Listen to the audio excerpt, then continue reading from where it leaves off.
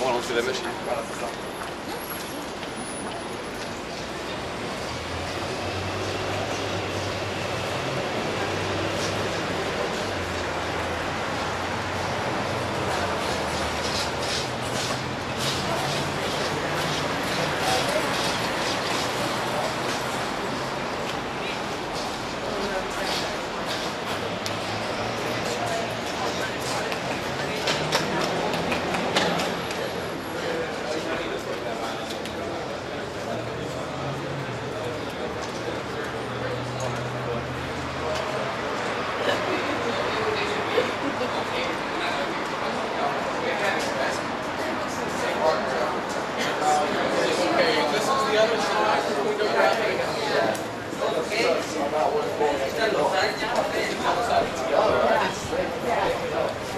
That was, how you doing? Pretty good.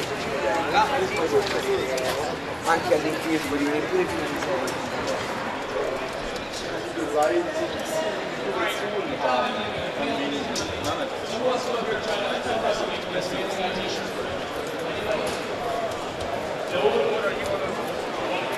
Can't get on the freeway or what? The freeway's packed? What time?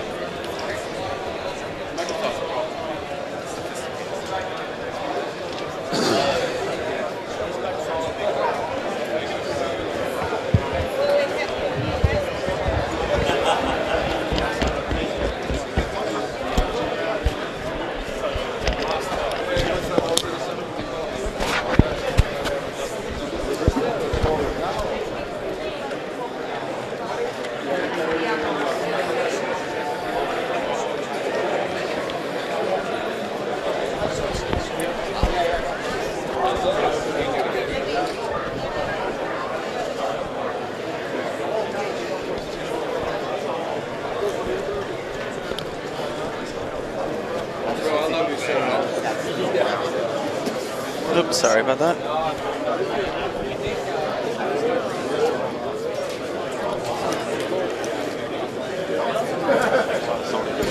Excuse me.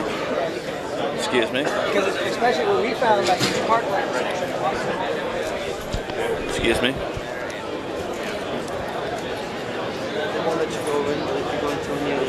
I've been in and out like every day, dude. I've been working. Well, can I?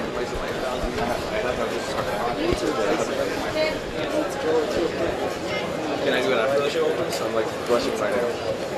Alright.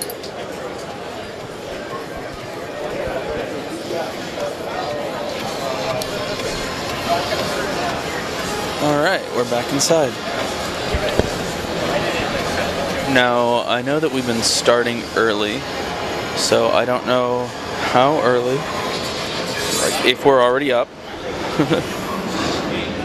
So, I'm just gonna, I'm already getting messages, so we're probably already up.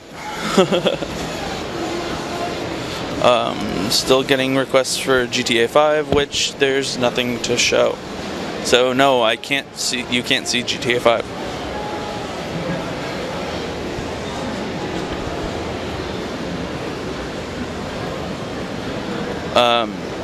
I'm going to be starting off in the South Hall again today, and then about halfway through the day, Mike and I are going to switch. It's like 1:30 or 2, something like that. And we're going to, make it happen. So, it's, AZ Shorty is welcoming back to the final day. Cool. I am up. Tomb Raider is definitely on my list for the day. To the point where, hey, I may just go back to Square Enix right now and see if I can get a hold of somebody before everything really starts up.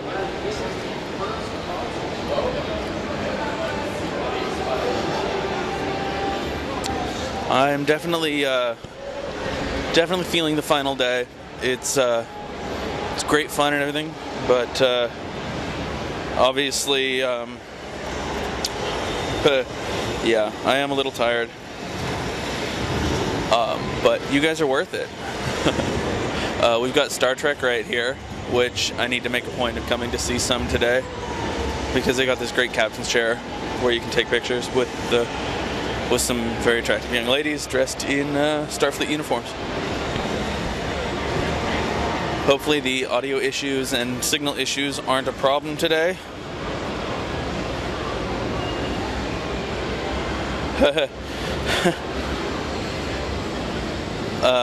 THQ doesn't have a presence on the floor. They apparently have a meeting room, but they're not letting people in.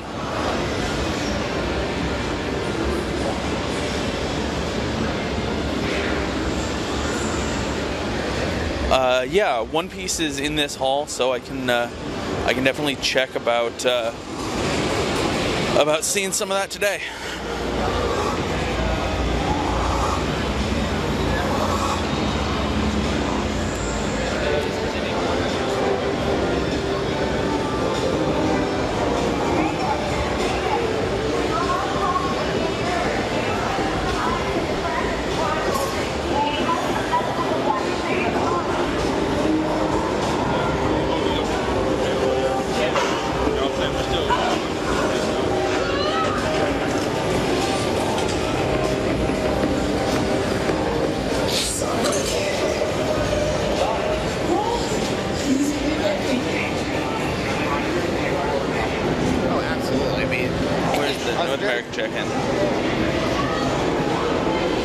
Good morning.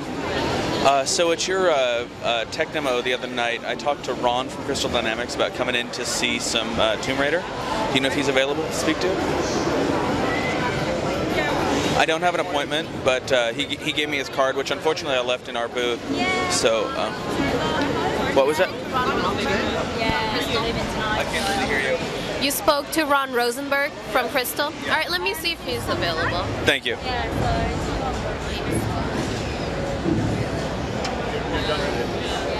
We're kind of satellite to the rest of everything else, so our stuff isn't really set up through the normal corporate channels.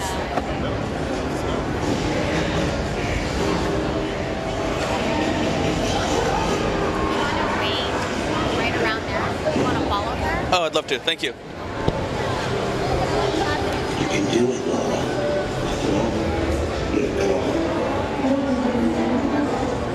Hey, following her. Yep. And here's our good friend Justin that we spoke to the other day. He's giving some instructions, so I'm not going to bother him until he's done talking.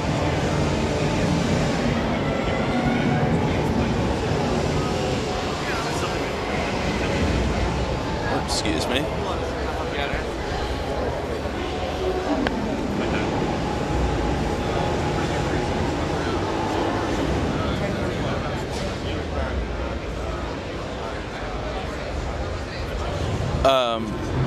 Okay, so Storm Century, I actually did do Skylanders on Tuesday, but apparently that was one of the instances in which my feed died, but it is also on my list of things to do today.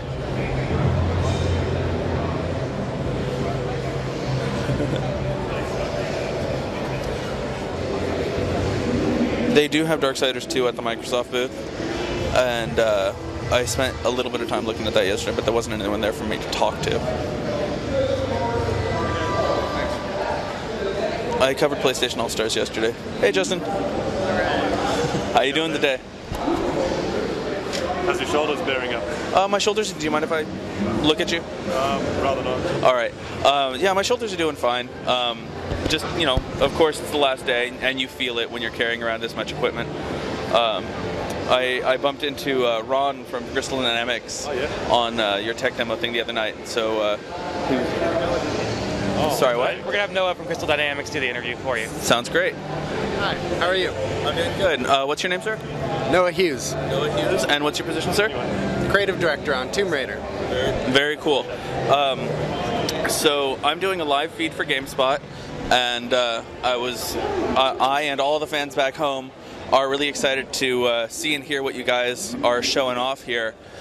Is there anywhere we could go that might have some gameplay in the background, or just do you want to just do it here? Gameplay in the background? Is there anything we can do? No, we can do like a save screen or something, right?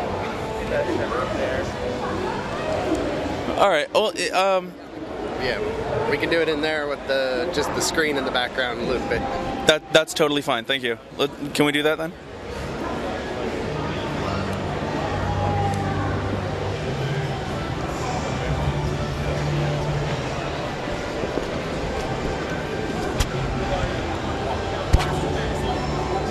Please, sir, after you. It's kind of hard to walk around me, I know.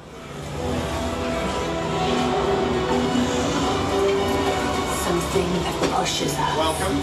Thank you. Wrong phone. Very cool. So again, my name's Colin Carlisle. I'm doing a live feed for Gamespot.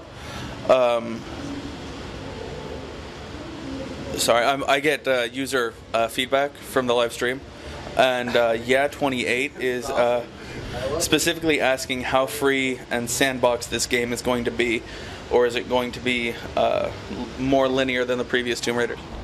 I'm glad you asked, actually. We're definitely not open world or a sandbox game, as people would classify it, but we also really want to deliver exploration to the player, the ability to really discover things on their own. So we have what we're describing as a hub system. There's a number of larger open spaces in the game that you are able to explore. The gear gating system allows you to gain abilities that then ungate areas that you haven't been to. So a lot of gamers are going to be familiar with a structure like that, but it's definitely somewhere between a linear game and an open world game. All right.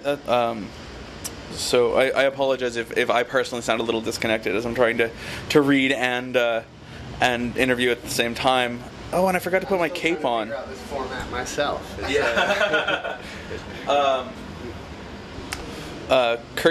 Kirk Yeehee is asking if there's going to be any kind of level up system where you can improve your abilities over time.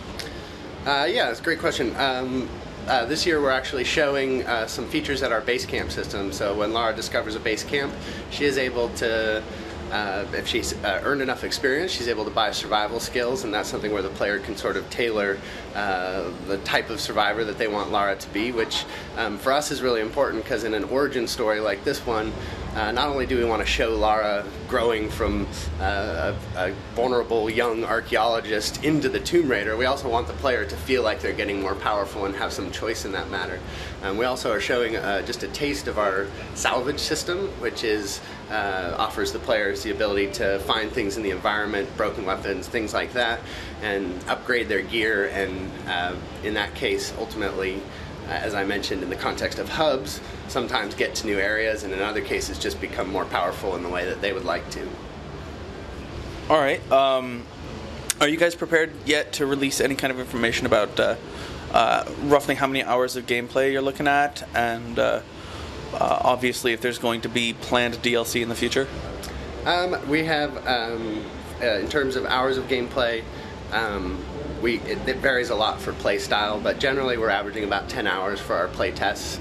People can certainly spend more time in the game if they're more of a completionist style player, and I'm sure once you get good at it you can speed through it a bit quicker than that, but we're seeing about a 10-hour average. One of the other questions I'm asking is getting asked is about the player's healing ability.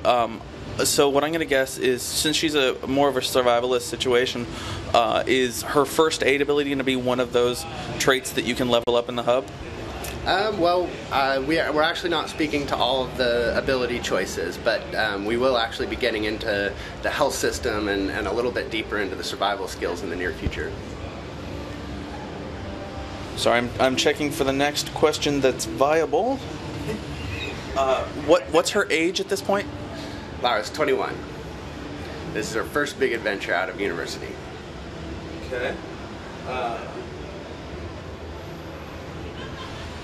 Is your main source of action going to be from animals in the environment or the antagonistic people on the island?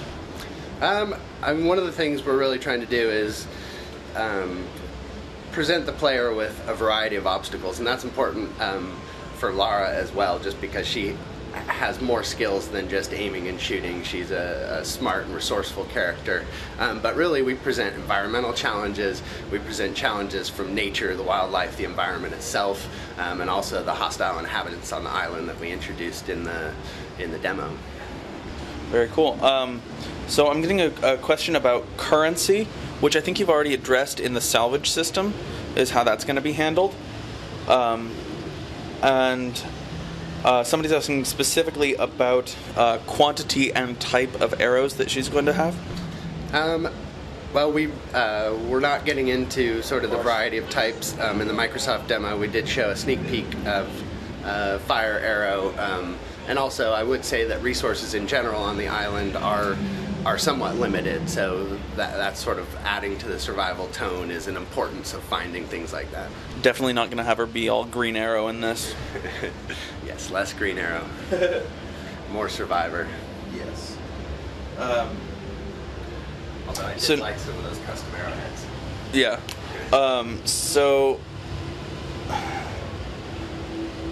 In the demo, we've seen her with a bow and arrow, we've seen her with a pistol. How many of her specific armaments are you guys prepared to talk about? That's it. We're only showing. Actually, we did get a glimpse of a shotgun in the short Microsoft keynote. Yeah. What engine are you guys using to build this game? We have a Crystal engine. From an authoring perspective, it's similar to our previous games, which allows the devs to continue to have familiarity in it, but we've extended that quite a bit, and under the hood we've really revamped it almost totally, really trying to eke out the last bit of performance on this round of platforms that we can based on a few years of working with them now.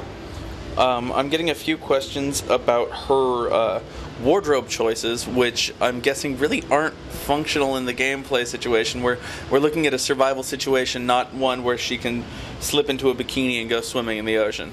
Yeah, no, so far what we're showing mainly is just at times she goes through a lot emotionally, but also even physically some changes happen on her body just through the progression of survival. But other than that, we're not talking about anything. Do you guys have any information on when a demo or beta will be available to play? We don't have any. Yeah, I'm not surprised. It's one of those sad situations where definitely I know that there are specific things that you're allowed to talk about and not allowed to talk about, but I have to ask their questions. No worries. It's been good questions so far. So yeah. And now I'm being thanked for asking the wardrobe question. So I'm sorry, I've missed. Have you guys talked about any kind of release date or year or quarter it's going to be available in? It'll be March 5th, 2013. That'll be PS3, Xbox, and PC. Okay. Is there going to be modding capability in the PC version? Can't speak to that. I skipped over one question here. Let me go back to it. Any information on possibility of a multiplayer mode? Can't speak to that. Not surprised. Okay, so that's pretty much everything that people are going to ask about. So what's the most exciting thing to you about this game? I'm really excited to... rebooting the franchise is a huge honor, and we're really trying to make a Tomb Raider game and a Lara Croft that the fans will recognize and love, but we're starting her as someone you won't recognize necessarily, right? This is before she was a Tomb Raider. So one of the things that's most exciting to me is show her becoming that Tomb Raider. Origin stories are always fun because you kind of know who they're going to become, and you get to see one step along the way and how they become that character. So that's been the most fun for me, and we're showing some stuff at E3 this year that kind of shows our first few steps along that road. All right, very cool. So obviously the demo you're doing in here is off of an Xbox. Is there any system in which you personally feel handles the game better than others? No, I mean, we really try to create the best experience we can on each platform. Yeah, I think that pretty much does it. Thank you very much for your time, sir.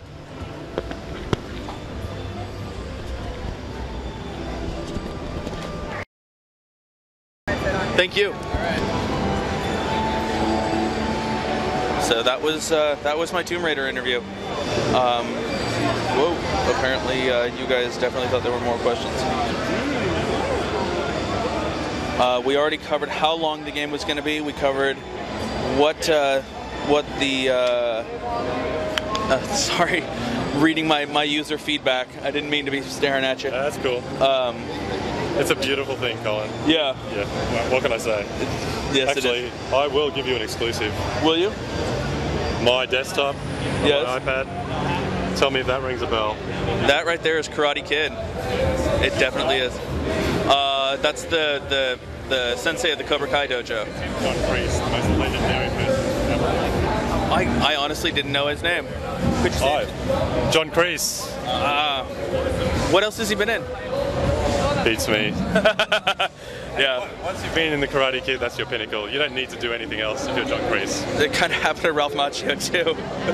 Well, thank you very much for your time, Justin. I may be back to see you guys later.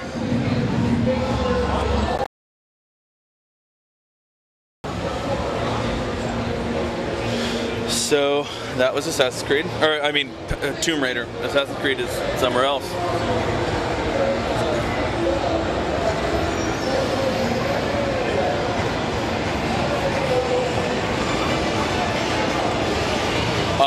They mentioned specifically about having artifacts and broken out equipment that you can gather up and use when you've found a camp hub. So that was Tomb Raider at the Square Enix booth in the South Hall. Right across the street, right across the aisle from me is Star Trek at the Namco Bandai booth, which is something that I unfortunately glossed over on Tuesday. We've got some zombies over here from Plants vs. Zombies.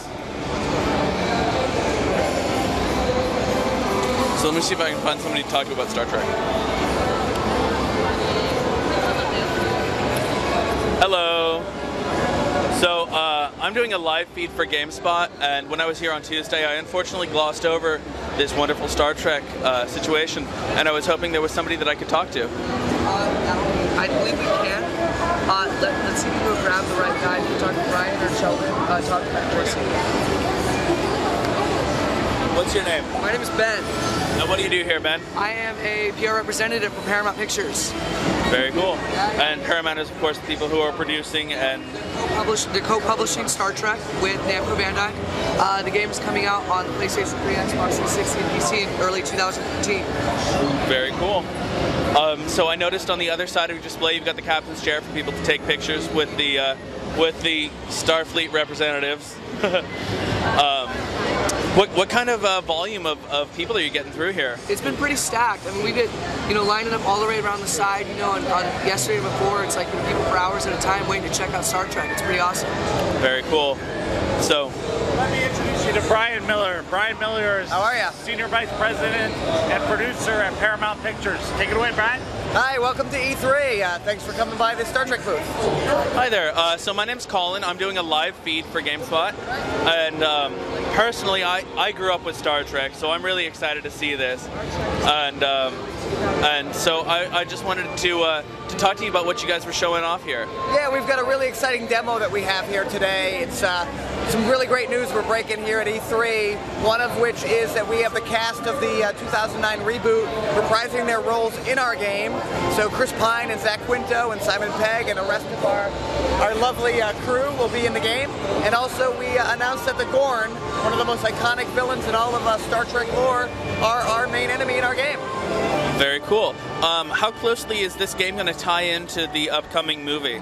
Well, this is a complete, unique, and original storyline that takes place after the events of the last film. So Kirk and Spock and the crew get together, they're on the Enterprise, they're off to do new missions, and like I said, it's a completely original storyline that we feel cinematically could hold it on its own, and we're excited to bring it to this game. All right, so hopefully I'll start getting some questions from the audience. Your public relations man here told me that you guys are already announced a release date. Is that true? We're going to release on PlayStation 3, Xbox 360, and PC in the early part of 2013. All right. So you mentioned that the movie cast are reprising their voice action roles. What kind of size of the game world are we talking about? Are they going to several planets? Is there going to be space battles? Absolutely. You couldn't have a Star Trek game that didn't have exploration and planets and creatures and space battles and just the great camaraderie between the characters. So yeah, we'll be visiting a new planet. If you remember the last movie, the Vulcan planet was destroyed by the evil Romulan Nero, and in our game, the Vulcans are repopulating a planet called New Vulcan when they come under attack by the Gorn, who are after a technology that they could use to really cause a lot of havoc. So yeah, we're excited about sort of the breadth and the scope of this game. Very cool. So how heavily is this going to feature the rebuilding of New Vulcan?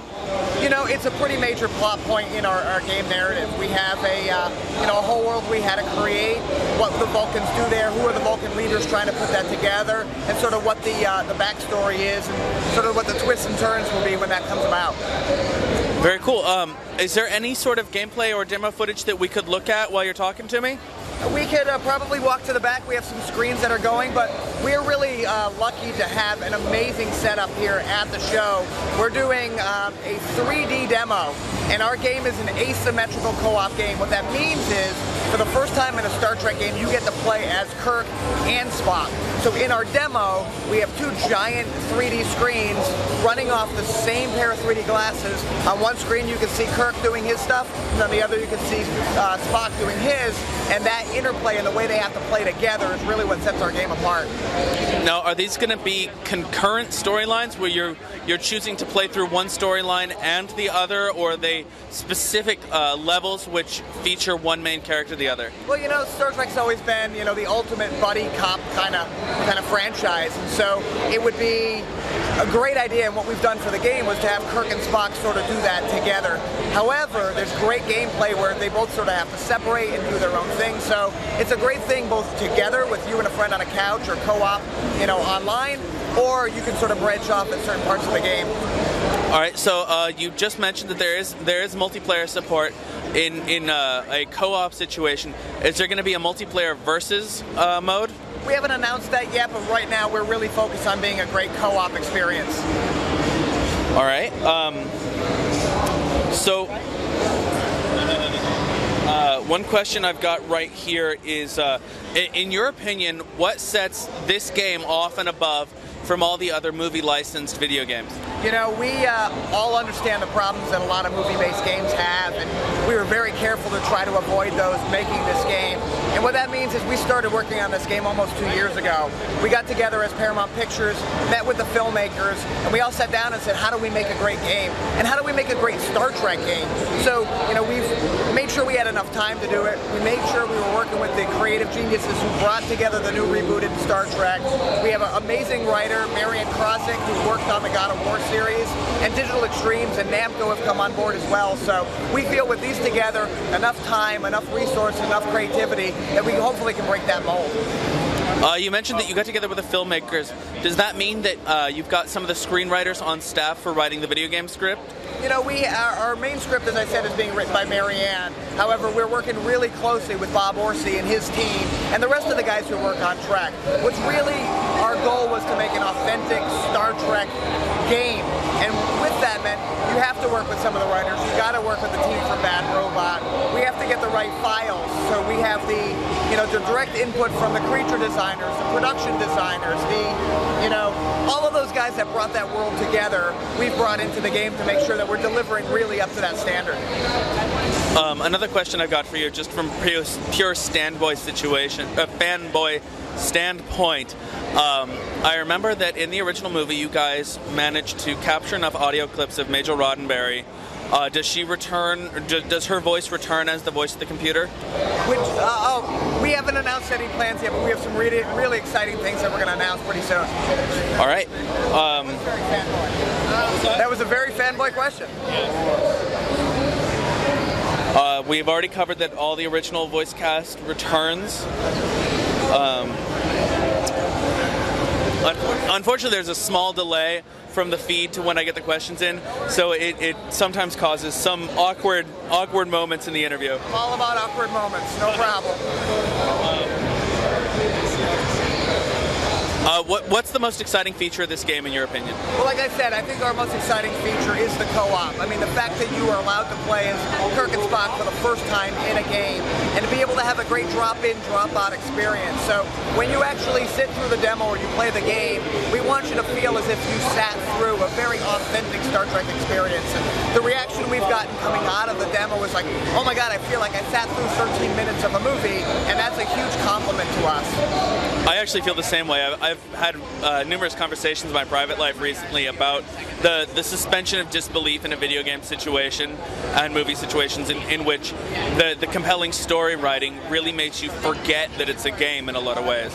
Absolutely, and I think, when you see the demo, when you get to play the game, the interaction that Chris Pine and Zach Quinto have as Kirk and Spock could only be done by them. And when you watch everything, you can see them bantering and sort of arguing together, and then Simon Pegg comes in as the great voice of Scotty to bring in a little bit of levity and some urgency to some stuff. It really is. I mean, we couldn't be working with a better team.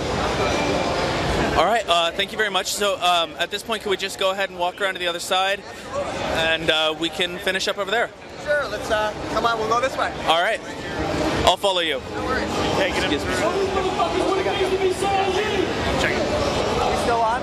Yeah, it's live. All right, great. So we've had a great turnout for the last couple days. This is one of our first screenings. We already have a line, which is great. We've built an entire booth with our friends here at Namco that really sort of captures what our new Star Trek reboot is about. Amazing response. I'll walk you to the back here where we have an authentic replica of the captain's chair from the film, where we have people able to sit down, get their picture taken and uploaded to all the major social sites with our amazing Starfleet girls here. And you can see we're already got a nice big line here as well. Here's our great shot here. Another question that I know that a lot of the fans are going to have. Sure. E3 being an industry-only event, are you guys planning to bring this display to some public events so that they can get their pictures taken? That would be a great idea. We would love to do that. I mean, just the turnout and the response we've had from E3 is beyond our wildest expectations, so we're really excited to get the game out into the fans' hands and the consumers' fans, so they know really how hard everybody's been working here. But it's just a great opportunity to be here at E3. We really appreciate the support from Namco and from Digital Extremes. You can see some of the very early pre-alpha game footage we have going on, but if you just take a look, I mean, the Enterprise is an exact replica of what is in the film. We were lucky enough to get all the files from the movie, the great sort of blueprints and schematics that ILM did for the film, and that's all represented here. Here's another part of the game where we actually go down to New Vulcan. You'll see a Vulcan here who's been infected. One of the great things we can do with the Gorn in our game, who's our amazing villain, is allow us to sort of make a much larger history for who they are. The Gorn were in one episode of Trek, 40-something years ago, and it was one sort of captain, and it sort of captivated audiences since then. We're lucky enough to have the ability to create an entire history for them. So what you'll see in the demo are two sort of the lower end Gorn. We have an infantry guy, and we have a sort of a brute. But all of the captains and the major, bosses that will be in the game, we're going to hold secret for a little while now. But I mean, imagine someone comes up to you and says, hey, you could take one of the greatest science fiction villains of all time and create a whole history and story behind them. I mean, we were just overjoyed, and we're really pushing our teams here to, you know, to make them as great as they should be. So these screens that I'm looking at here feature just what you were talking about in the co-op experience, yeah, where you've got Kirk and Spock fighting side by side. Yeah, just to interrupt for a moment, what we have here is there's a great moment in the game where Kirk and Spock meet these Vulcans, and what Kirk and Spock will do, and their abilities are different in the game. Spock is a Vulcan, so he runs faster, he hits harder, he can also neck pinch and mind meld, and there was a moment in this part here where they have to try to figure what's going on, so Spock will go in and mind meld, which is an experience that only playing as Spock will get you. Now, if you play as Kirk, Kirk is much more of a brawler and a cowboy, just wants to dive into the action, and then that player will get that experience. And then what our goal is when the game is finished, you want to swap controllers, play the other character, and really see that experience from that person's perspective. Will Kirk's incomparable charisma feature into his gameplay? Absolutely, and I think, again, once you see the demo, and we can't wait to get the demo into everybody's hands, you know, his one-liners and his quips and his sort of eagerness to rush into things is really what sets him apart. And there's a great moment that we have where they're getting attacked and these Gorn come on this massive ship, and Spock goes and makes the leap, which he can easily do because he's a Vulcan and can jump farther. Kirk doesn't want to be shown up, so he makes the jump as well, but can't quite make it, is hanging on by his fingers, and really forces Spock to sort of come and help him. And again, that just, you know, lends itself to the great co-op. It really does, and I know personally a lot of people weren't sold on the first new Star Trek movie. I really enjoyed it. I really enjoyed the specific interactions between these completely new versions of Kirk and Spock, with the great talent that you have playing them. Well, it was our highest grossing and most popular Star Trek film to date, so I'd like to meet those people who didn't really like it, because we had great response. Well, you had a great response from me as well. I think I saw it 2 or 3 times. So I think that covers pretty much everything. Is there anything else that you just want to shout out to the fans for one last time? Yeah, absolutely. You know, we were very careful to try to make a great game. And the fact, like I said earlier, that it's Star Trek is really just that big extra bonus for us. So we can't wait for people to play. We can't wait for them to play as our heroes, Kirk and Spock. And, you know, thank you guys for coming out. Thank you very much for having us, and definitely live long and prosper. Thanks so much. All right. Take care, guys. Thanks, man. Thanks, guys. Thank you so much. So that was Star Trek, which, now that I've seen it, I'm really sad that I skipped it the other day.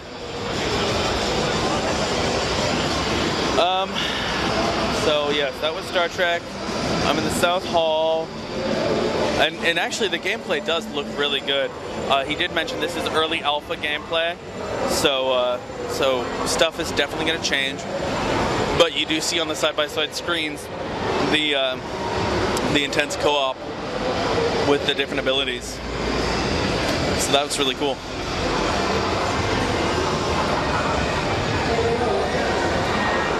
Oh, the Tank guys aren't here anymore. Those guys were hilarious. They were incredibly hilarious. So we've got the One Piece that someone was asking about earlier is right here, of course, in Namco Bandai.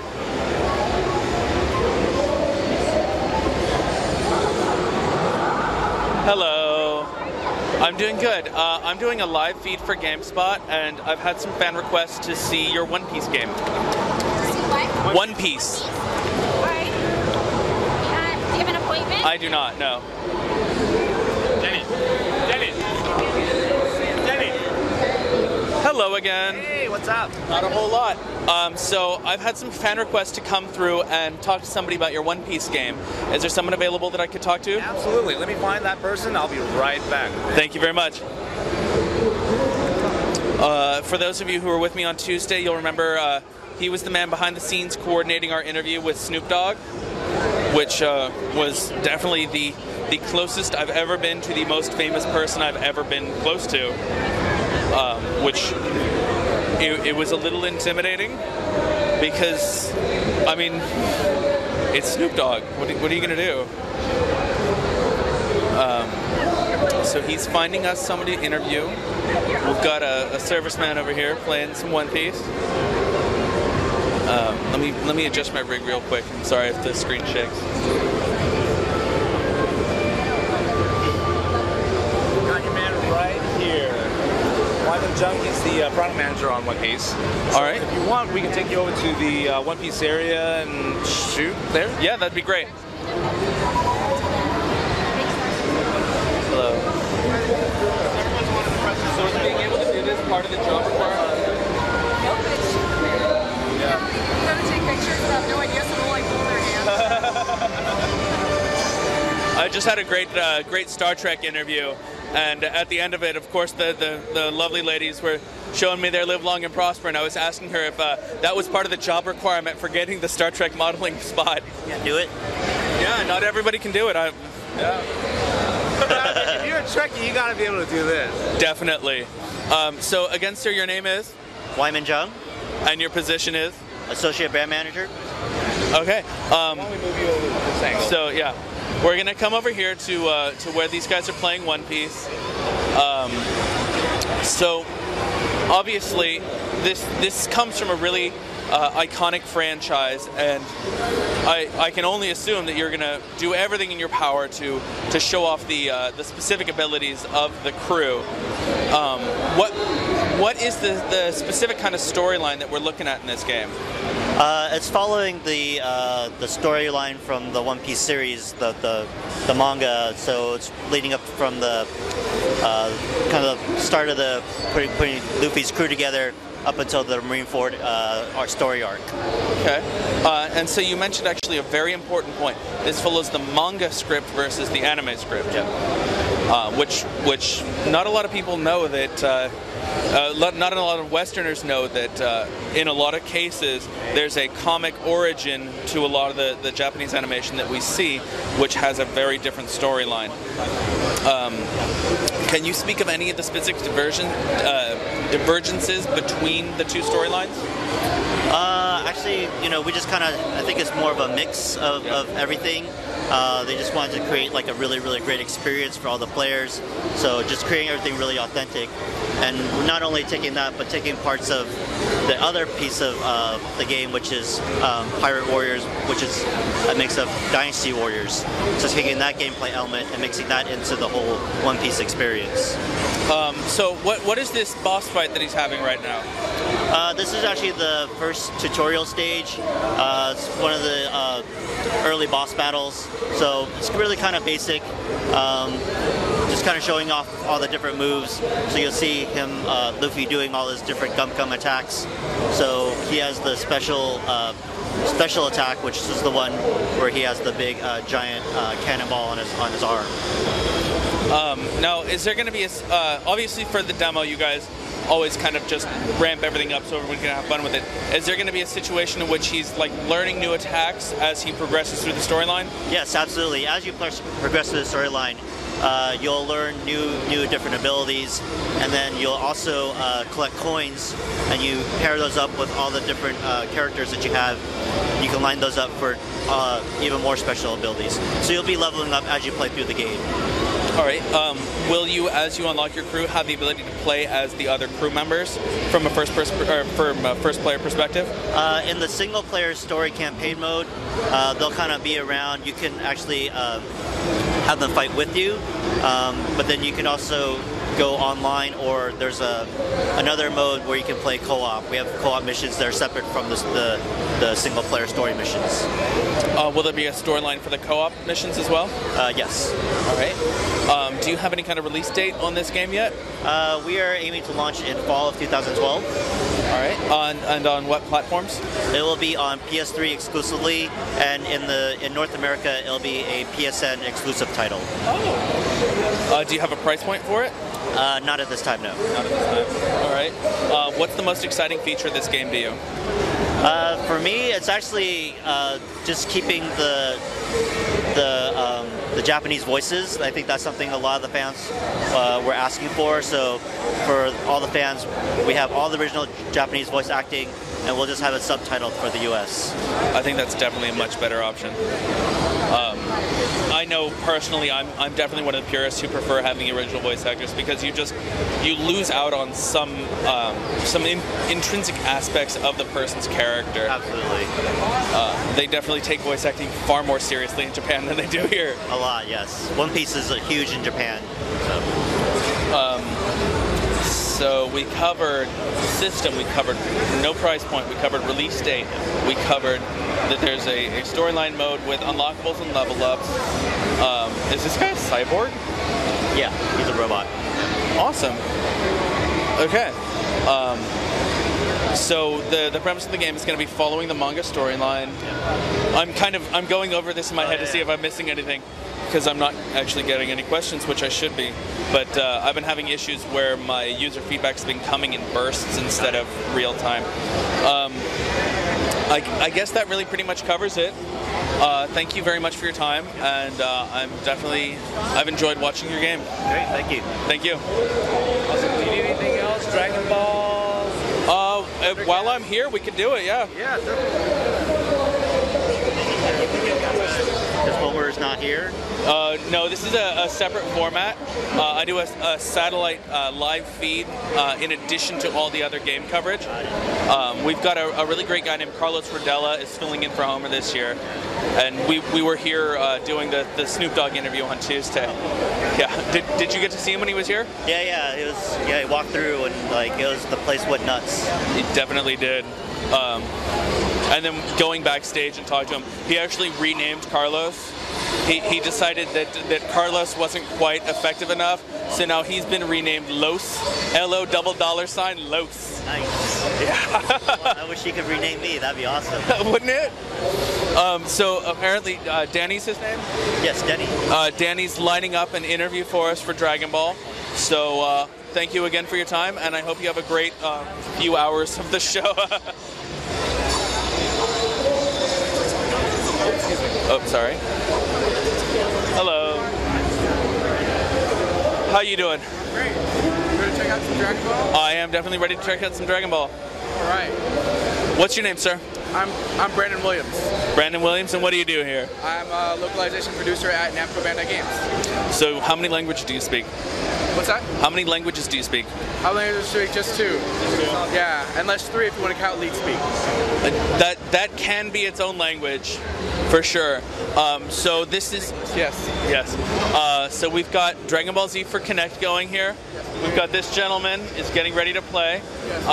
Dragon Ball Z fan over here. Doing his DBZ thing. Definitely. Oops, sorry about that. So now, what storyline are we looking at having in this game? Is this a tutorial sparring mission between Goku and Vegeta? This is what we're showing off today at E3 is score attack mode, which basically allows you to pair up any of the playable fighters against certain stages from the story mode. So you can play with, Piccolo versus Vegeta in a fight where normally Piccolo wasn't there. Are these guys playing head-to-head, or are they playing against the computer? No, they're playing against the computer. Dragon Ball Z is for Connect is a single-player game. All right. Although that would be a really cool innovation if you could figure that out.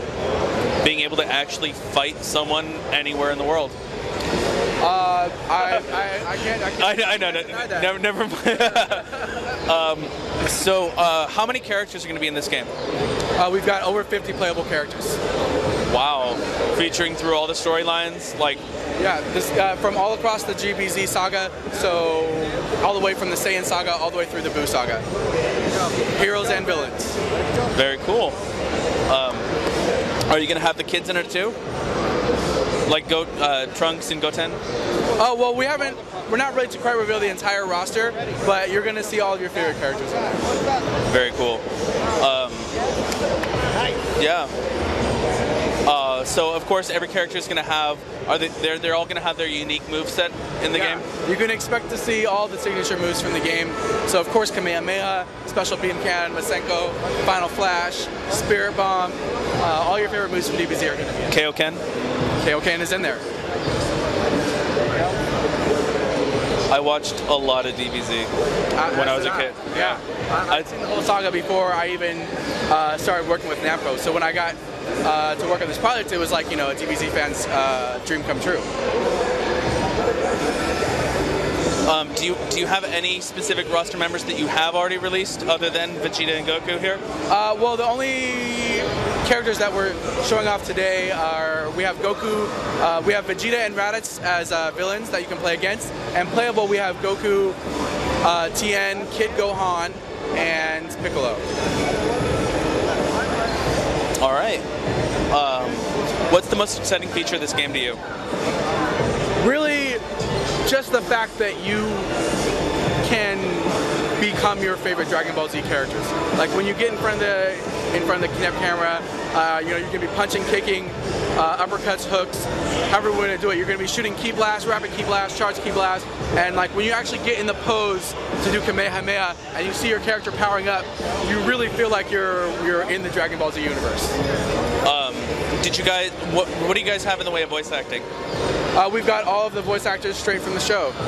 The U.S. version or the Japanese version? We have both the U.S. and the Japanese audios in the game. And that's going to be something in the options that you can toggle? Yeah, just a simple option that you can toggle in the options menu. Do you know how many languages the game is going to support? Not something you're prepared to talk about just yet.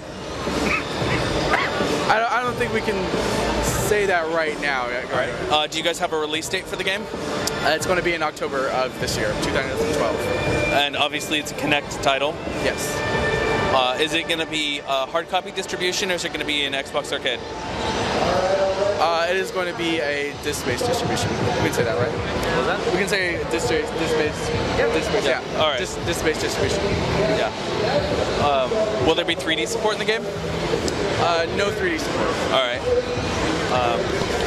I think that covers just about everything.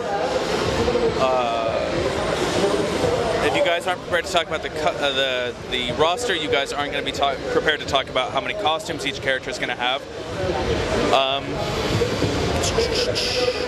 Is there going to be a story mode to the game? Yeah, there's a story mode. Right. So the story mode will basically take you through the entire DBZ saga, from the Saiyan saga all the way through the Buu saga, and you'll just fight through the classic battles that you remember from the show. As whichever character you choose, or as Goku specifically? In story mode, you're gonna be using whoever was fighting in that battle. Oh, that's clever. Right. But in score attack mode, you'll be able to choose whichever character you want. All right. I think that pretty much covers it. Thank you very much. Your name again was? Brandon Williams. And you are? Localization producer at Namco Bandai Games. All right. Thank you. Ready to do Tank? Yeah, sure. All right, let's do it. All right, thanks a lot. Thank you. This is your man again. Hello. So when I was here Tuesday, you guys had a couple gentlemen in costumes. Yes. Were they with you, or did they just show up? Oh, okay. Actually, the producers on the game. They're the dev team. Really? Yes. Oh my Very god. Enthusiastic, those guys. Definitely. They were definitely the highlight of my day on Tuesday. Awesome. So let's get Wyman in front of the screen here. Can we get Wyman in the shot also? No? We can if you want. Yeah. That'd be great. That'd be great. Yeah. So let's get to some Tank. Yep. Yeah, let's go over to this one over here. Excuse us.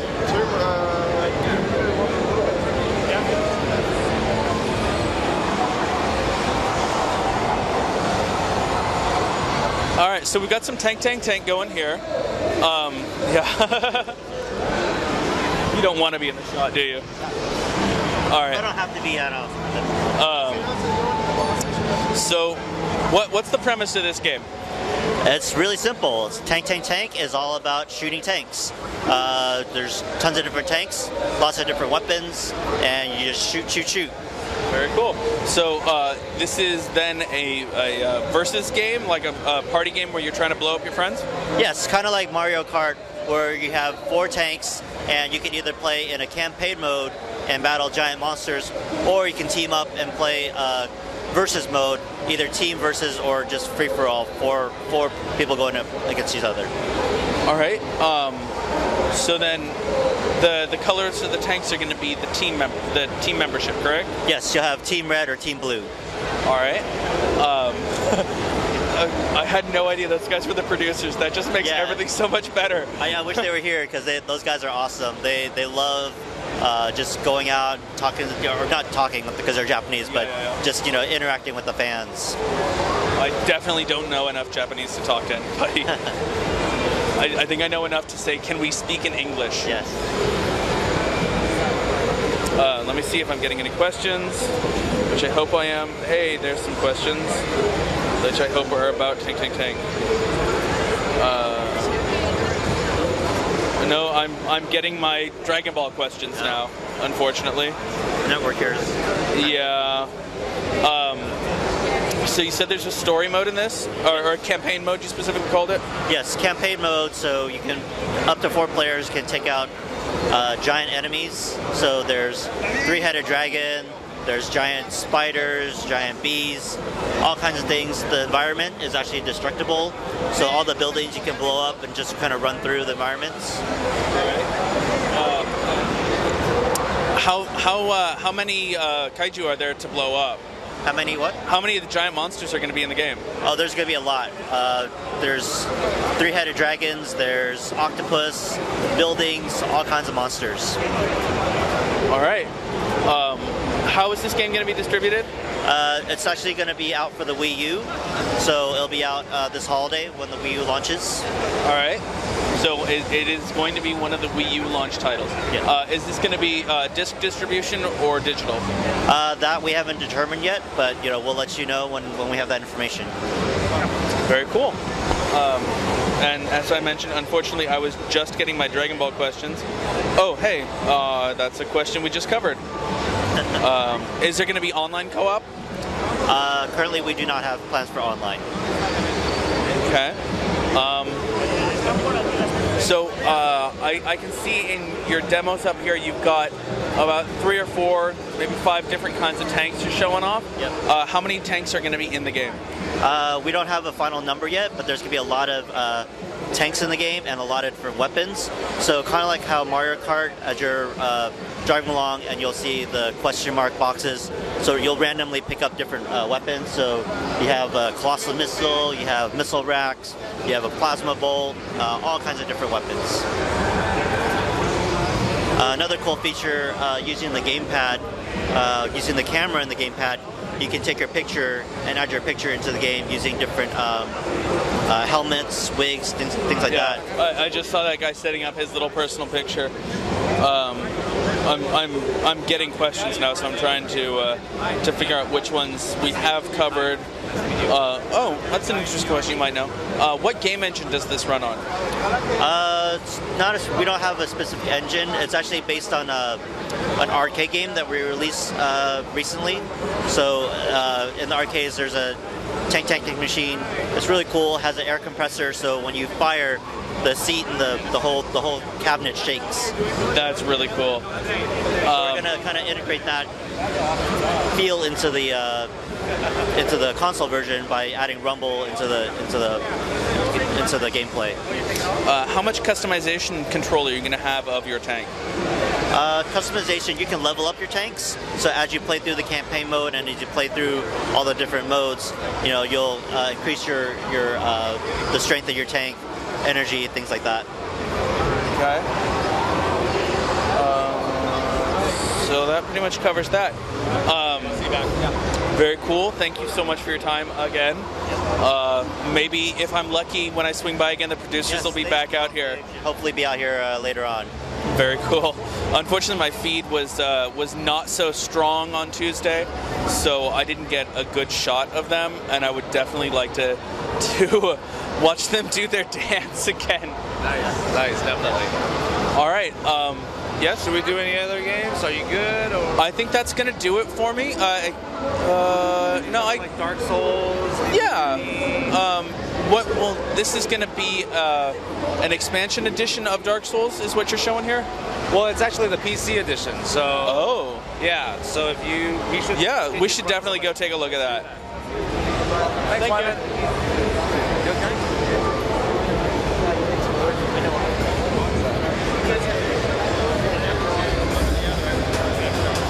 So we're going to be doing Dark Souls for the PC now. So if you guys want to get your questions lined up for that.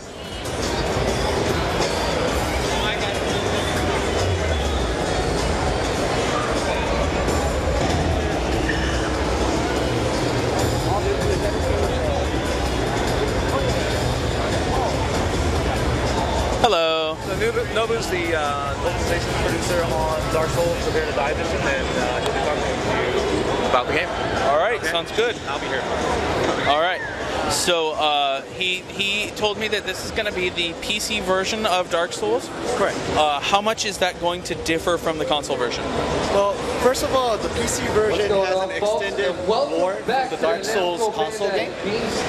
So basically it'll feature a whole slew of new items, from new bosses, new enemies. It includes also new armor, weapons, equipment, magic. It also introduces a new multiplayer PvP feature inside of there. And it has a very expansive, explorable location with its sufficient cryptic lore that Dark Souls is known for. So it really is a very authentic, true to the word extension to the game that's included in the PC version. So you die every 2 minutes? Kind of depends, but still we're hoping that people actually do die so that they kind of enjoy the death that they're going to experience along the process. Yeah. I skipped the question I was just going to ask you. Is this game going to require an always-on internet connection for authentication? Or I think that's more in reference to either the Steam distribution or the Games for Windows Live distribution. Obviously, they have their own certain set of authentications that's applicable for the PC version. So that actually will fall according to whatever the rules and guidelines are for Steam and Games for Windows. And actually, I just got a question specifically. Are you guys going to be distributing on Steam and Windows Live? Oh, yes, we are. Definitely? Yes, we definitely are. When? We're going to be releasing the game on August 24th simultaneously with the European release. And Europe will also be doing the digital version, and they'll be having the retail version. For the US, we will be having the digital version only. All right. Let's get this next question. How much is there going to be in the way of new quests and storyline? The storyline is actually expands from the Dark Souls universe.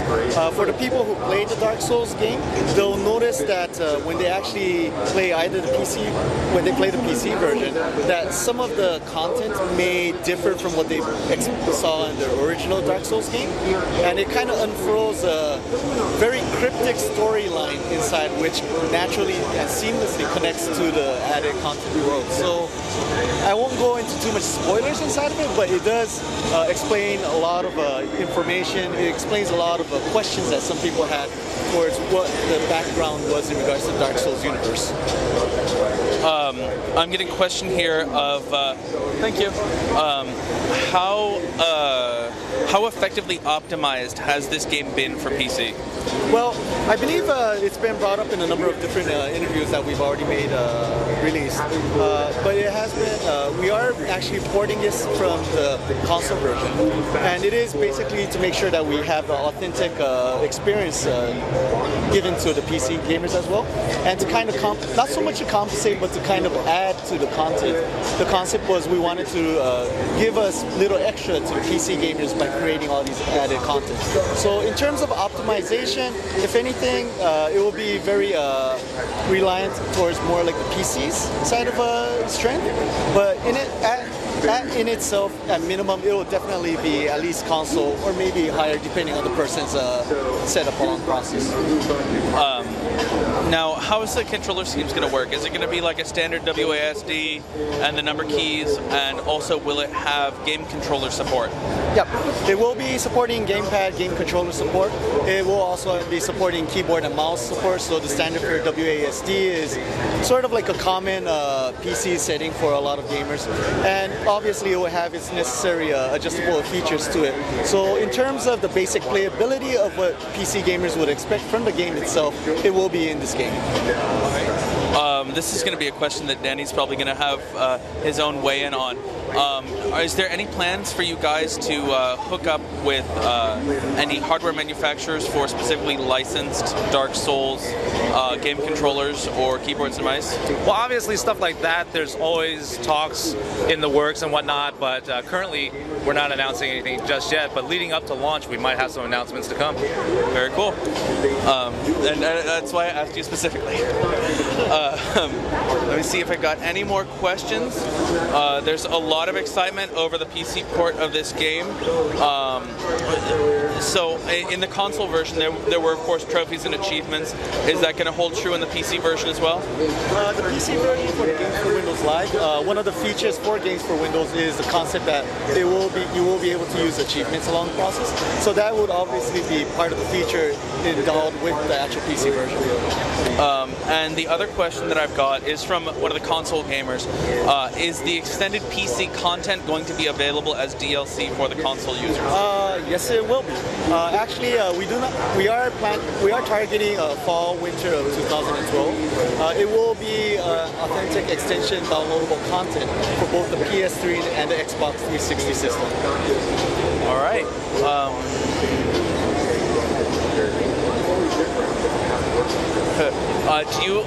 Do you guys plan on adding in further difficulty settings to make the game even harder for PC if they're particularly masochistic? Well, I think one of the key features for the game is the word difficulty may be slightly misleading because the game actually concentrates on the concept of challenging the players. So the difficulty is really dependent on top of how the player actually plays. That said, From Software has a very concentrated effort and has strong passion in making sure that the game they deliver will supply the necessary challenges to the players.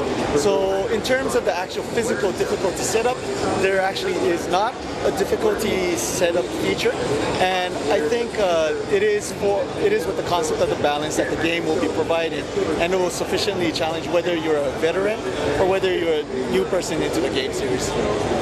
Are there going to be any co-op changes in the PC version? The co-op feature, the multiplayer co-op feature will remain the same.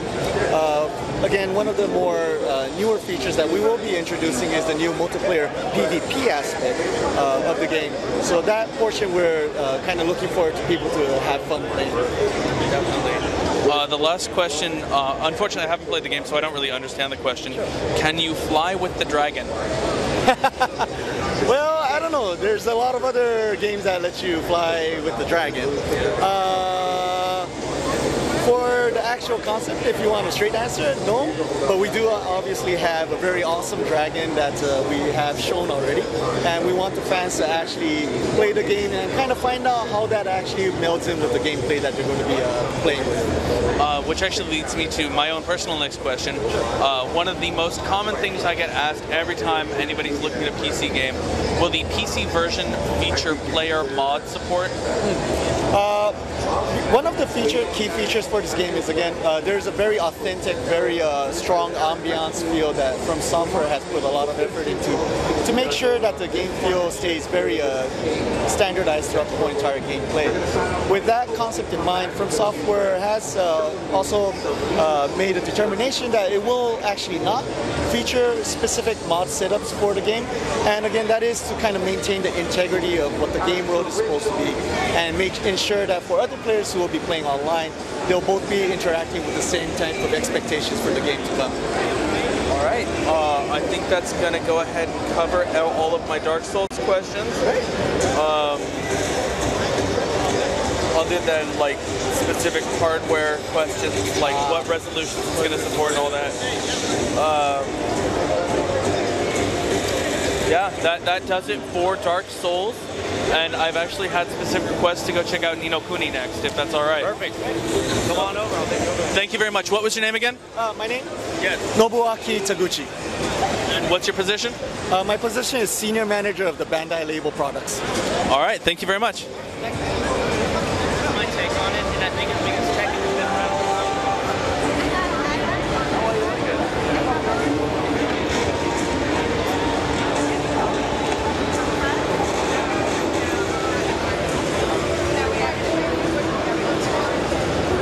All right. Okay.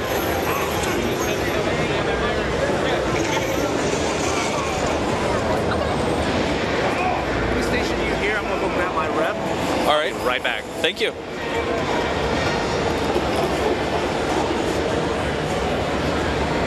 So here we're going to be seeing Ni no Kuni, Wrath of the White Witch.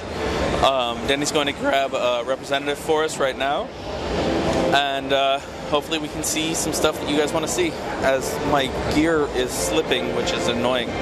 So I'm going to fix that, and I apologize for the shaking.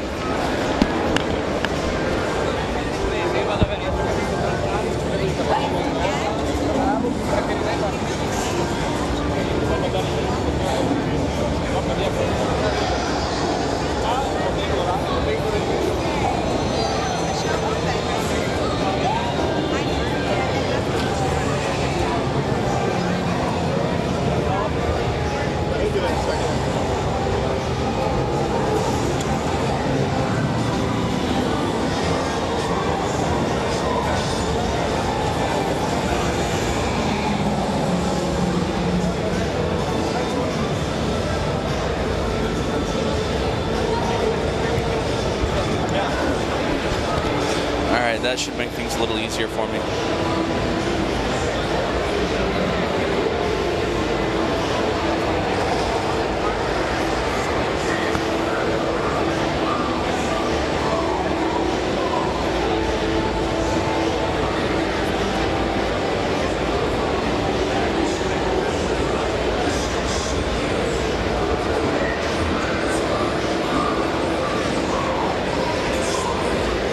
Hello. Got Catherine here. She's going to be talking to you about Ni no Kuni. Hi, Catherine. So, Catherine Schilling, and what's your position? What's your position in the company? I'm sorry. I'm actually associate producer, and I am producing the English version of this game. All right. So let's go ahead, and if you'll come to this side, yeah. Okay. Yeah. Tell me like demo and talk, or Yeah. So is this like straight up introduction from the beginning, like? Well, some people already familiar with it. Well, I'm not. So, Sorry, thank you. yeah. I will be receiving user commentary. Oh, even better. Great. Oh, excellent. Thank you. So, let's see. I'm still getting some questions for Dark Souls now that let me. But yes, my name's Colin. Hi, nice to meet So, my name's Colin. I'm doing a live stream for Gamespot, and getting user commentary in semi-real time. I understand. Like via Twitter? Yeah, it's a Twitter feed to a dummy email they set up for me. Excellent. That's fine.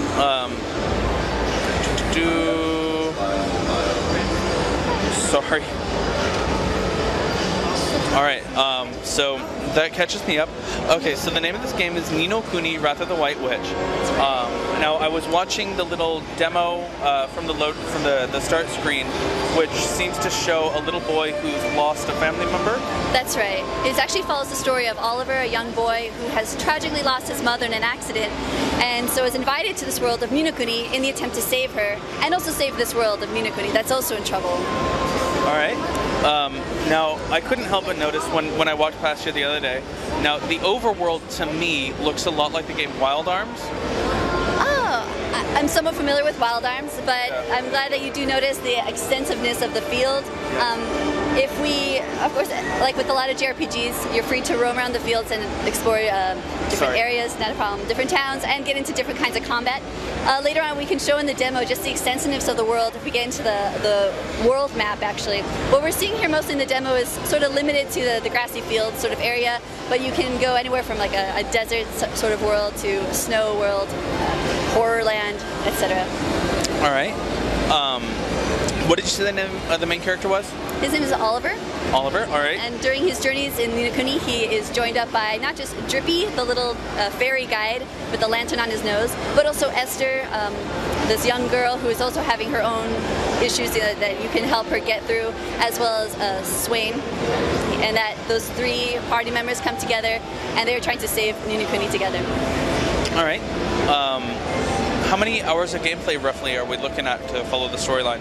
If you want to just plow right through, you could get done in about 50 hours. But of course, if you want to really explore the whole world, look at a lot of mini side games or mini quests, then it could go up to anywhere about 80 hours worth of gameplay. I'm getting a question from Insane9, who wants to know if the soundtrack is going to be made available. If you mean if it's going to be available separate from it, there are no plans currently what to do with that.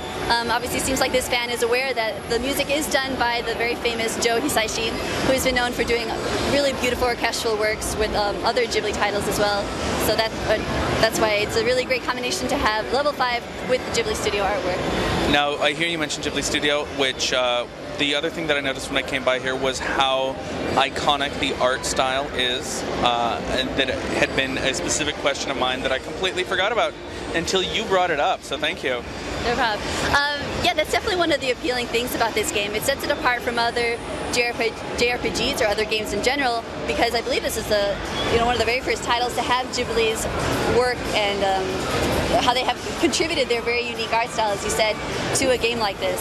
And the story that I told you about, when you hear that, you might think, oh, that's very Ghibli-like, and I think that this story lends itself well to the style of the artwork and also vice versa.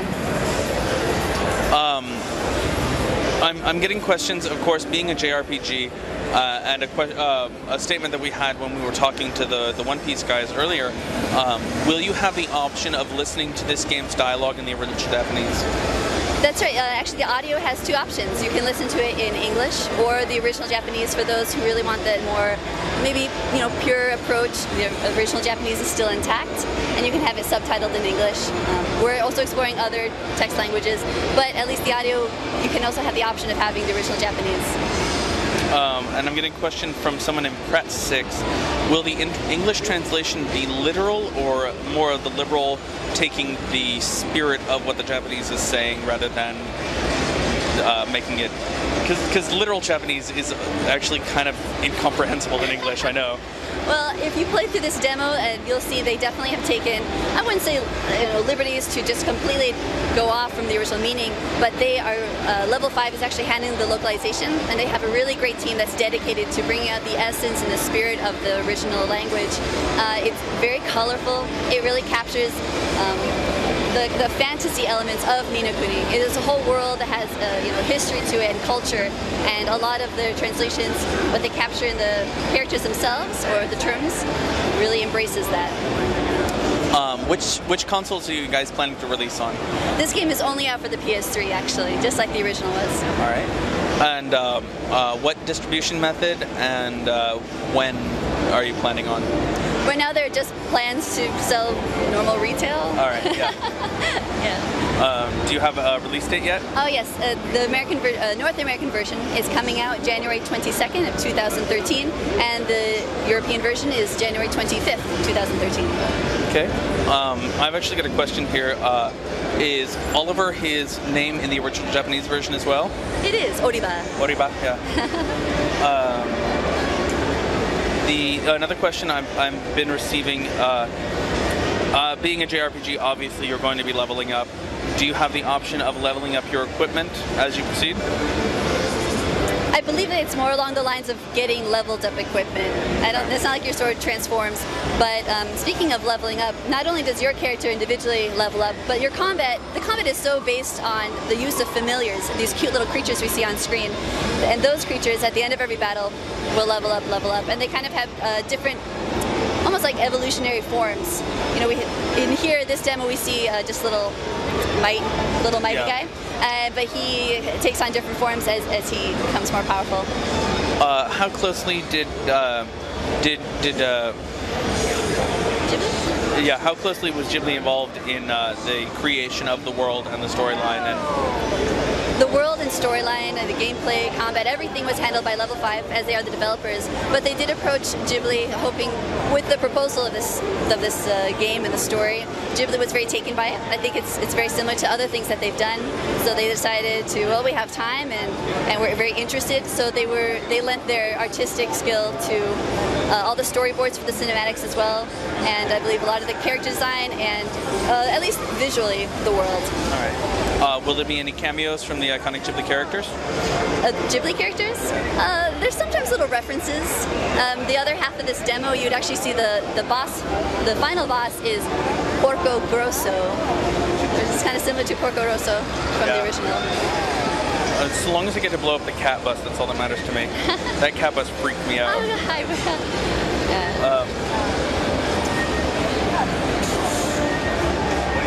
Any plans on getting that magic book that the original Ni no Kuni had? I know a lot of people have been talking about it. It's a really important part of the game. Luckily, there is actually the digital version, which is found inside the game. But at the moment, there are no plans for like a physical release of that. Tie-in merchandise and everything. Tie-in what? Tie-in merchandise. We may have some announcement down the line. Yeah. I didn't. It was a rhetorical question. I apologize. This is a PS3 exclusive title. You can procure upgraded weapons, and your familiars level up over time. What happens if your time runs out in battle? Well, this timer is only for the demo. Of course, the final game would be, it goes on and on. But in this demo, if the timer runs out, it says thank you very much for playing, and then it starts the demo over again. But this timer again is not in the final game. You don't really run out in a combat. You could just beat them, or unfortunately you are defeated. What's the literal translation of Ni no Kuni? Ni no Kuni, I'd say, is the second world, or another world. Okay. Ni being two. Exactly, yeah. And Kuni be country or world. Yeah. So it'd be country number 2. Yeah, that's what I do when it's like the really ugly literal translation. Exactly. I was like country number 2. That sounds weird though. Yeah. I'd say the second world or something. I remember when I first learned, God, now I've forgotten the word. In times of this, the grammatical format. Oh, really? Yeah. I'm trying to remember the word now. I can't remember the word. It doesn't really matter. But I've had like some. I took some conversational Japanese, which of course features some grammatical Japanese when you're like looking at street signs and stuff. And it's just some of the literal translations just make absolutely no logical sense to an English speaker. I think it's very sad when you look at an English translation and you can see the Japanese behind it. They're copying the grammar a little bit too closely, or very dictionary definitions. That's a really great thing about this, and why a lot of people are complaining like, why isn't it out sooner? Why isn't it out sooner? But when you see the work that's gone into creating individual voices for all the characters, you see that they're taking the time to make it an experience. It's really worthwhile. Definitely. Now, it's definitely a beautiful looking game. It's got some of the most recognizable and beloved art style in the world. We've covered a lot of information about it. I'm trying to decide if there's anything that I've forgotten. It's really the all-star team of developers or creators. We have development from Level 5 with their Dragon Quest VIII experience and White Knight Chronicles. So they have definitely a great track record when it comes to video games like this. Ghibli, as you mentioned, beautiful art style, and even Joe Hisaishi for the music. So you have a lot of great teamwork between very famous people. Is there going to be any sort of multiplayer options? No multiplayer. I didn't figure. This is Oliver's story. All right. I think that's going to cover everything. And thank you very much for your time. Your name again was? This is Catherine Schilling. Thank you. All right. Thank you.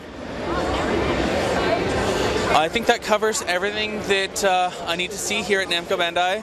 And thank you for playing for me. I'm going to move on. What? You want to give it a try? Come back. I'm live all day. Alright. Yeah. All right, who's next? Who else are you showing off? You've got the Tekken Tag. I've seen quite a bit of Tekken Tag already when I was here Tuesday. Okay. So, Star Trek? I started with Star Trek. Okay. So I think that pretty much covers it. I think you got everything, actually. Yeah, I think that covers it. Thundercats? Did you do Thundercats? I have not done Thundercats. Let's do Thundercats. It's my mom. I have to save her. You've come here to save your mother.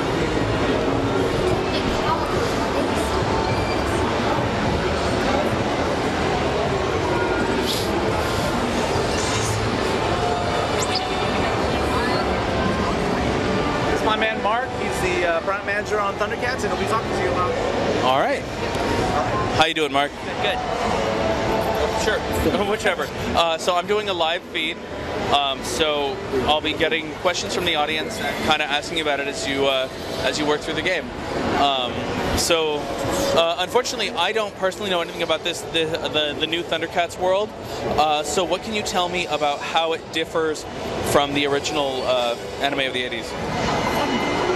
So pretty much, the new animated series it follows almost the same storyline as the original series. I mean, there's slight differences, but it's basically the same story arc. Thundera gets overtaken by Mumra, and you basically go to battle searching with the Sword of Omens. Pretty much battling Mumra and his lizard army the whole time.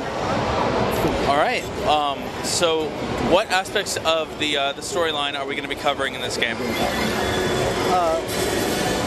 What was the question again?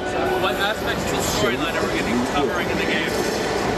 So, pretty much you start off as Lino, Thundera, and Grun comes in, basically turns on the Thundercats, and they basically destroy Thundera. So, you start off as Lino, and you're basically running through, hacking, slashing your way through, using some of this, special attacks. I can show you guys a little bit if you guys want to see that. So let me jump into some of the gameplay right now. So obviously Lino uses the Sword of Omens, so there's not a whole lot of weapon upgrades to be had.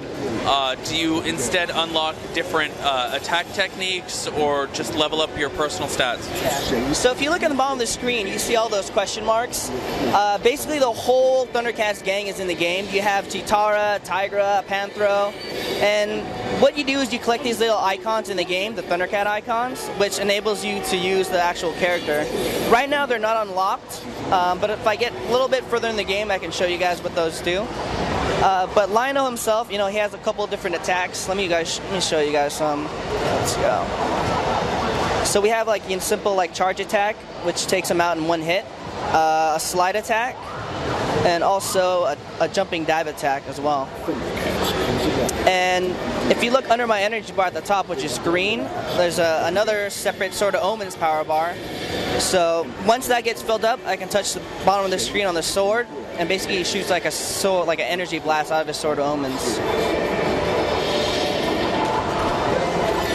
Is this going to be a completely 2D kind of platforming action game, like an old Golden Axe? Yeah. It's basically a simple 2D side-scrolling game. I think we just really felt that to represent the brand, it's such an iconic brand in the 80s that it kind of pays homage to the 1980s and the basic side-scrolling beat-em-up games. So I mean, we wanted to make it easy for the new Thundercat fans to enjoy it too, which is young boys. So definitely a throwback to old school retro games. All right. What's the release date on this game? What's the release date? Right now, we don't have a firm release date, but we're aiming for fall this year, fall 2012. All right. And this is going to be a DS or 3DS exclusive title? Just DS, Nintendo DS. Any plans for? Well, there's always plans. There's always plans. Very cool. I think that pretty much. What are we looking at in hours of gameplay? Hours of gameplay? If you can run through it not that fast. It looks like an easy side-scrolling 2D game, but it's actually really difficult. I mean, even I have trouble being Mumra, which is the first boss. But I'm thinking we're looking at about 4 to 5 hours of gameplay. Is there going to be replay options using other characters? No, right now the only playable character is Lino. But like I said, Chitara, Panthro, Tigra, all of them are available as support characters in the game. And how does the support character system work? What's that? How does the support character system work? So, like I said, you pick up these little icons throughout the game. After you unlock them, every level you unlock the new character. Once you pick one of those icons up, you can actually use the character. But you can only hold 3 of those icons at the same time. Now, once you've got them unlocked, how do you actually utilize them? So if we can show you guys again at the bottom of the screen, the little question marks, all you do is tap on the character, and they pretty much come on screen. They have their own like unique animation, and basically take everyone out on the screen. So you use them like a special attack spell kind of situation. All right, cool. Well, thank you again. And that was Thundercats for the Nintendo DS. And thank you very much for carting me around your booth and letting me see everything. All right, take care. Take care. It was nice talking to you. If you need anything else, you know where to find me. Let me give you one of my cards here. Certainly. There you go, buddy. Thank you very much. Talk to you soon. So that was a pretty in-depth Namco Bandai, and that pretty much takes care of that.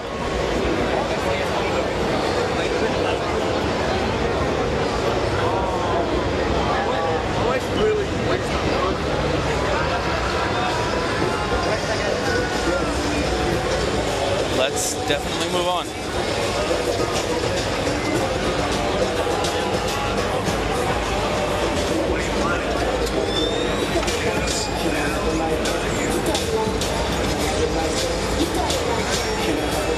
Wow.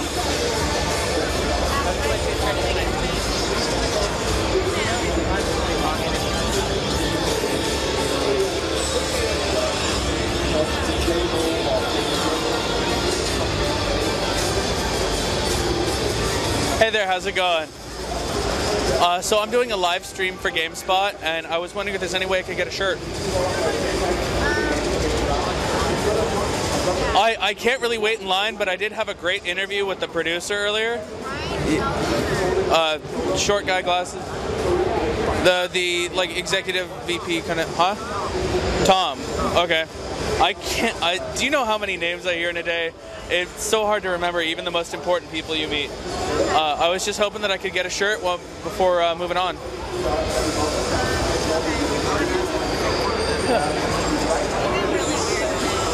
Are they? I could go get Danny from the PR team to come, if that helps. With glasses, so. He was wearing a blue shirt. No, I've forgotten his name. Well, if it's a hassle, then a 2X, if you have that, or a medium. You come back in like 10 minutes, and I can help you decide. You know, if it's a hassle, don't worry about it. All right, I gotta get moving. Thank you. Whatever. They're just doing their jobs. Or I can talk to this guy. No, not this guy. That's not the same guy. Oh well. No shirt. Let me see if you guys have anything new to say for yourselves. No.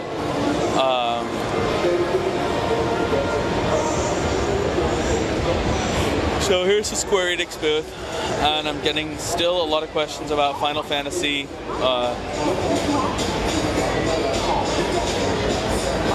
I have no idea what Yogcast is or where they are. I have no idea what you guys are talking about when you're asking about that.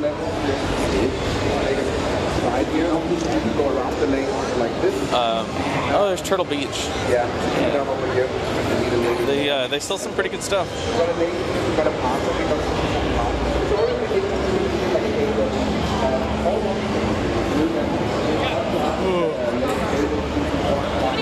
I should go outside and get an OS. That's what I need.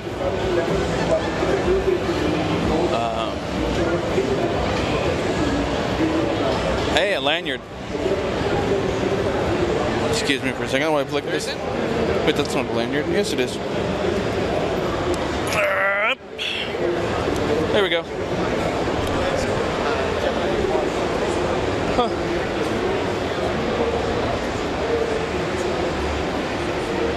No idea what this lanyard is for. So, yeah. Lanyard done.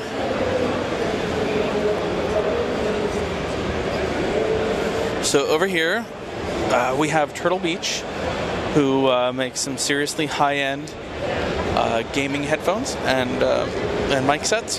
Hello. My name's Colin. I'm doing a live stream for Gamespot. I met you guys last year here at Turtle Beach, and just wanted to come through again and see what kind of stuff you guys are showing off this year. Good. I don't really work for. No, I'm here for them, but. I see. All right. Do you want me to get somebody for you? Or? I can go up to the press desk. Thank you. That was a little awkward. Oh well. Hello.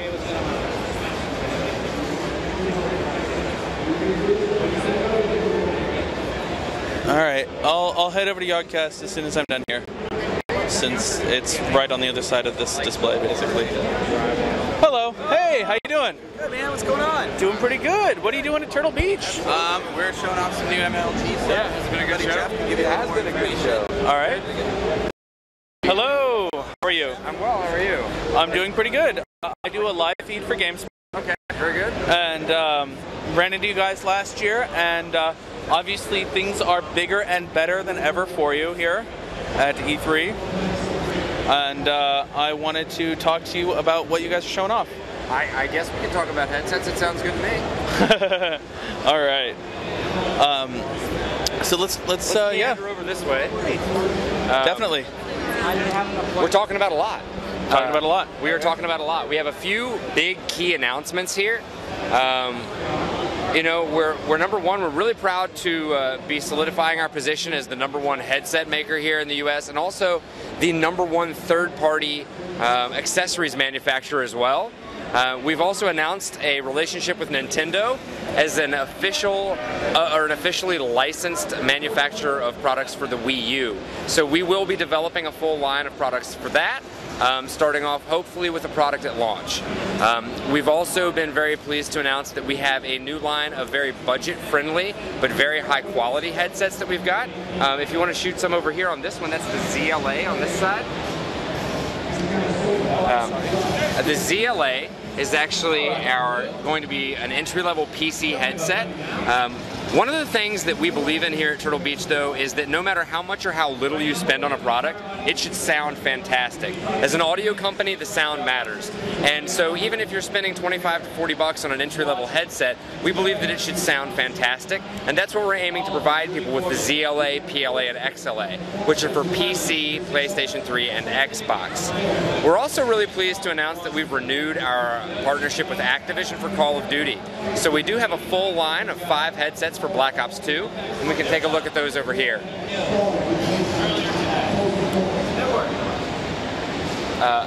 So the beginning of this line here is actually going to be our earbuds. The earbuds do feature a really nice black and orange braided cable, 10mm drivers. They sound fantastic.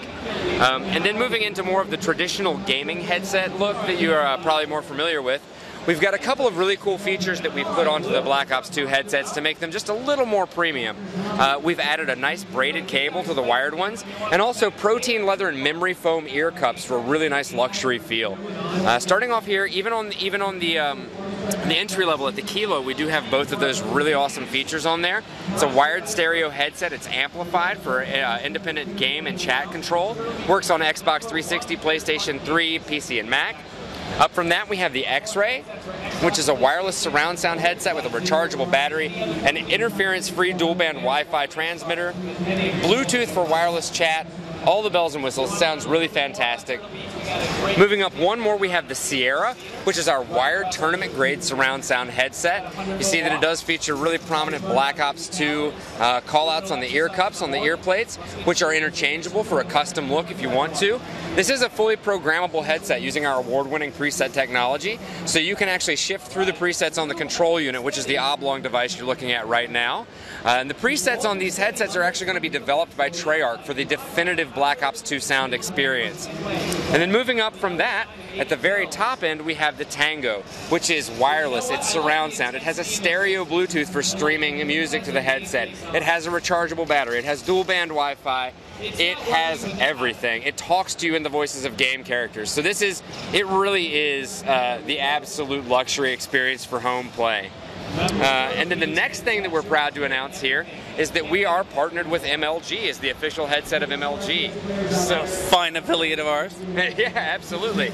So we have a line of MLG products as well, and we can swing around on the other side of this box and take a look at those.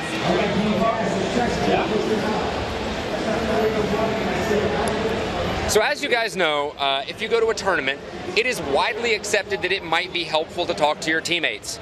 So we have made a device to facilitate talking to your teammates. On the end here we have the TM1, which is our tournament mixer. And the idea behind the TM1 is that you can actually have 6 people chatting on this one device at a time, which is really nice, really easy to set up and use. You can have 2 teams of 3, or anywhere between 2 and 6 players chatting at once. It's got an input for their coach, it's got an output for streaming and for shoutcasting. We actually have a tournament area set up on the side over there, and we can broadcast player chat through the PA. Really cool device, accepts inputs and output from just about any headset you could possibly think of. So really versatile device. You can put them in chains, and you can you'll be looking to see these actually at MLG Raleigh this August in conjunction with our 7 series line of headsets. So there are 3 of the 7 series line of headsets, but probably the best way to think of this is not really as 3 headsets, but as 3 packages or modular ways to look at a headset. So starting down here at the most basic, we have the M7 headset. The M7 features a detachable faceplate so you can customize the look. It'll come with an inline microphone so you can use it on your mobile phone, your PlayStation Vita, 3DS, so on like that. Has huge 50mm drivers for really premium quality sound. Looks really nice too, so you'll feel good about taking it out of the house.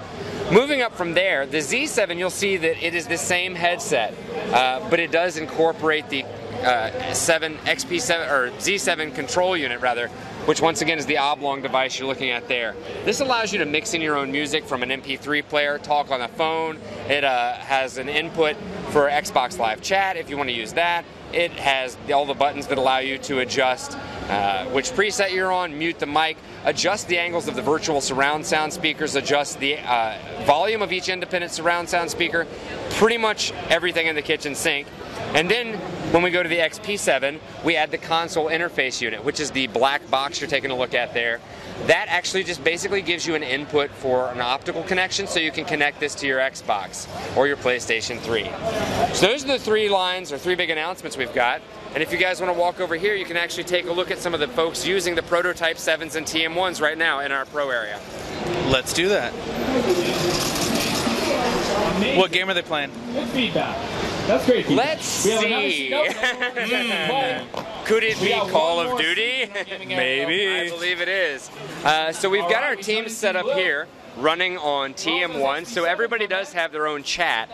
And you guys can probably tell it's pretty loud right here. But everybody who's chatting, they're not picking up any of this on the chat because the TM1 has a noise gate that actually pays attention, or you can set it rather, to set the volume of the ambient noise. And then it pays attention to see when you can break that volume by speaking. So your microphone actually doesn't kick in until you're talking. It's not picking up all of the other stuff here. I've personally come across that problem playing games with friends where we'll get each other's voice in our speakers and just get this obnoxious feedback loop. Yeah, the crosstalk is a really annoying issue, and we have basically eliminated it. So you can take a look over here at TM1.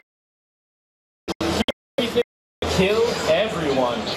So the top one is actually hooked up here, and you'll notice that when the lights flicker to blue, someone's talking. So most of these lights are staying red, you'll see. So it's actually not picking up the noise, all the ambient stuff. So it's really cool. We've got we've got these running the tournaments. We've had seats full the whole time, and at 2 p.m. each day, we've actually got MLG folks coming by and participating. We've got pro teams coming by. So it's really cool. It's been a great time here at E3 for us. Very cool. Are you guys prepared to talk about price points on any of your products? Yeah, I can talk about pricing. All right, let's step over here a little ways away from the announcer. From the shoutcaster? Yeah.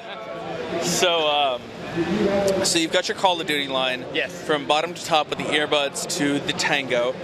What price points are we looking at for those? Okay, so keep in mind these price points are rough, so this isn't set in stone. But you're looking at about $70 for the earbuds. They are very premium quality, sound fantastic. The Kilo's looking at about 80, the X-Ray's about 180, Sierra is about 280, and the Tango's about 300. So for those of you who are familiar with this line from last year, it's a similar pricing structure. And for your M7 line? Okay. Or the 7 line, rather? Right. So the 7 series is, as we said, modular. So if you do buy one of these and you want to sort of make it into the next one, you can always buy the additional parts for that. But the M7 is going to be retailing at about $100. The Z7 about $200, and the XP7 at about $250. The TM1 for tournament use will be going for about $200. The full line of the 7 series should be available sometime late fall. Call of Duty will be launching roughly about the time the game comes out. Do you have anything else that you guys are showing off of old product? Or not old, but already available product? Yeah, absolutely. We can take a walk over and I can demo some of our pretty amazing tech for you. Sounds Go good. this way. Yeah.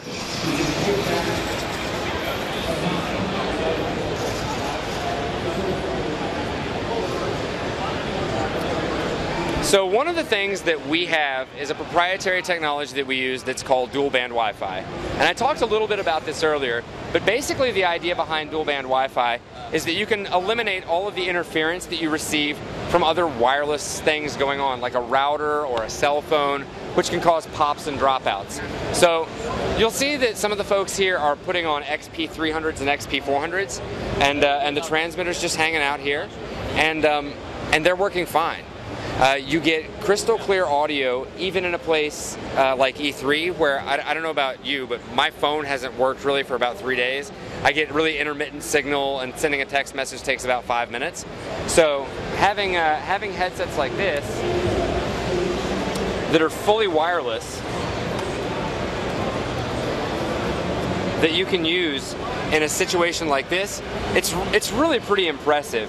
The XP300 and 400 do offer some really cool stuff too. They've got the twist flat ear cups so you can wear them comfortably around your neck if you want to take it off. It's got fully wireless chat over Xbox 360 and PlayStation 3. You can take phone calls on these. The XP400 is surround sound and the 300 is a stereo version of that. So we have these out on display. We've also actually got our full line out, pretty much everything. And then another thing that you might want to take a peek inside is our theater. So let's go see if we can stick the camera in there real quick. This is an experience I actually wish that everybody at home could have. So we'll poke the camera in. We can't really, if it's running, we can't probably go for too long, but we can pop back out and talk about what's going on in here.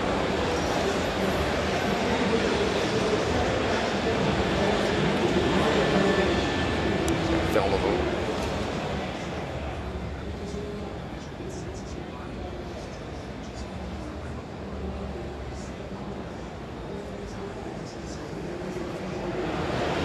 Now, if you guys noticed, I couldn't hear anything. So what we've got in this theater here is actually a triple widescreen setup. It's a 5760 by 1080, which is a TV I wish I could personally buy. But the idea behind this theater is to give folks who are attending E3 sort of the real Turtle Beach experience. So you've got a fully immersive video screen that gives you 270 degrees of visuals and a presentation that's given through a headset with full surround sound. So it's a really cool experience, and we've had people funneling through this throughout the show. So we've got that here as well, which is pretty cool. And if any of you are interested in checking that out, we will be hopefully uploading that, so check out our Facebook page for it. And that's pretty much it. We've got a ton of headsets here out on display to demo, probably more than we could actually go through on a single feed at this point. But I'll be happy to show you around if there's anything else you want to see. I just want to know which headset do you use at home? Which headset do I use at home? It depends on what I'm playing on. I actually use an XP500 on my PlayStation 3 and 360, and I use a Z6A on my PC. What's your favorite PC game? Favorite PC game right now, I gotta say, is Diablo 3. I am completely sucked in. I've been doing a lot of traveling lately, so I'm only level 42, but my Demon Hunter is rocking and rolling in Nightmare mode. What do you play on the PS3? PS3, lately I've been playing Ultimate Marvel quite a bit on the PS3, which I enjoy. Can't say that I'm very good at it, but I am enjoying playing Akuma Ryu and typically Wolverine. There we go. Akuma Ryu and Wolverine. It's been a while. All right. Well, thank you very much for your time.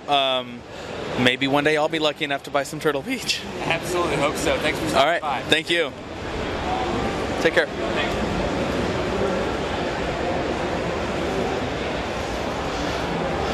So somebody wanted me to look at something over here.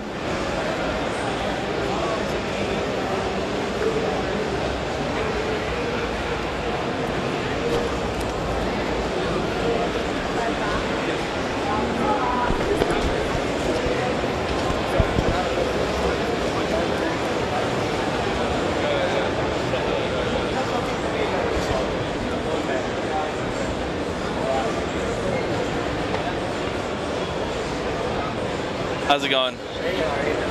So I've got this guy who goes by the name of Kiki or whatever. Okay. Who's been bugging me to come by your booth all week. Oh, sorry about that. Hey, no worries. What's your name? My name's Chris. What do you do?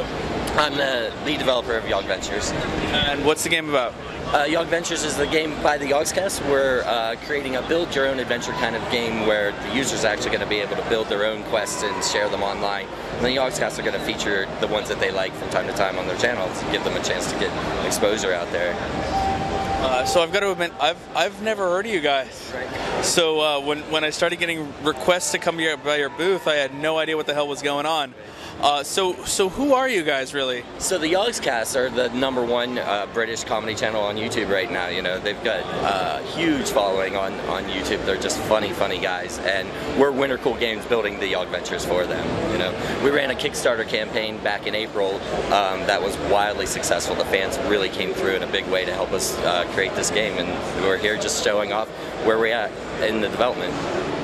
And where are you guys at in the development? It's really early stages. We're pre-alpha right now. If you like, I can show you our demo real quick. Sure, let's go look at your demo.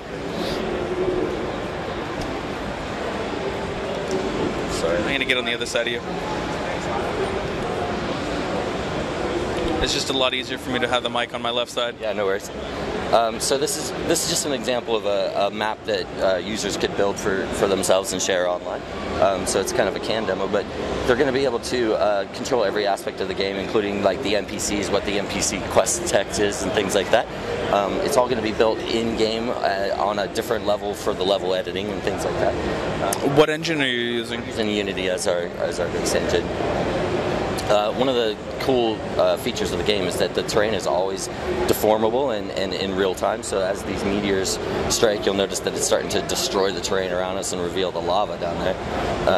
And the terrain will remember what happens to it. So if we die and we end up having to go all the way back, it'll stay in this destroyed state. So users are going to be able to control the environment and what the terrain looks like and things like that, and which characteristics are just destructible and which aren't.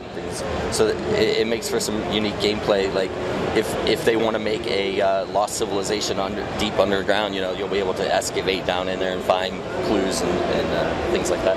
So then this is going to be basically like a sandbox game where you set up levels for other people to play. Yeah, exactly. It's all going to be user-generated content for the largest part. We're gonna create our own adventure with the Yogscast, and they're gonna feature that on their channel. And all those assets will be available to the users. But really, all the editors are going to allow the users to customize every aspect of the game. Is he using a shovel? He is indeed. He has a very popular song on YouTube called "Diggy Diggy Hole" because they've really done a lot in games like Minecraft and World of Warcraft and things like that. So this is Honeydew, one of the main characters from the Yogscast. Will there be multiplayer? Yes, it's going to be up to the map maker to decide if it's going to be co-op, if it's going to be versus, things like that, but it's going to be easy for them to achieve that. How large can you make your maps? The world is procedurally generated and kind of infinite, but the map makers themselves will be the ones who decide how large the world is, but it could go on forever. If you wanted to have your own 3D Minecraft? In a way, yeah. Is this going to be a PC-only title? It's Mac and PC to start. There may be a chance that we'll release at least the level playing aspects of it on things like iOS and Android eventually, but we don't. It's early days to tell right now. Do you have any pipe dreams of a release date? No, yeah, well, we're really scheduled for January 2013 will be our open beta period, and then we'll release updates and map packs and things like that throughout the year. Do you ever hear yourself saying the year 2013 and figuring out where the hell did the future go? Yeah, absolutely. I'm still waiting for my flying car. Like, what happened to that? Pretty much. And the HAL 9000, that's one thing I've been waiting for. I want an AI with a giant creepy red eye who's going to kill me. I'm sorry, Dave, we can't do that. All right. So how are you guys going to distribute this? It's all going to be digitally distributed, DRM free completely. You pay once, you never have to pay ever again. But it is going to be a pay to play. It's $30 retail right now. That's not bad at all. Do you have any other characters that you're going to be making available to play as? Well, yeah, we're definitely going to start with, the core Yogscast characters, Honeydew and Zelphos and Fumblemore and people like that. But there's going to be character customization in the game so the user will be able to make their own avatars. So we've got a $30 price point, January next year, DRM-free digital distribution, sandbox game, multiplayer's up to the map maker. A lot of stuff is really in the map maker's hands. It's all going to be up to the map maker to decide what the experience is, really. If they want to make a mini game out of it or if they want to make an epic quest, it'll be up to them. What other games have you made? This is our first game as a company, but we're all. This is our dream to come out and do our own thing, but all of us have worked in the industry and things like that before. Is this your first E3? It's my first E3 presenting, you know what I mean? I've been coming since I was like 15. Good for you. This is my third. Yeah. It's a lot of work, but it's worth it. Yeah, it's a lot of fun. It's always a lot of excitement. It's great to get a sneak peek at what's coming out in the game market, Definitely. Well, thank you very much for your time, and I guess I'm definitely just going to have to check out the YouTube channel and YouTube the Yogscast and go to yogventures.com. Thank you very much. Bye-bye.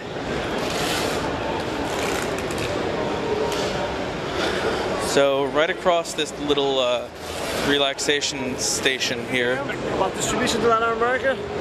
Sorry, what? Distribution to Latin America so we can grow our business? I don't think right now. Maybe later. Come on, bro. Sorry.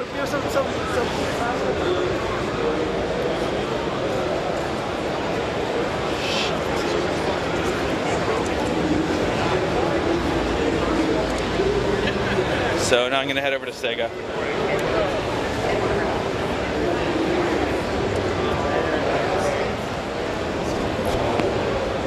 And again, my stuff broke, so I've got to make the camera shaky again.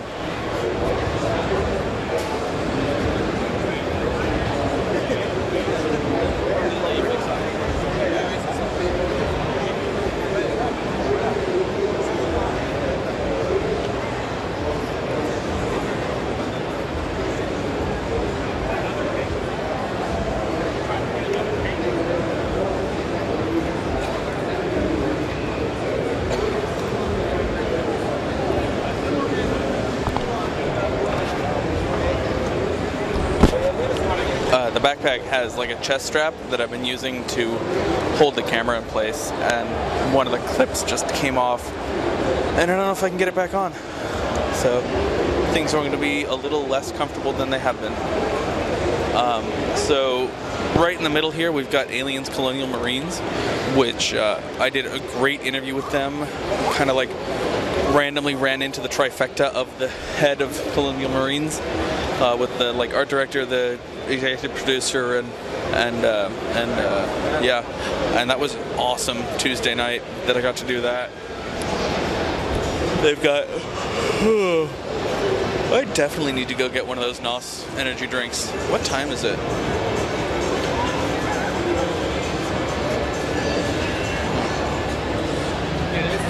Alright, so it's almost noon, which means we've been going for 2 hours. We've got about 5 hours left.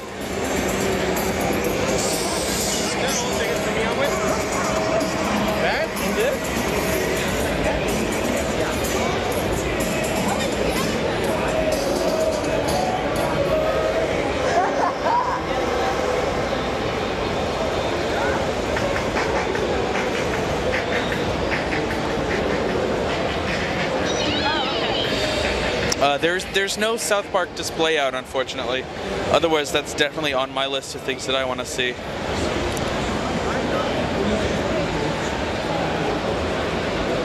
I did a really good Kingdom Hearts interview Tuesday. Mike did one yesterday, and I think they're kind of a little tired of us interviewing them.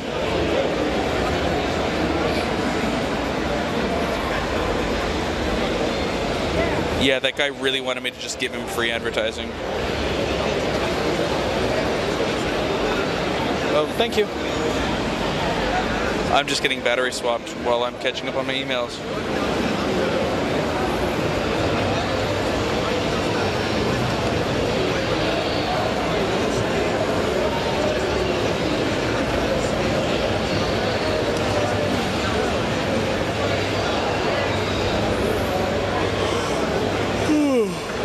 I'm going to step outside in a minute, and I'm going to go get an OS, and then I'll come back to Sega.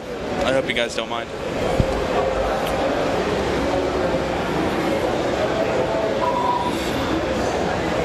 Thank you.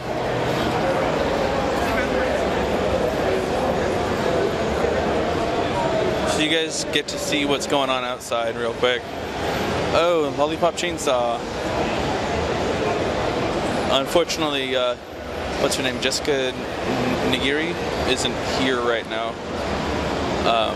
If you guys want to remind me of her name, I can come back and look for her later. Jeez. I cannot check out Halo 4.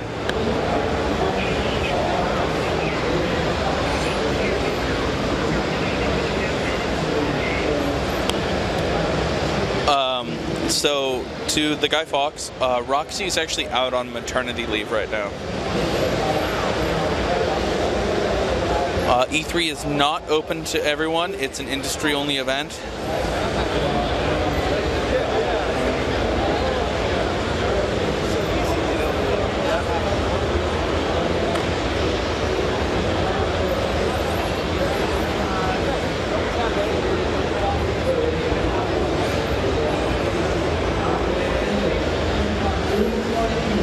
Excuse me, sir.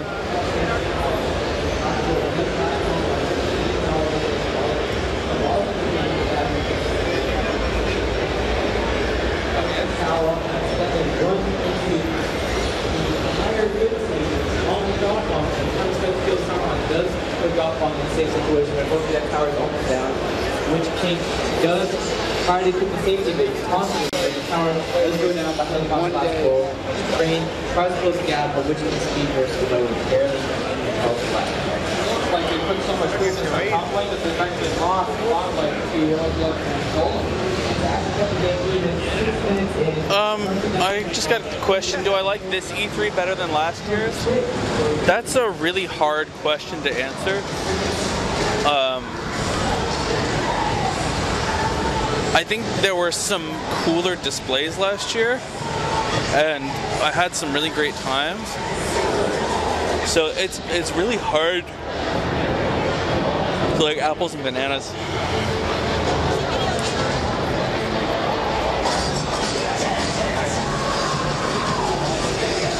I don't know if it has an age restriction. Sorry.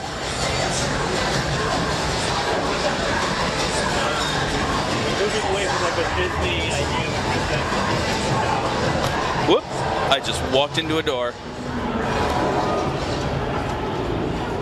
Now I'm gonna have to straighten my camera. Hay otra cancioncilla. Yo se las había mandado hacer un correo.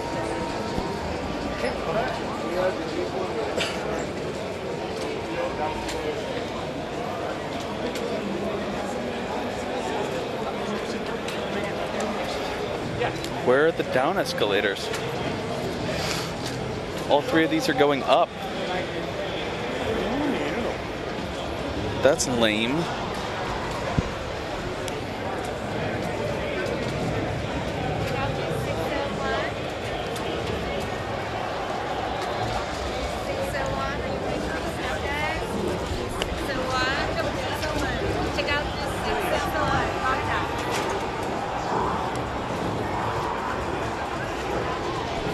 I haven't seen anything for BioShock Infinite either.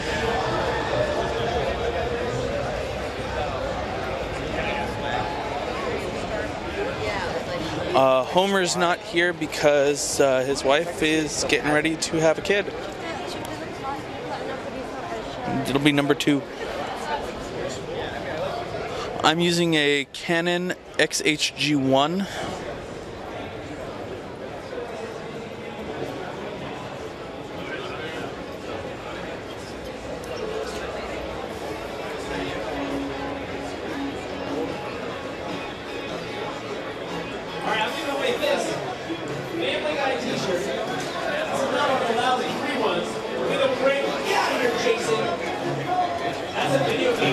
He's famous.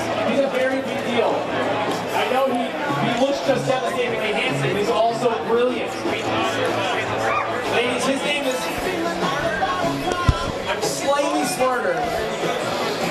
And I have a bigger chin. That's Jason Wishnov, guys. You spelled Jason C-A-T-C-H. He's a catch, ladies. Go catch him. Wow. He's going to be worth $1 million. I'll probably be calling him for a job someday. I hate that guy. No way. No, I love you. So, do you know Gamespot.com at all? You know Jody Robinson? She just got that figure. She managed to find one. This guy right here. She was showing it off this morning on her community video.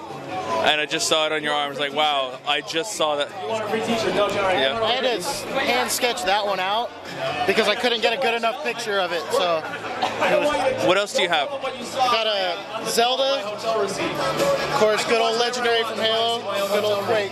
All right, so this is Family Guy T-shirt. I'm going to give it away to the first person who beats me. What else do you have for your gaming tats, or is that it? Other ones I have sketched up right now. I don't have to pass it on because it all takes money.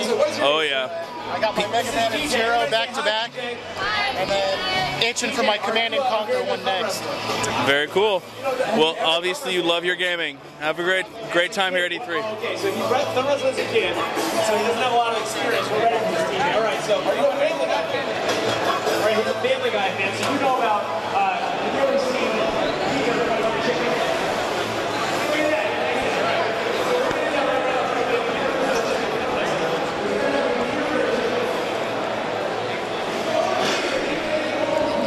Sorry about that little sojourn.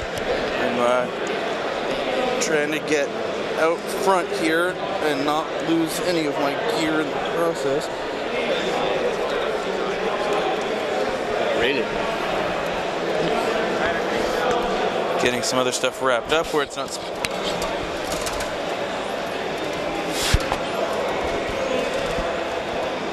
Whee! Escalator. So I hope you guys are having a good day. Yeah.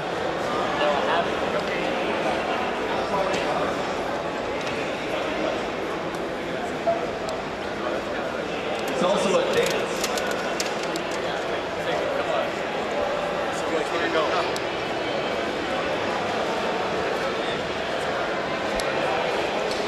First thing I plan on doing when I get home is kiss my wife and baby.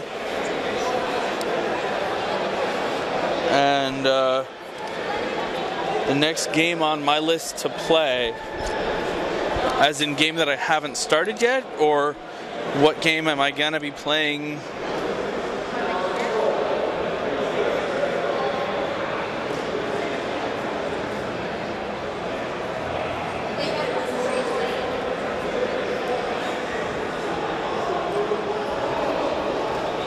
Jessica Nigri.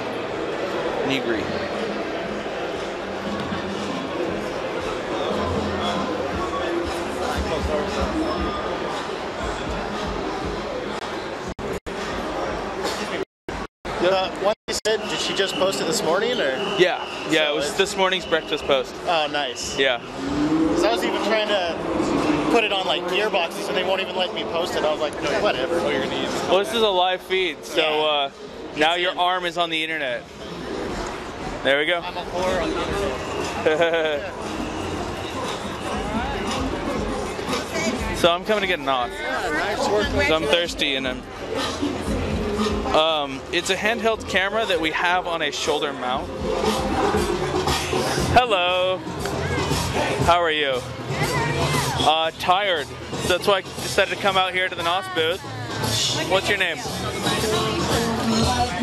Alicia. And is this your first time modeling at E3? This is my first time out. How long have you been a model? I've been doing things like this since '09. Do you drink the product? I do. My favorite is sugar-free mango passion fruit, which I think I'm fresh out of. Right. Well, I was gonna see if I could score one of the. Oh wait, no, that's not the flavor I thought it was. Okay. Which flavors do you have? This is mango passion fruit, citrus, grape, and we also have cherry.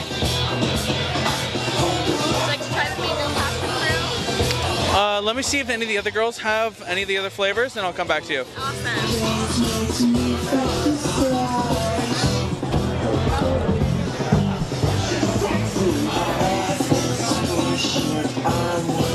Hi there.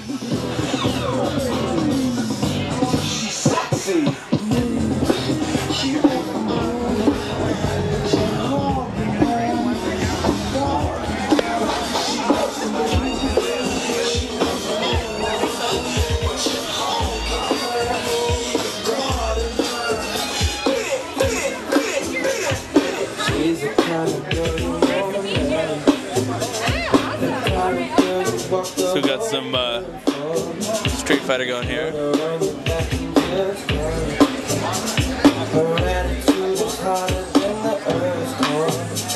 When she's around, nothing else matters. Untouchable, she's got a home for us. Sooner or later, someone will get at her. If I don't someone else,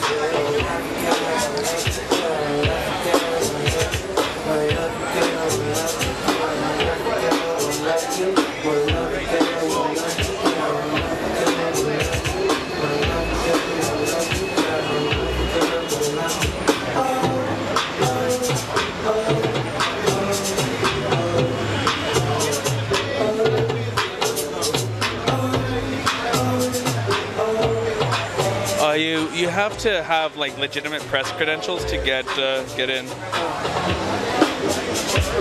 she's a kind of girl you want to wear. Trying to say that she's a second sunshine. Yeah, I know, it's sunlight. It's crazy, huh? This is what downtown LA looks like for anyone who hasn't been there. Hi, how you doing? What's your name? Nicole. Nicole, is this your first time modeling at E3? Yes, it is actually. Have you been modeling for long? Yes, I have. I've been modeling since 2009. Have you done other industry events before? Mainly the import industry. Automotive, cars. What's your favorite flavor? Favorite flavor by far is grape. You like the grape drink? Oh yeah, the purple drink. Purple drink, that's right. So I'm gonna go ahead and I'm gonna get a soda. All right.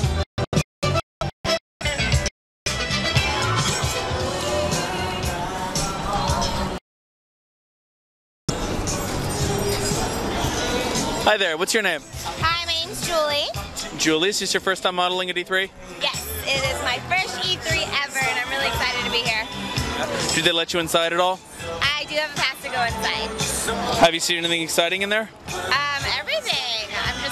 I'm not a big gamer, but I do like gaming, so everything is familiar, which is pleasant. Definitely. What's your favorite flavor of the NOS? The original. Could I go ahead and get one? Yeah, sure. Here you go. Thank you. I'm gonna head back inside. We've had definitely enough sunlight for most video gamers. So thank you.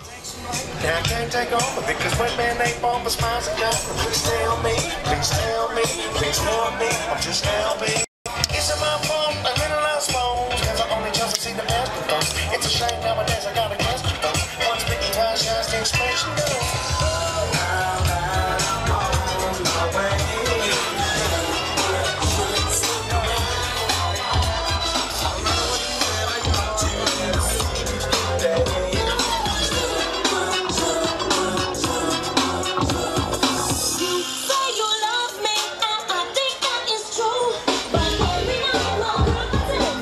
Excuse me.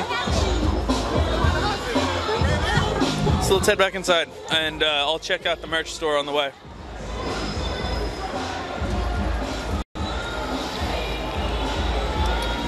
Oh, this sign right here answers a couple questions I've had. E3 is a trade-only event. Absolutely no one under 17 years old will be admitted.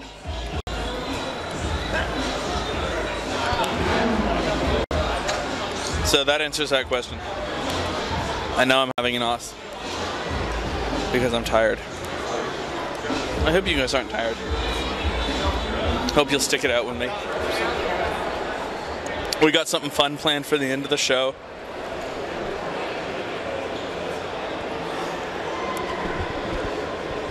Actually, I'm really looking forward to this movie. I'm a ginger myself, and my wife and I do Renaissance fairs and portray Scots. So this is really cool to me that they're finally making a Disney movie that features some of my heritage.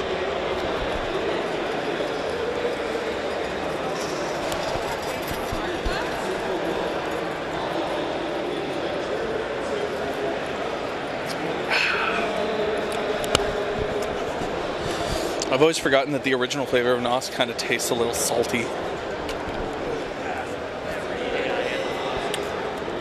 So this is the merch booth, which finally, for the first time in 3 years, I finally got the one piece of E3 merch that matters to me. I've always liked Zippo lighters.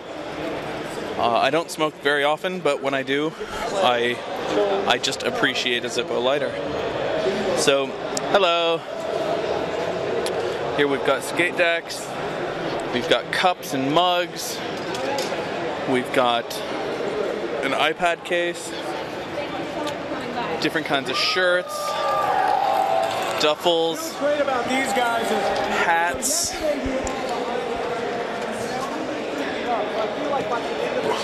Excuse me. All different kinds of t-shirts.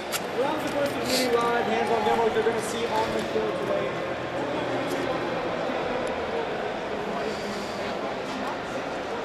That's a nice shirt. I like that look. Got thermals, got sweatshirts, hoodies, baby dolls, men's and ladies' hats.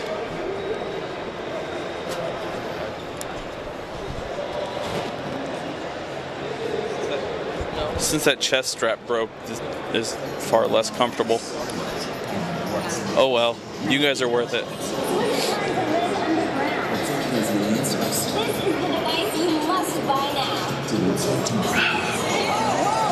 So that was the merch booth.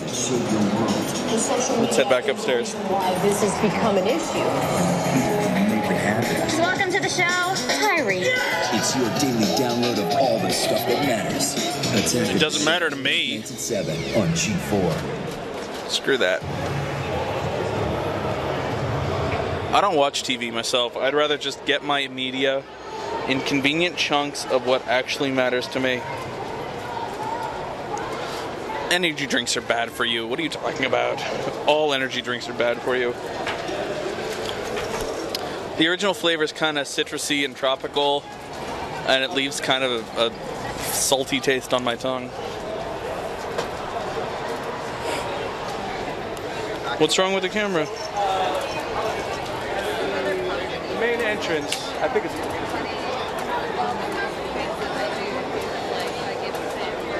Sorry, I'm catching up on my comments. Oh. So here we've got some ladies showing off World of Warplanes, which is made from the same makers as World of Tanks. Hello. Not a whole lot. Just I got a set of them already, actually. Yeah. Yes. I'm just as likely to raffle them off to the fans at home too. So yeah, is that okay with you? Sure. So we've got some dog tags that. No, whichever. For wargaming. So thank you very much. Sure, I'll just take some. Yeah, cool. What's your name? Lissa. Lissa, is this your first time modeling at E3? No. No? Who have you modeled for in the past? I've been doing it for like 10 years, so everybody that you could think of. Yeah. I do a lot of electronics, pharmaceuticals, IT, security shows. I do everything. Auto shows. It's how you make a living. It's how I make a living, unfortunately. No, I'm just kidding. This one's fun. Yeah. Well, thank you for your time. You're welcome. All right. Take care.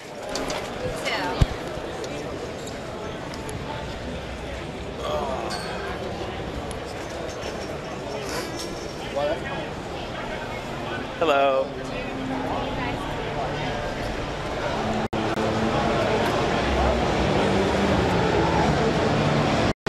Ow. I was gonna go back to Sega. That's what I was gonna do. Let me finish this soda.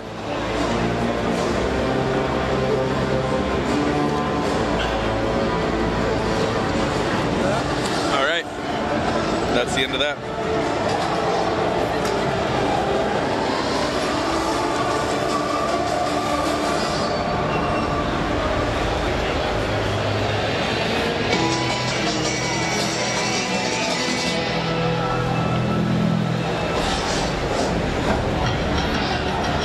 Alright, so Sega.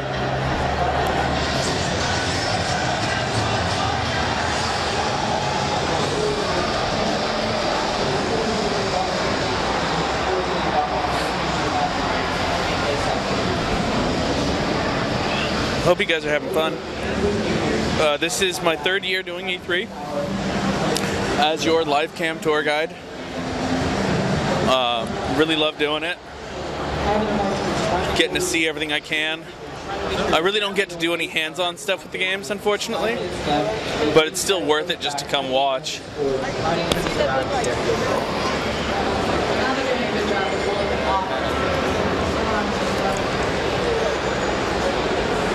There we go. That gets that adjusted again.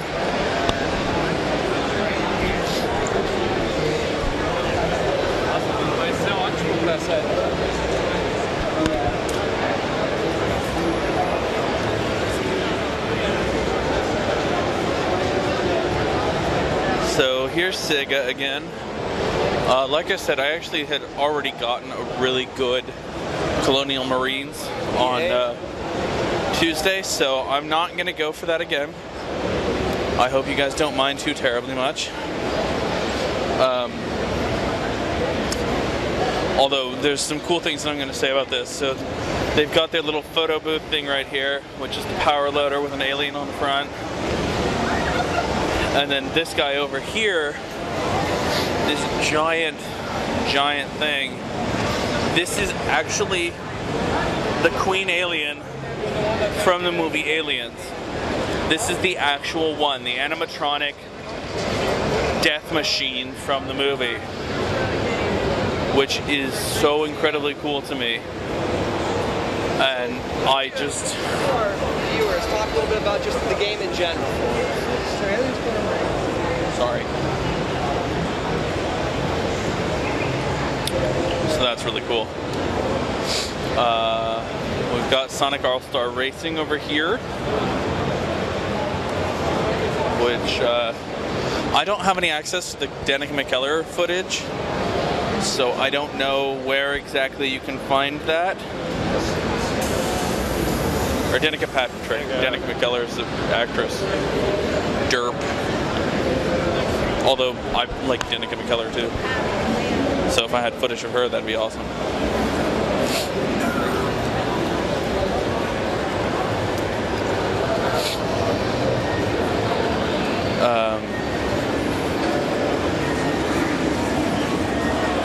Meh. Unless you guys have any specific questions about the All-Star Racing here. Can't tell this guy's here. Not you. Yeah. Right.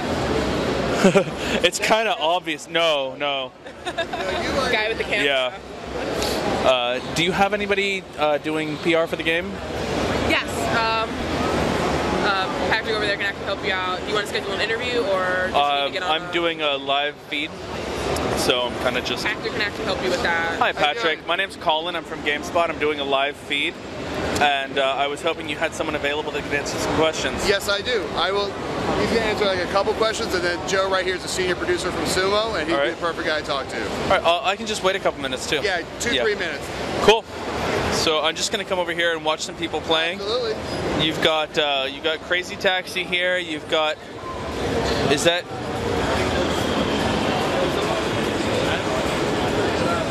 I don't know who this character is. Of course, Sonic. You've got a Golden Axe level. Over there, they're showing off a Panzer Dragoon level. So, that's cool.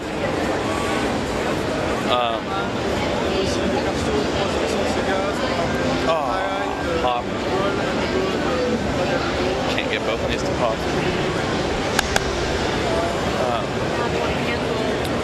So that's cool. This should be fun. Now, I've noticed in watching through this game, part of the transformed aspect is your vehicle during the course of the race switches between land, sea, and air, which is a really cool feature. What I did find out the other day is that unfortunately you don't get to just choose. There are specific gate points in the level which convert you from one to the other. So yeah, there was a lot of debate whether it's deep sea. not so hot, not quite so hot.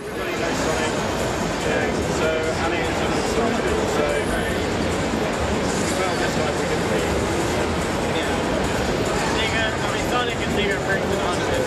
Yeah. Oh my god, not for bees.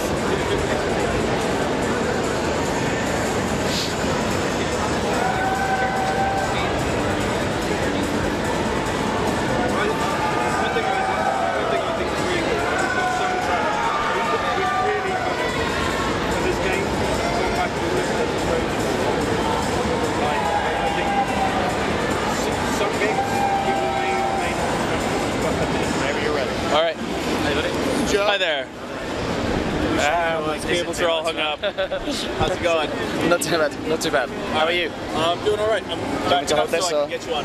Okay, cool. All right. So what's your name, sir? My name is Joe Neat. And you are? Exec producer at Sumo Digital. All right. So you guys are here showing off Sonic All-Star Racing Transformed. What's new and exciting about your game? Well, first and foremost, it's the three surfaces. So we have driving, boating, and flying, and all of those can appear in the same track.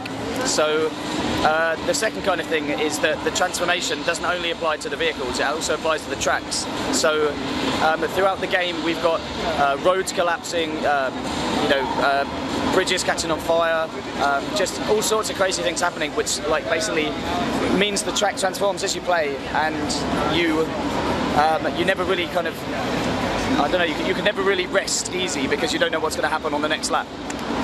All right.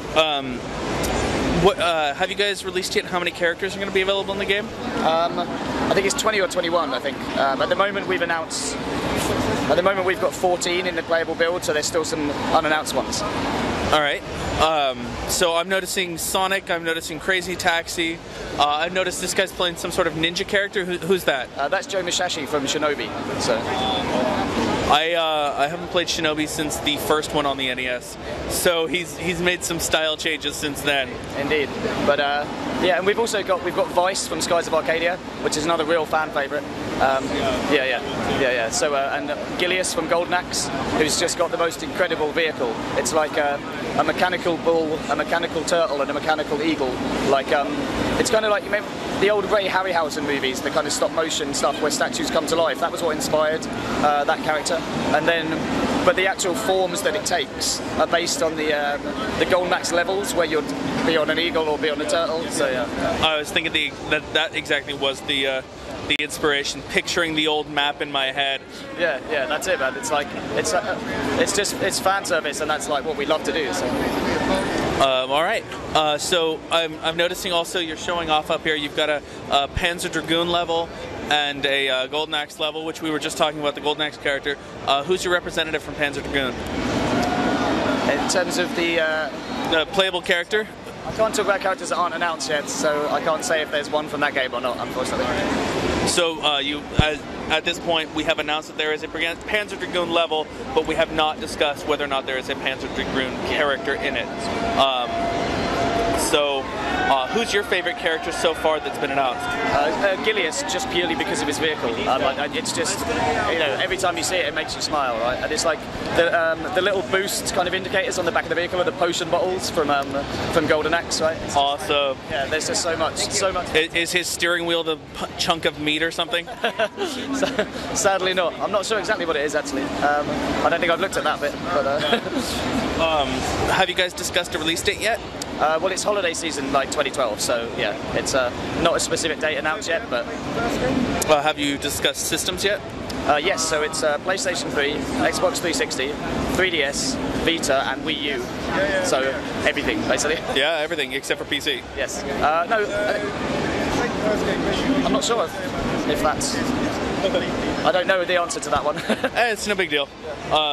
So, actually, this does look like a very fun game.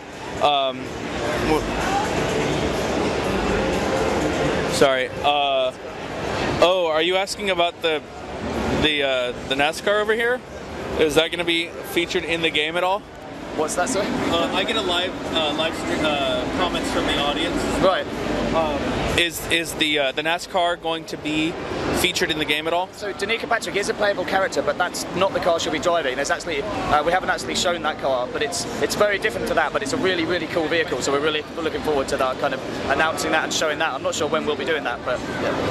Now, you guys, you did have the announcement of her involvement on Tuesday, correct? Yeah, she was here, so she was talking about the game. She signed the car, and yeah, so having her here was really cool. Is the car going to get raffled off or something? Is that why the signature? Race that in an upcoming, I think it's November 3rd, NASCAR race. So she's actually racing that Sonic car. So. Well, then let's hope that it doesn't get wrecked. So yeah, indeed. So then Sega is one of her major sponsors, or is it just for this specific car? No, it's just specifically for this game. So it's something that we've kind of put together over the last kind of however many months, and we're surprised we managed to keep it a secret until we actually announced it, because like it's been going for about 9 months or something, these discussions. So. I've often been amazed at how both easy and hard it is to keep things NDA. Have you guys talked yet about how many maps you're going to have available in the game? Okay, so yeah, there's going to be 16 new tracks, brand new to this game. All of them are a different IP. So, like in the last game, we had I think 24 tracks, but there was like 3 from each IP. So like 3 Seaside Hill, 3 Monkey Ball. Whereas this time we wanted to be really distinct and different. So you should be able to take a screenshot of every single level and know instantly what it is, and so there'll be no similarity between them. So we won't have like 2 lava levels or whatever, you know. And right. So, and we're also bringing back 4 classic tracks from the last game, so there'll be 20 in total. But a lot of these tracks are kind of bigger and more epic than the last game because of the 3 surfaces. You end up having just a kind of a longer race. So. Now, you mentioned a lava level specifically. In the lava level, will the lava be the water aspect of the level? Oh, it is, yes. You race on lava in Golden Axe, yeah. Very cool. So the lava level is the Golden Axe level then? Yes, so yes, it is, yeah. All right. I hope I didn't just get anything that wasn't already released. No, it's fine. Golden Axe is up there, so yeah. That's a very accurate point you raised. Now, is Golden Axe then the level that these guys are playing here? Yes, it is, yeah, that's exactly it. So they're flying through a tunnel here, and I think they're going to be transforming and landing on the ground in a second here. Yeah. So you can see there's a volcano in the distance which is actually spitting fire onto the track, which is now slowing these guys down. So basically in the far distance there, it's erupting, and as this race progresses, there's more and more destruction of the track. So it's the track transformation that we've talked about. Now, is it going to reach a point where all the fire that is going to be on the track is, or will it just be continuing to progress over time? Well, it continues through to the end of the race. So yeah, so over the course of 3 laps, basically, it progresses, and it actually becomes more difficult as the race progresses because of there are these hazards that appear on track and stuff. So it just constantly evolves, basically. So you mentioned this is coming out for basically every system. Yeah. With the Wii, did you say Wii or Wii U? Wii U. All right. So with the Wii U, obviously motion is a huge aspect of the game. Will this also feature Kinect and PS Move support? No. We basically we sat down and discussed that, but we would have had to do it properly. We would have had to modify the game content itself, because you can't just shoehorn motion controls into something and expect it to be good. And so we only wanted to do stuff that would be good, and not just for a tick on the box. And we didn't feel that we would give Kinect and PlayStation Move the kind of the love and support it deserves, right? So it just didn't seem like the right thing to do at all. Well, that's definitely a refreshing outlook, not just throw a feature in just to say that it's there. Yeah, exactly. So let me see if I can decide. I think that's pretty much everything. Will there be 3D support? No 3D support. No 3D support. What have you had a chance yet, or have you released yet any sort of information what your aspect of asymmetric gaming will be on the Wii U? The what, sorry? So Nintendo's big watchword is the asymmetric gaming versus the TV and the Wii U pad. Have you guys talked yet about if there's going to be... No details have been released as of yet, so yeah, that's something that we're kind of keeping under our hat for the time being. All right. Then I think that pretty much covers everything. Awesome. I wish somebody was playing the Golden Axe character so that I could see him, but looks like right now all we've got is Sonic, we've got Eggman, we've got is that Jet Moto or what? Who's this character on the ATV? This one. That's Beat from Jet Set Radio. Jet Set Radio. As soon as he turned around, I figured it out. Yeah. And then we've got Shadow over there. Yeah, Shadow from Shadow the Hedgehog. Yeah. So yeah. So we've obviously got 3 Sonic IP characters. Is that going to be fairly standard throughout the game? Well, we've got Sonic, Amy, Eggman, Shadow currently announced, I think. I think this time around there's quite a few Sega IPs, maybe more than last time, both in terms of the characters and obviously the tracks side of things. So we've really gone to town across the kind of broad spectrum of stuff. So yeah, I think fan service has been turned up to 11 on this game. Kind of the situation. Wouldn't it be so great if all these characters were in one game? Yeah, indeed. All right. Well, thank you again for your time. Your name was? Joe Neat. And you're from? Sumo Digital. All right. Thank you very much, sir. You didn't go anywhere else? I did pretty much the rest of it on Tuesday. Did aliens? You did? I was walking around and I just saw, a couple random guys standing in front of the Aliens Colonial Marine booth, and it turned out to be like the producer and director and Mikey Newman, Burson, all those guys. And I just randomly interviewed the 3 top guys for Alien Colonial Marine. Oh, perfect. So it was great. Do you want to talk to Brian Burleson? I was just about to offer you. So yeah. So you're good. And I do PR for those 2 games. They're the ones I really care about. But if you want to see digital, I can take you over there. The Cave or Hell Yeah. Do you know what Hell Yeah is about? I don't actually. Do we want to walk over there? I'll tell you the guys do that. But I learned this because I don't work on that one. But apparently, oh no, I can't be on live. All right. So he can't talk to you guys, so I'm just going to take off my headphones so I can hear him. Apparently it's a talent.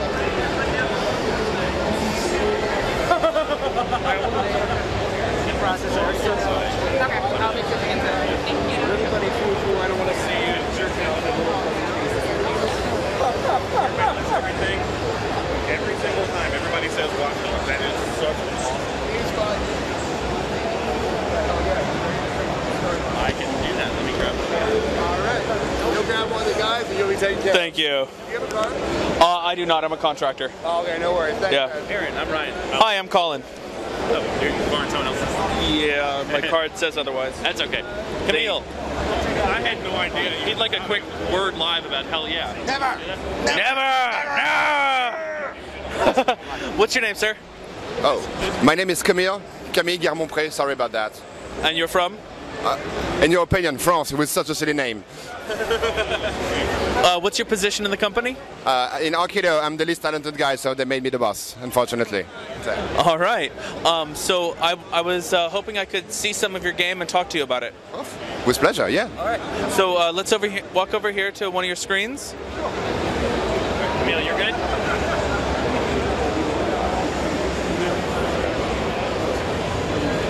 Hello. I'm actually going to have you on my left so I can talk to you easier. So right here we've got someone playing through your game some. Yes, exactly. So what's the name of your main character? Oh, he's called Ash. He's a dead little rabbit, and he's supposed to be the Prince of Hell, but he's not there yet. He's supposed to be really badass, but it's not there yet. He's working on it still? Yes, and especially he has a little thing for little rubber ducks, and that doesn't help, especially when paparazzi caught him having some manly time in his tub with him, and put the pics on the Internet, which is basically porn and ads. And as you know, when something bad about you is on the Internet, the only thing you can do is to kill everyone. So it obviously takes the bad taste in your mouth away. Yes. So it's a bit of this game is a 2D platformer with a twist. Think of it as a Metroidvania / Go Pokemon, where a stupid decision that we made in terms of design is that each of our monsters would be unique and sold just once. And you have to kill each of them in a very specific way. So this one, you will need to use the left trigger. No. Yeah. Whatever. Yeah, exactly. And to shoot missiles at him, and then send him a little. And each of the finish him are uniques with variation. We have 35 unique finish hims, and different ways to kill your monster. There are 50 ways to live your lover, but 100 ways to kill your monsters. So there's a bit of backtracking in the game also, because you have an awesome wheel of doom that allows you to drill through levels and through different kind of hell, yeah, and through the monsters also. It's just a video game, you know. Some of the games right now are allowed, in my opinion, to be just video games, not taking ourselves too seriously. Not taking ourselves too seriously, and just having fun and making games for the inner 12-year-old that we had, playing the game that we loved to play when we were 12, and trying to make a new spin on that, put a little bit of HD, a little bit of colors and stuff like that. Just have fun. Definitely. It looks like a hilarious game. Can you tell me what engine you used for it? Oh, it's our own little stuff. I mean, Arcado is 6 years old, and we've been building our little engine. It's a 2D engine. It's something that we are using for all our games from the DS until now, and it's something we will probably try and share with other indie developers, so they can make their own and make cool things with it, because that's the way indie guys go, I would say. So we have been helped by many guys when we have troubles, and we try to do the same, especially on Friday lunch when I'm cooking for friends in my secret studio, in my secret restaurant in the studio, and that helps a lot to be able to join together with all the other indies and make cool games and have fun doing that. Do you have a release date at all? The release date should be. We just sent the game for approval to Microsoft today, but we missed the part where we could be part of the Summer of Arcade thing. So it's going to be just a few weeks after that. Right. So it's going to be a Microsoft Live. XBLA. PSN or SEN and PC mainly Steam. Oh, okay, cool. And Steam, we're trying to make it the better version. I'm a Steam user myself. Yes, a little bit more graphics, better music, and hot swap. You can put a controller and it's hot swapping already, or you can use the mouse or the keyboard and it's immediate real-time change. Cool. Yeah. That's actually really good information. Yeah. So, I mean, this guy's obviously a little better at the game than the other one was. Yeah. So, oops, sorry, as I bump into this guy now. So this is the first time where you are entering the wheel. We have made the game, we tried to make it based on the feeling, the emotion we wanted the player to have. Basically, when you start the game, I mean, you are entering a basic 2D platformer, so the first thing you want to go is go Mario on the head of the little bugs, and they hurt you. And then you see a little thorn, and it hurts you. And it's supposed to be the bloody Prince of Hell. And you get a little bit frustrated. And the monsters that you see, they are taunting you. This one has been taunting you, saying, "You can't touch me." Now you can touch him. No, now you've got the wheel, and it's payback. payback time, and you're gonna squid him. So it's always a love-hate relationship between you and your monsters. Pop him like a grape. Yes, exactly. And so there are many funny ways to kill your monsters. All right. Yeah. Well, that's very cool. Do you have? Did you say? You said you missed out on the Xbox Summer Arcade. Yes. Any information on when it's going to be available on PC? Oh, it will be a global release. Global release all at once? Yeah, no. Yeah. All right. I don't want to treat the PC guys differently or get them the game 2 months afterwards for stupid reason. No. Everyone got the best experience at the same time. Very cool. Yeah. Well, thank you very much for your time. Your name was again? Oh, Camille. I'm the head of Arcado, the final boss, as they say. I'm the least talented guy of the studio, so that was the only position available. Very cool. Yes. Thank you very much, sir. You're welcome. Bye. Goodbye. Thanks so much. Thank you. Yeah. That guy's awesome. That was awesome. He was really kind of flipping out on how bad that guy was playing. Okay, so since I've been ignoring my phone for a few minutes, I'm sure I've got a bunch of questions lined up that I didn't address. No, I don't. That's a little sad. Where am I going next? I'm gonna go over here to Metal Gear Rising: Revengeance. Really? That's the title? Oh my god! I'm sorry, but that's Revengeance. That's gonna be like my new favorite word for a minute. Metal Gear Revengeance. Oh, that's great.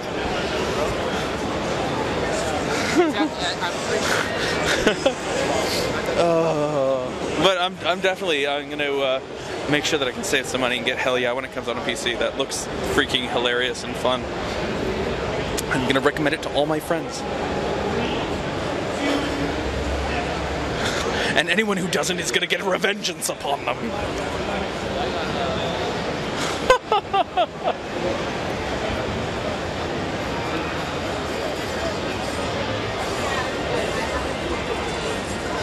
Hello, media check-in.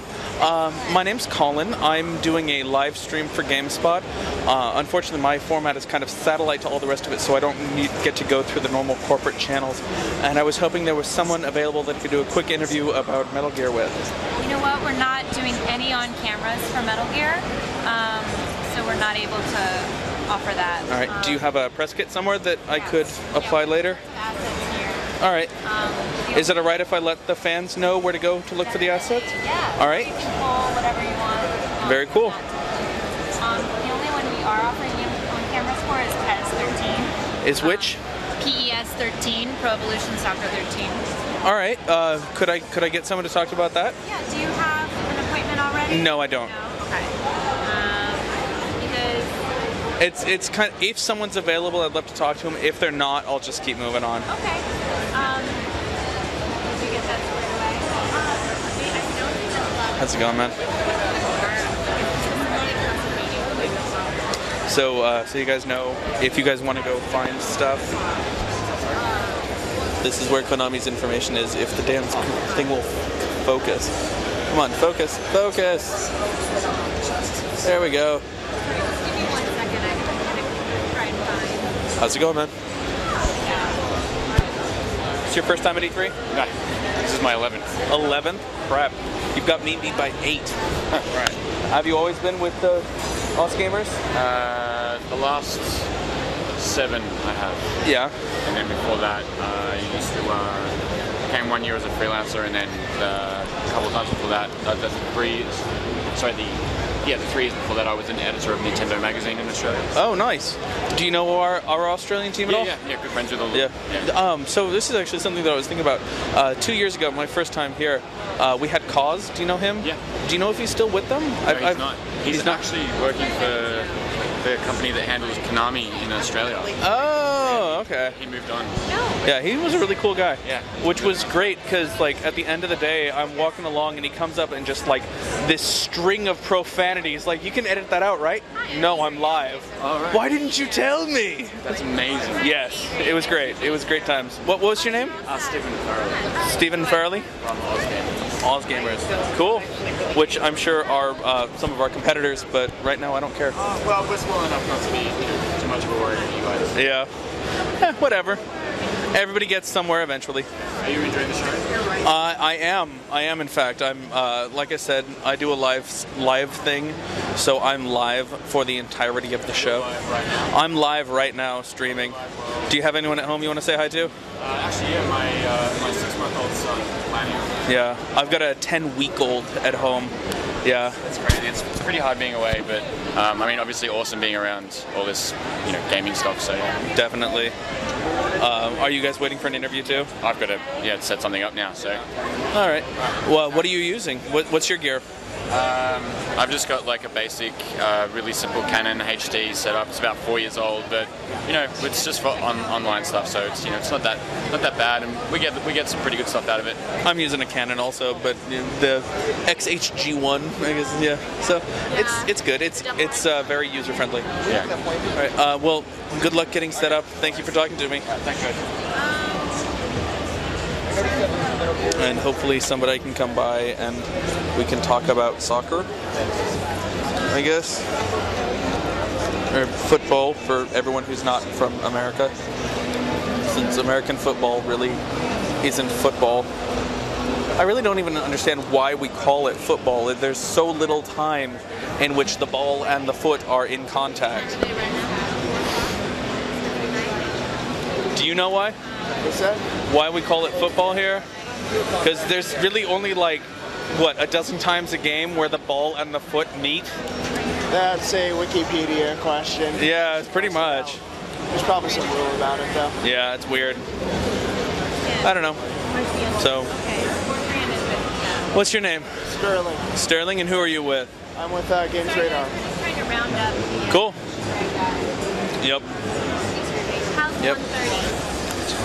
Yeah, funny you asked that. Yeah, Pez is what I'm here for. Yeah, well, that's the only thing that they're doing on camera, apparently. Really? Yeah, that's what she told me. This is their press kit, is a website. Oh, yeah. Yeah, we've gone through those. Yeah. I'm sure John knows about my love of the footy.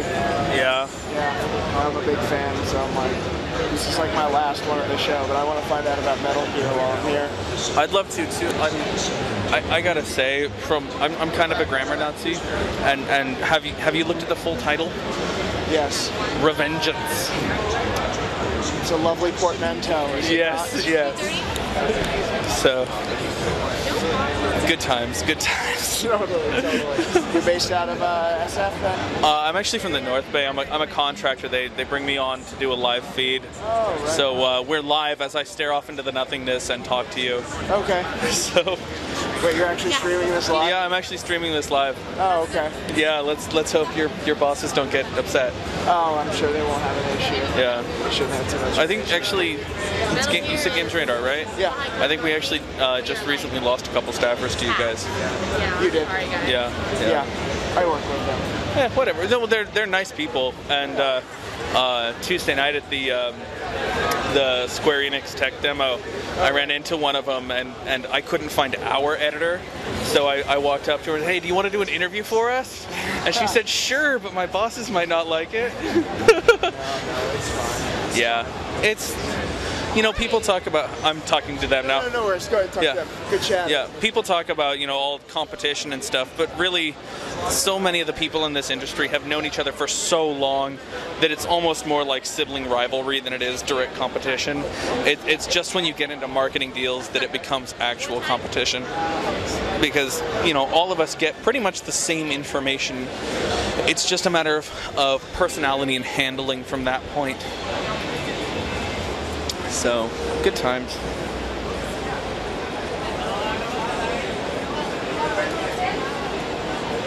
Oh, was there?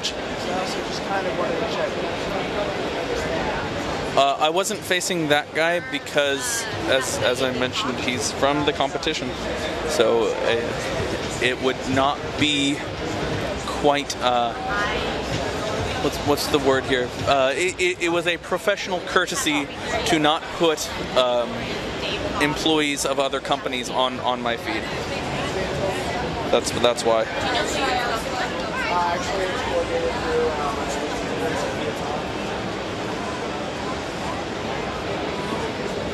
So,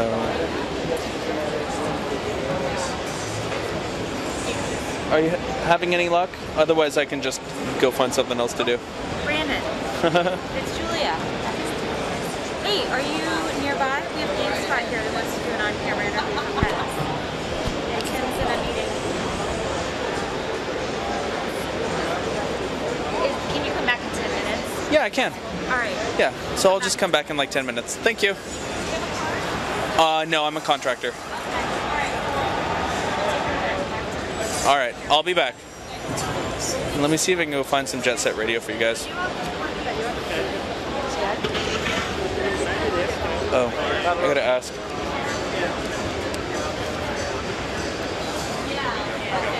Actually, one last quick question. Are your trailers over there embargoed? Well, they're on screen. Okay. You can't shoot. I can't shoot the screens at all. Yeah. Thank you. So it's actually kind of funny because I don't normally like to do small talk. The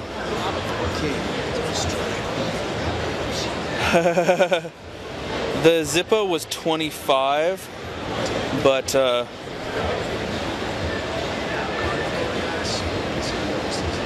you know, I don't know why people come to E3 but don't want to do interviews. It doesn't make any sense.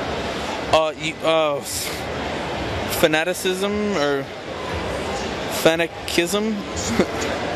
Fanaticism. What? I can't pronounce that. I did Tomb Raider first thing today. It was the absolute first thing I did. I got a great on-camera interview and had a lot of fun talking to the guys. So it'll be in my highlights later.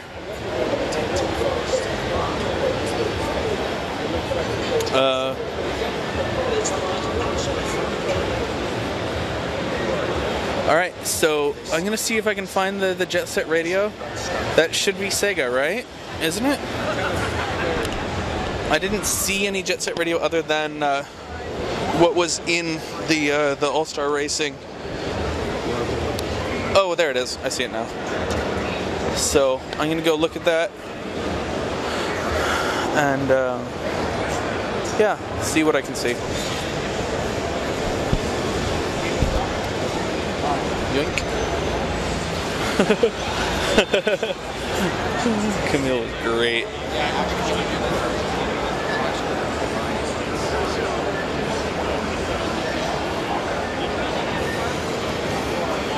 I'll do FIFA in a little bit. Excuse me, sir. I identify more as being a Scotsman, but sometime last year, and I can only assume that Tor, the Gamespot host, started this, but somehow I just got defined as being like the Gamespot E3 Viking. So.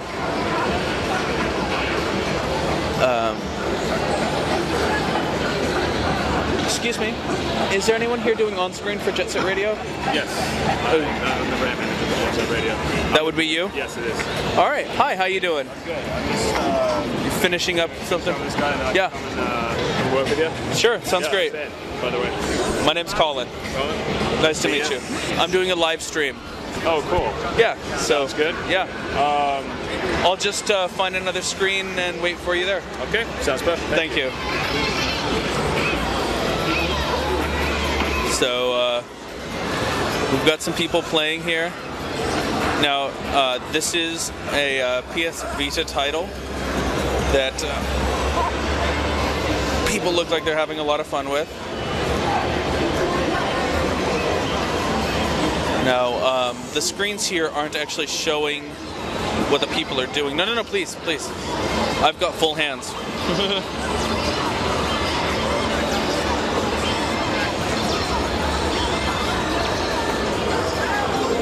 Oh, so Marcus, fanaticism, I know how to pronounce, but this guy had the letters rearranged. That's why I couldn't figure out how to pronounce it. Sorry. I get a live comments from the audience, and I'm trying to sort through them. Oh yeah. Yes. So again, your name was? Ben. And you're from? I'm from Sega. I'm the brand manager on Jet Set Radio. All right. So I've had some questions of people who specifically want to see what you guys are showing off. Now, this is a PS Vita exclusive title? No, it's not actually. So Jet Set Radio, we announced it back in GDC, and it's coming out on XBLA, PSN, and PC. And then a couple weeks ago, we actually just announced that we're also working on a Vita version. And today, or this E3 is the first chance you get hands-on with it. All right.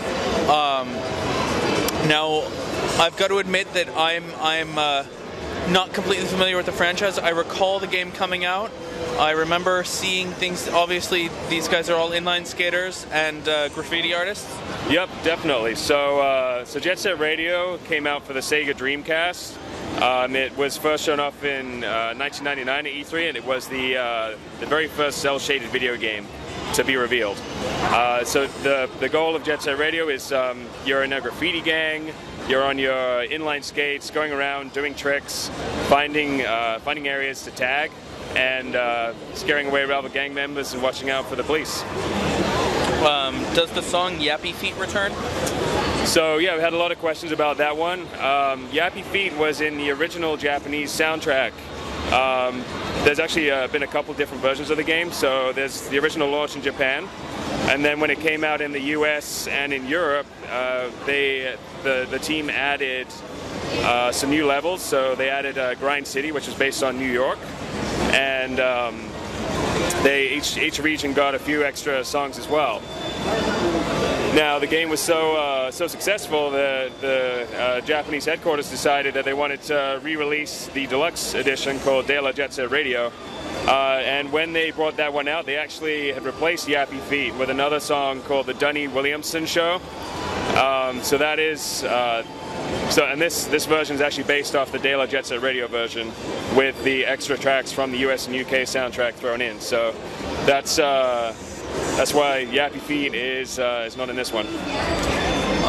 Is it going to be available for download anywhere? Yappy Feet or the game? The song. The song? I'm sure that if you do a Google search and look around the internet, you'll be able to find it somewhere. All right. So roughly how many gameplay hours are we going to look at in this game? So this was an original console title. So it was a $60 game back in the day. It had a lot of different areas to play. You got 3 main areas in Tokyo, and each one of those has 8 to 12 different levels in it that you can run. So you're looking at a very solid retail experience, but it's going to be downloadable. It's a pretty good deal, really. Do you have a price point that you've announced yet? We haven't announced a firm release date or a firm price yet. Okay. How many playable characters are there? There are over 10 playable characters. There are a few unlockables. You can play as the various different people you recruit over the course of the game. There's also gang members that you can unlock. There's a little dog called Potts. You have to be super awesome and complete the game perfectly to unlock him, but he's pretty fun to play as. So yeah, got all the original characters from the Dreamcast release. All right. Do the different characters have different art styles? So they don't have different art styles. You can select different graffiti. So as you go through the game, you collect these little radio. It's actually on the loading screen. They're called graffiti souls, and what they do is they unlock additional graffiti in the game as you play. So you can select that before you start, and all of the graffiti options as you unlock them are available to all of the players. The different characters, though, they do have different stats. So some might be able to jump better, some might be faster, some might have like easier graffiti tag sequences. Some might be might be able to carry more bottles of spray paint. So yeah, you gotta find your favorites. My preference is combo, personally. All right. Yeah. Cool. Yeah, I think that covers everything, actually. Cool. Well, thank you very much. Thank you. Actually, so a question I have for you. Will the soundtrack be available as a separate thing, or is it just with the game? We haven't announced anything yet, so in terms of the soundtrack. So, yeah, but, you know, there's a lot of cool stuff in the game, so it's pretty exciting. Jeff G just asked, are we going to be able to upload our sprays? So there is a graffiti editor that came with the original game, and you are able to, you know, make your own graffiti in-game. There's unfortunately no sort of sharing functionality. I think the original you were able to download graffiti from the internet because Dreamcast was, you know, the first online console. So that's a pretty cool feature. As far as specific Vita stuff, you know, we haven't really announced any specific features, but obviously there are a lot of cool things, you know, with the touchscreens, accelerometers, cameras, GPS, that kind of thing. So we're gonna figure out which ones work best for the game and give everyone some more details soon. All right, thank you very much. All right, thank you. Have a great rest of the day. Rest of my day, yeah. Yeah. You too. All right, so now I'm getting a battery swap.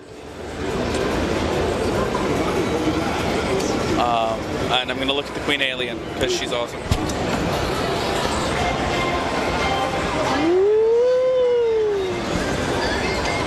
Cool, thank you. Hey, next time you come, could you bring my cape? Yeah. It's in my bag, which is next to... well, you're going to switch soon anyways, but yeah, where's your bag? The second table in at the end closest to the TVs. What is it? It's a gray... do you know ThinkGeek's messenger bag of holding? It's a gray messenger bag, and on the very front it'll have bag of holding and a D20, okay. And inside there's a zipper that's broken, and in that pocket is my cape. Okay. Thank you. Yep. So I guess I'm going to be trading with Mike soon.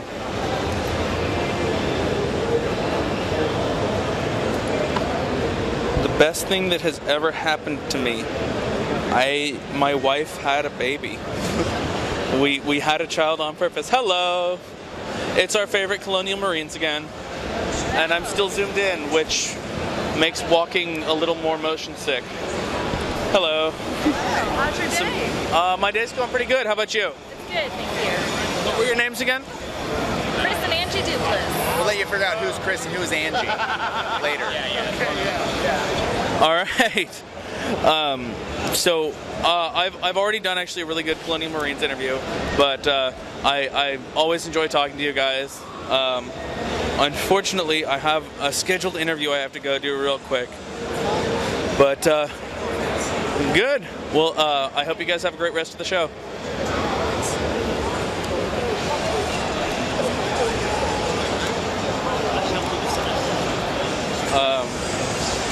So another cool thing that's happened to me since you asked, my favorite moment of Comic-Con last year, since we're passing Metal Gear, is when I was at the Konami booth at E3. I got video bombed by Hideo Kojima, which is like getting video bombed by the man of the game was pretty impressive.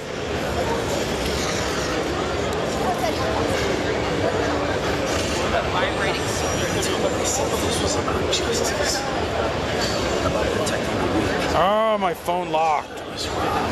Why did you lock?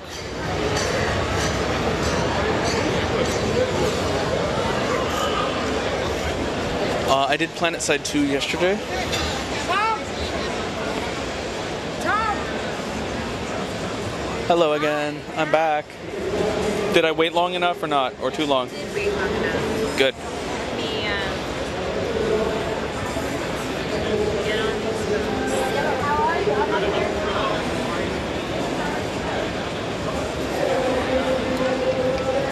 phones. As far as I know, I'm going to be doing Comic-Con again this year. So we'll see how that goes.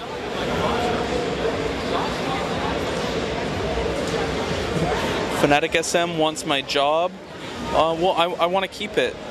Sorry. I'm not a huge fan of rap music. There are some songs that I enjoy. There's a band called Flowbots, does a song called Handlebars, I want to say, which... Are my cables loose? Oh, So am I getting all sorts of artifacts from bad stream? Probably.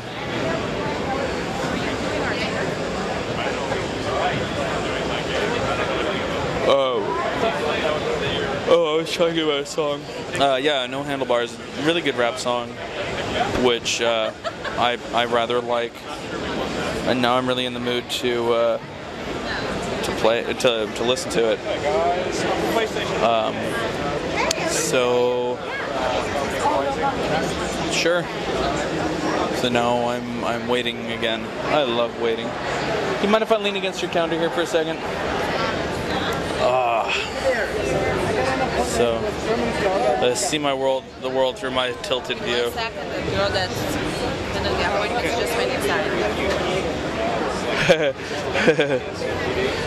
Why do you guys want to steal our jobs? Yeah, if you see me at Comic-Con, feel free to run me down and talk to me. I know Mike is going to be there also for the first time. He finally got to... Cool, somebody else knows that song. Stereochrome knows the song Handlebars. It's a really good song.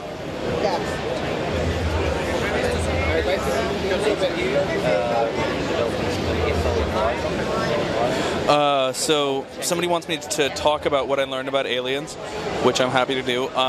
It's a direct sequel to the movie Aliens, and it's going to be completely canon. It's going to feature a lot of the really iconic. It's going to feature iconic gameplay and settings and props and stuff from the films that everybody has wanted to like. It tells the stories that people want to hear, kind of situation. Oh, I'm not supposed to be looking at that with you guys. Although it's really sweet. That's awesome looking. I really hope you guys can go online and look at some of this. So I'm gonna face this way, so I'm less likely to accidentally put other people live on screen. So yeah, it features a lot of the iconic weaponry and settings. Features some of the best locations from the movies. The ship from Alien 3 showing up over the planet, and a little bit of they mentioned that there's going to be a little bit of content that takes place in the derelict spaceship. I was curious to see if there's going to be any information about the space jockeys, but there doesn't appear to be. So it's basically a single player game, but it features the squad-based kind of combat that you would expect from a squad of Marines. They're not expressly part of the playing field. You don't get to like control them or any of that. Yes? Okay. I'm just recounting to them an interview that I did on Tuesday. But it sounds like it's going to be a lot of fun to play. Features, like I mentioned, a lot of the iconic weaponry, which is really cool. Features all the different kinds of aliens, the xenomorphs that are available. Oh, wow. It's kind of an interesting feeling. I'm all keyed up from the NOS, but I'm still tired. So that's one of the reasons I'm talking like a mile a minute. That and because Colonial Marines sounds really cool, so I'm a little keyed up about that too. One of the things they specifically were mentioning was the notion that, you know, we've had all these Alien versus Predator games come out where you have the option to play as humans, but there hasn't been anything for so long where you're the grunts in the field doing what it takes to kick alien ass. So I'm excited about that, and so are they.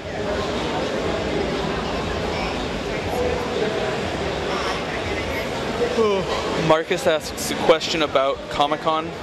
What kind of things are exhibited at Comic-Con? Are there games or comics? So there's what's displayed primarily at Comic-Con is the comics, sort of. they bring a lot of games that are comic tie-ins, games and movies. Like there's always a big presence for DC Universe Online. There's always a big presence for like Marvel vs. Capcom. They feature a lot of the comic themed television shows. There's independent art and independent comic publications, web comics, all sorts of stuff in that vein. There's artists doing signatures and commissions. There's vendors selling comic books and merchandise. There's a couple. There's like Sideshow Collectibles and Gentle Giant Collectibles. Always have a big presence there to show off the figurines and statuettes that they make for their licensed products. And then there's just all sorts of stuff that ties into that whole lifestyle, really. So that it's a fun place to be.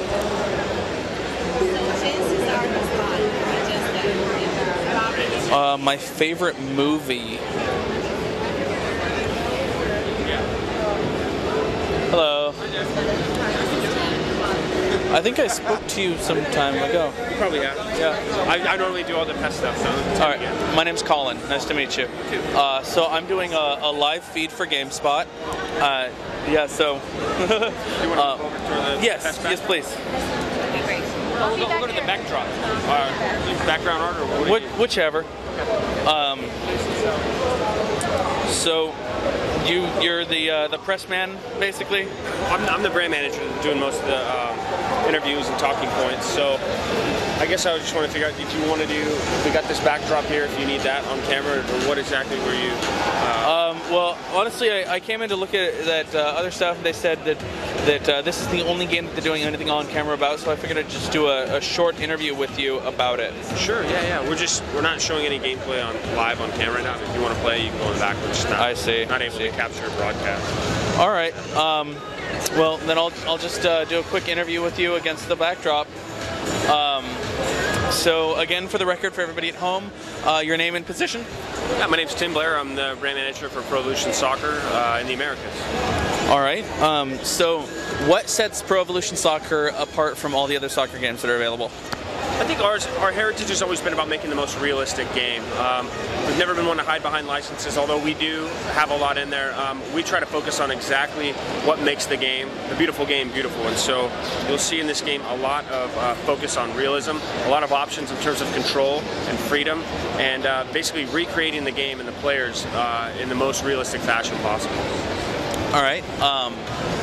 Now, does this feature international gameplay heavily, or is it specifically one nation playing itself, or how does that work? I'm not sure if I understand your question exactly, but we do have national teams, club teams from all over the world involved. We got the UEFA Champions League, the Copa Santander Libertadores from Latin America, which has club teams that compete in those, as well as licensed national teams as well. That actually answers the question that just came up, was what leagues and teams are licensed in the game. We'll announce a more robust licensed list later on. We're just not at that stage here at E3 at this point in the campaign.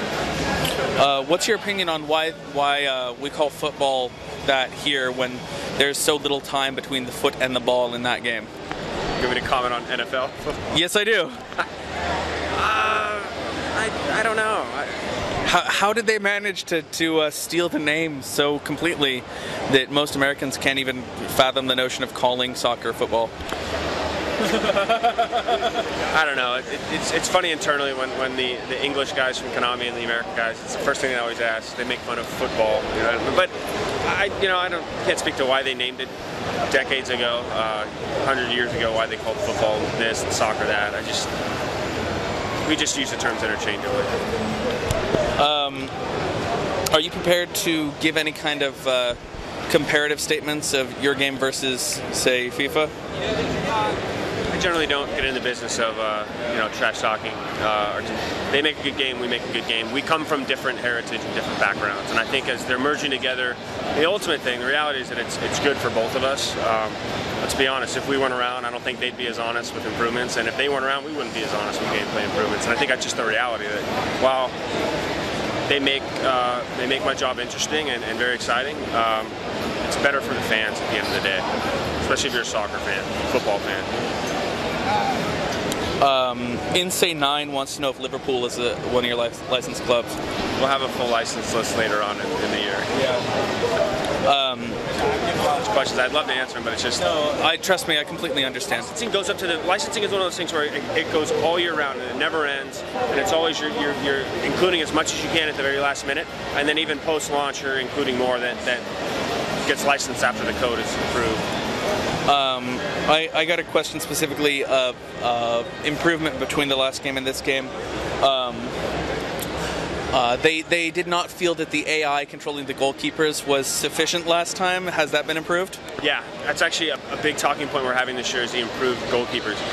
It's funny that that's not an American or a British sentiment. All over the world, we get feedback from keepers. I myself, when I play, get frustrated. What we've done is we've kind of gone in, unlocked kind of how they operate and interact with the ball, and we've improved their logic. So we've made improvements to how they react to the ball, the trajectory, how the ball comes in, distance between them and the goal, what kind of ball is being played in. Is it a shot? Is it a knuckle? Is it a loft? Is it a chip? And then also we've improved the physics of the goalkeepers and their motions. So before you'd see a lot of just simple batting away or catching or batting away. You're seeing them use a lot more of their body on these shots. So it may be like they have an awkward shot, much like a hockey goalkeeper, where you have to spread real quick and use a foot or use a knee to get to deflect. You're going to see a lot more of those varied motions, but they're all dictated by the logical improvements that you're going to see in the goalkeepers. So you mentioned physics, which was another question I received. Is do you feel that you guys have made significant improvement in your physics engine? Yeah, I didn't hear that last part of the question, sorry. Do you guys feel like you have made significant improvement in your physics engine? I do. I mean, we've always had, even last year, our physics engine, although it wasn't like a core part of our messaging, our physics have been doing really well. Our collision has always been, I'd say over the past couple of years, very well done. I mean, you see a lot of guys reacting, just not body-to-body contact, but just them coming on, like how the ball reacts to those players. And I think you see that especially with the dribbling improvements, the deft touch dribbling this year, with how the ball reacts to the player and the player reacts to the ball. Which is the question I received while you were talking, was improved control over dribbling. Yeah, it's called a deft touch dribbling. It's not just, in the past, it's, you run around with the joystick and that's your dribbling, right? That's not the case. Like, there's multiple aspects you can control. Through the new control scheme, you're actually using more of the sole of your foot, the heel of your foot, the toe, to basically draw defenders in, to go side to side. It's not just a running with a joystick. You can do more of these more specific, varied types of dribbling.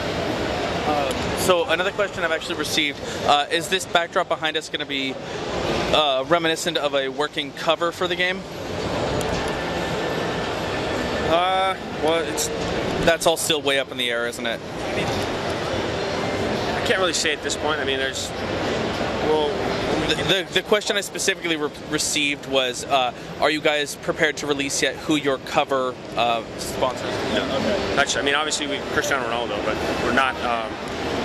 The poll is not. We're not ready to make that decision this year, or announcement, I should say. Right.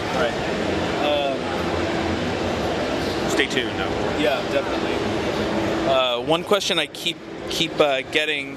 And actually, it's really nice that it's not being spammed from one person, but I'm getting it from several people, is specifically asking about your online multiplayer and what improvements you've made to that system. So we're going to talk a little bit about that in depth, and I think in about a month, but we are talking a little bit now about it. So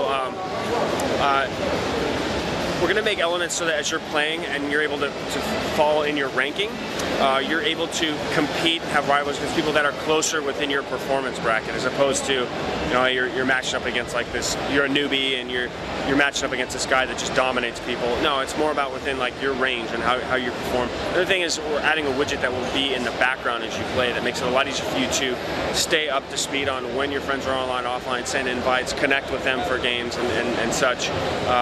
There's more coming. We're just not in the place right now at E3 where we're talking specifically about that. But between now and I'd say August, you're going to see more information coming out of Konami about that. And where would they go to find that information? Well, there's our websites, Konami.com. There's also our Facebook page, just another good use. You always get the info there first, which is facebook.com/PES.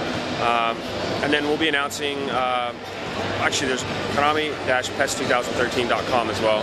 But I'd say more than anything, join the Facebook community. There's a lot of discussion going on there. More than just about the game. We're talking about stuff that's in the world of football as well, or soccer. So it's a great place to stay connected. All right, very cool. Can you tell me who these gentlemen are that are on the logo? Or this is one guy, isn't it? Different poses of Cristiano Ronaldo. Plays for Real Madrid, Portugal. You'll see him on the Portugal national team as the Euro starts here later this month. Very cool. Well, thank you very much for your time. So I told the fans at home where to find your press information, since you aren't making that available live on film, which I cleared with the press people. So yeah. Yeah, I don't know. Press people can be kind of weird. It's interesting. So, huh? Yeah, because I'm live. People get really, really nervous when you walk up and put a live camera in their face. Yeah, because you can't stop and redo, you know. There is no edit that out. Yeah. Huh? You're not on a delay? I'm on a little bit of a delay, but it is still a live feed. There's no cut it out. We could throw up a splash screen and cut the audio, but we would kind of have to arrange that ahead of time. Is there anything else I can answer here? And I apologize. I don't think. I think that's going to be it, actually. So again, thank you very much for your time, and I hope that PES is a great seller for you. All right, take care. So that's all I can show you. We've got Castlevania 2. We've got Zone of the Enders HD.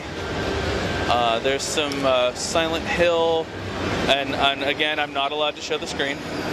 New Little King's Story, Silent Hill, Book of Memories. They've got Frogger Pinball, which actually looks really cool. This is a pretty sweet. I'm not going to show the screen. What was that? It's live. Yeah. They told me at the press booth not to show anything live. Whatever. So this is actually really cool. Basically, they've got like this giant video. Screw it.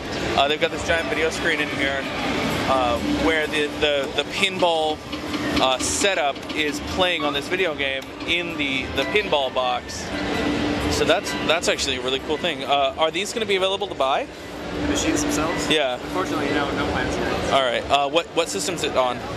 So right now, it's out on Facebook. You can play it for free, and it's coming on the iOS.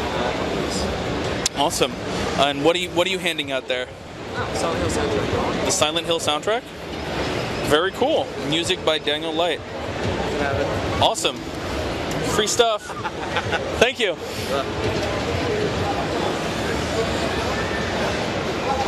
Hi. Who are you with? What? Who are you? Can I see your name tag? Oh. Thank you. Some random person taking my picture. That's turnabout, I suppose. And it is fair play. And technically I'm supposed to switch to the West Hall, but you guys are totally right. I did miss out on so much stuff when I was here the other day. So I'm going to stick around and let me know if the signal gets too bad, because if it gets too bad, then that means that Mike and I are too close to each other, and we steal each other's signal strength. Which kind of works out for keeping each other secret, because if we're too close to each other, our signal goes to crap, and you can't see anything anyway. So, where was I going next? Hoo-wah!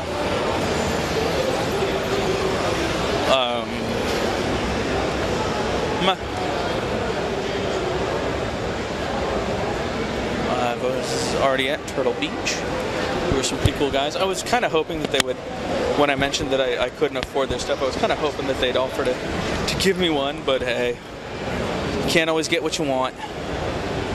Oh, my footage is... Oops, sorry, sir. My bad, dude. No, I forgot to use my signals. So I did pretty much everything that Square Enix had to show between the 2 days, and they're kind of, I mean, they're really awesome people. Don't get me wrong, but they get a little weird sometimes when you ask for repetition and ask too many questions. They kind of don't like too many questions. Let's just leave it at that. But otherwise, they're really cool people.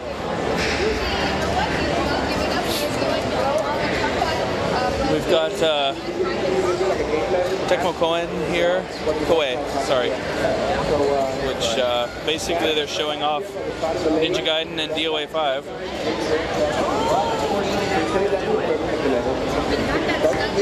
Excuse me, sir.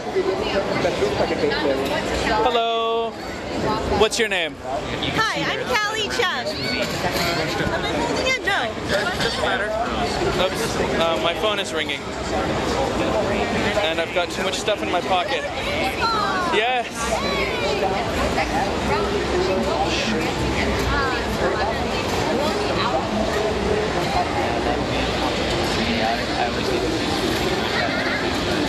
Sorry, 1 second.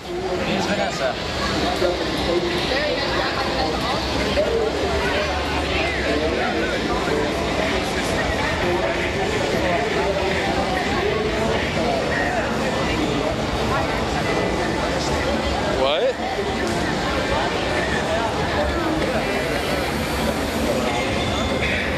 I have no idea what that was. So, I guess I have no idea what's going on. So, get some of this extra stuff out of my pocket so that doesn't happen again. And then I'll see about moving. Apparently, my wife just texted me that my camera is pixelating again, which I hope doesn't happen too much. Got a lot of business cards today. One last thing I'm gonna do before moving over to the other hall, because I think that's gonna be a big part of why my feed is pixelating. Is I really want to go see Skylanders and see if there's anything cool. I mean, that's kind of a loaded statement because, I mean, it is cool, but it's cool to a specific audience, I guess, really. So let me get this adjusted a little better. And yeah, that is definitely what that is.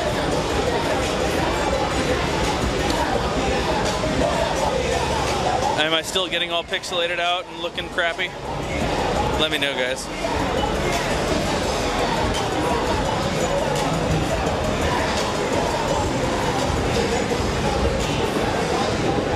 That's a creepy looking monster.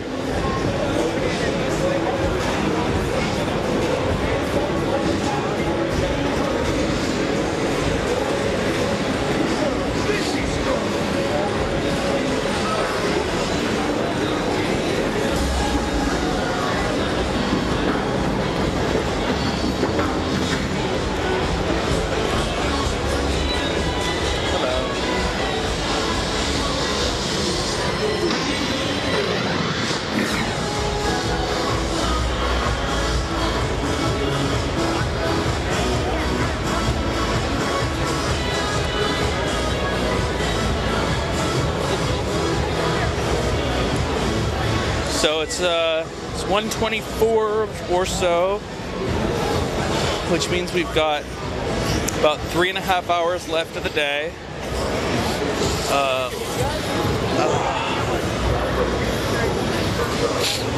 So yeah, I hope I can continue to get you guys the information that you want.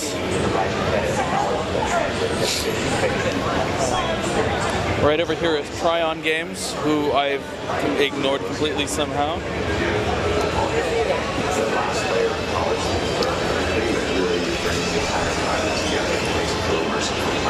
That's why we put a lot of energy into completely overhauling how we do anything in this game. Call of Duty has always been fast, fluid, responsive. Unfortunately, there's a line apparently. It lets players really have control over their character and how powerful the game. In Black Ops 2, when you're looking at core gameplay systems, you have to honor where you've been, but you also have to look forward. The multiplayer community is everything to us. We have such an avid fan base. Creative Class is sweet. We've been expanding the content. We've been playing with the categories. We've been moving these pieces around. You can choose what is the most important things to you and forget about I really hate having to wait in line while I am live. It is going to be fantastic. Dumb. You're trying to take into account all the various distinct personalities, play styles, attitudes, and making sure that there's something for every one of these players in our game in a way that doesn't conflict with each other and takes the whole game forward.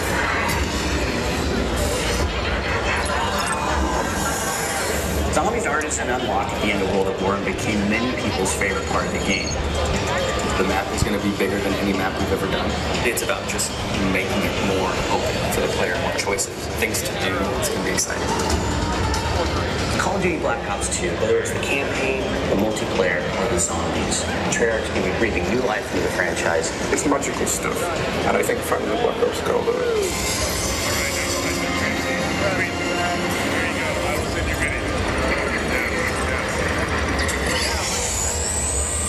So you know the future is black.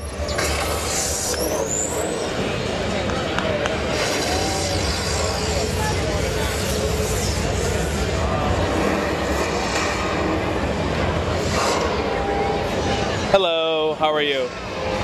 So, let's see, I'm gonna point this way. So I do a live feed for Gamespot. So unfortunately that means I'm kind of separate from all the corporate planning and stuff, so I don't really have appointments anywhere. I was just hoping I could find someone who was free for a couple minutes to do an on-screen for Skylanders.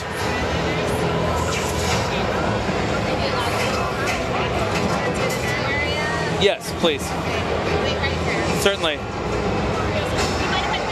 No, I don't mind at all. Just walk around the rope. All right. So I will get out of the way.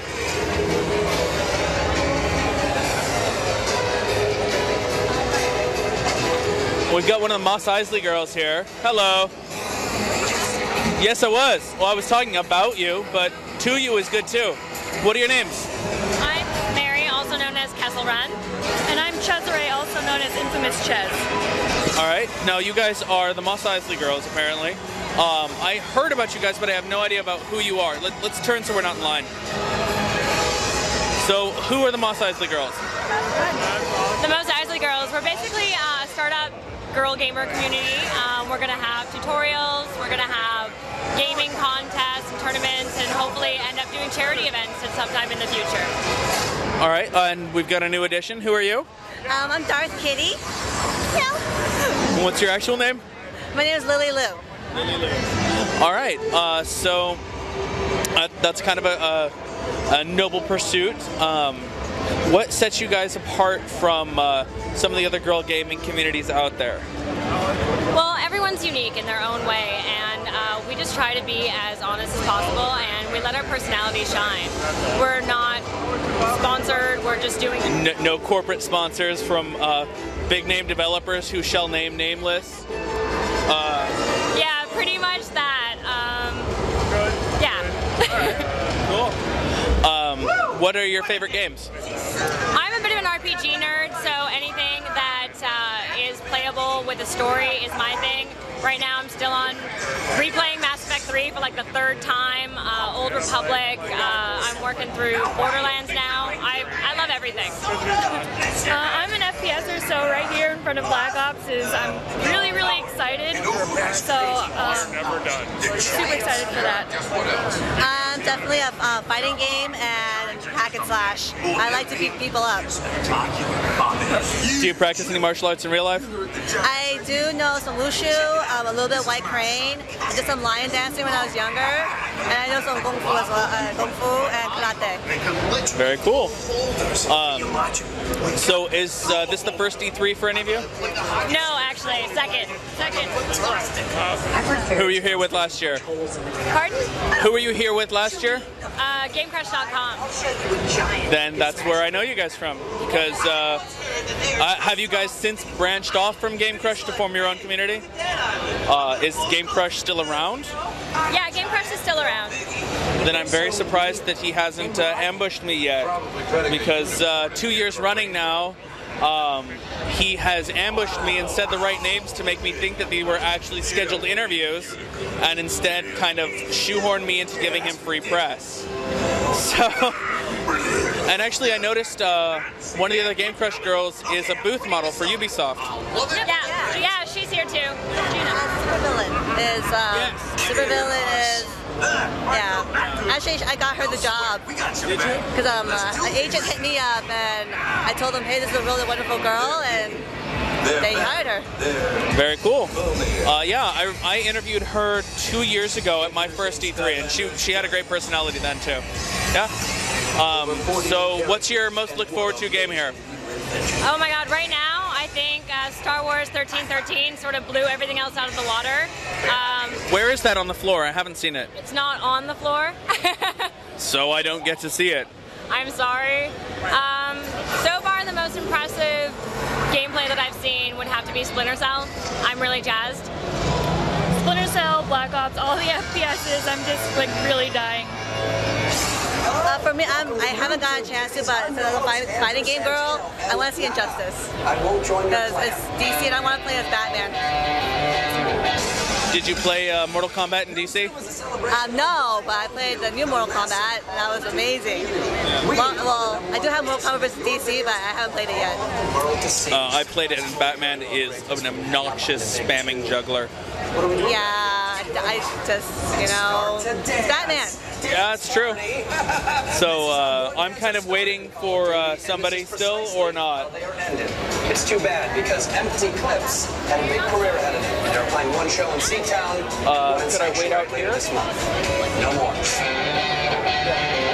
I'm live, so kind of waiting, staring at a wall kind of sucks. So. All right, no, go ahead. You see, now it looks like a butt cannon that poops grenades. Have an embarrassing So, yeah. Want anyone to see? Maybe I'll find somebody else to talk to. These girls obviously have their own thing to do, but thank you for talking to me. Oh, damn it! Okay, back to live again. Oh, damn, you random. So yeah, like I said, I really just kind of want to see some Skylanders, and I was hoping it wouldn't take so long to get an interview. I mean, it might be pretty hard to throw a baseball-sized grenade through a window that's right in front of you. Huh? Oh, it's not hard at all. Oh. That guy's kind of a dick. Whatever.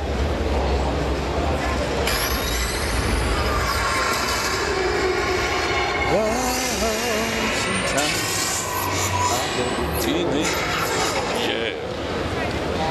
So yeah.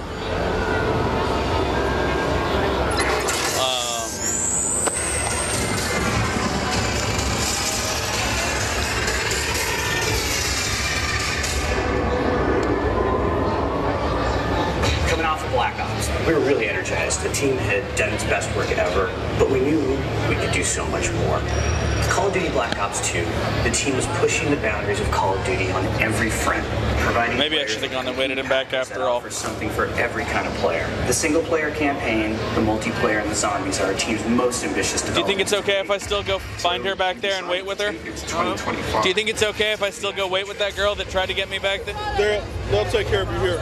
Yeah, I was already talking to them, and someone was going to take me back, and then I said no, and then, hello, are you going to do my on-screen for Skylanders? I was going to ask you, so I was just talking to Aaron too, robotics as opposed to soldiers in order to force military interests around the world. Yeah. What kind of, I mean, well, we have sort of approved designated people that we have on camera, so I just want to make sure that we get the right people for you. Of course. What kind of, what's the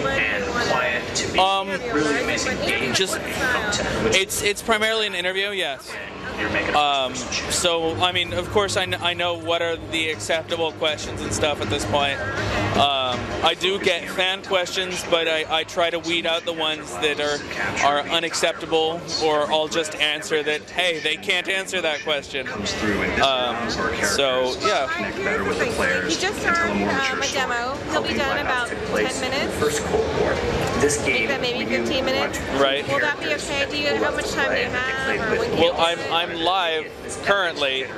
I'm live for the entirety of the show.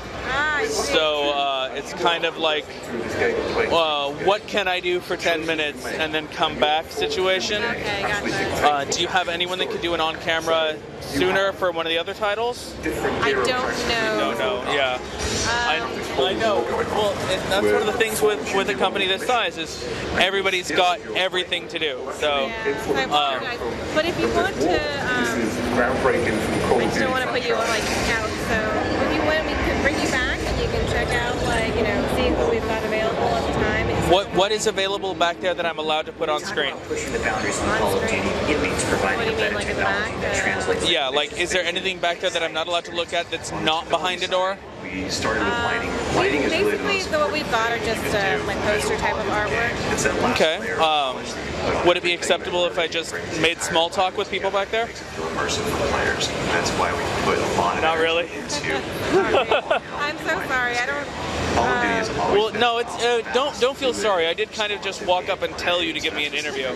So I'm not offended that there's no way for you to just like do it right this second. And Black Ops 2 when but I can try to get back. I'll go ahead and wait with you back there. Is that all right? Cool. The multiplayer community is everything. Thank you. We have such an avid fan base. So now, excuse me, sir. I got caught on you. Sweet. We've been expanding. Let me go ahead and just wait back here, and I hope you guys don't get too bored.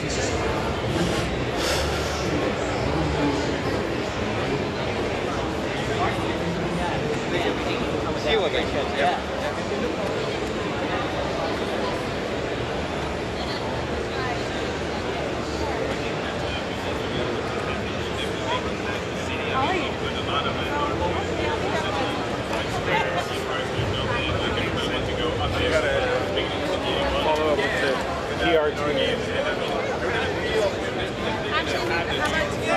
It's okay with Lucy? Hello. We're going to do it together. Can we do it together? Can we do it in the display?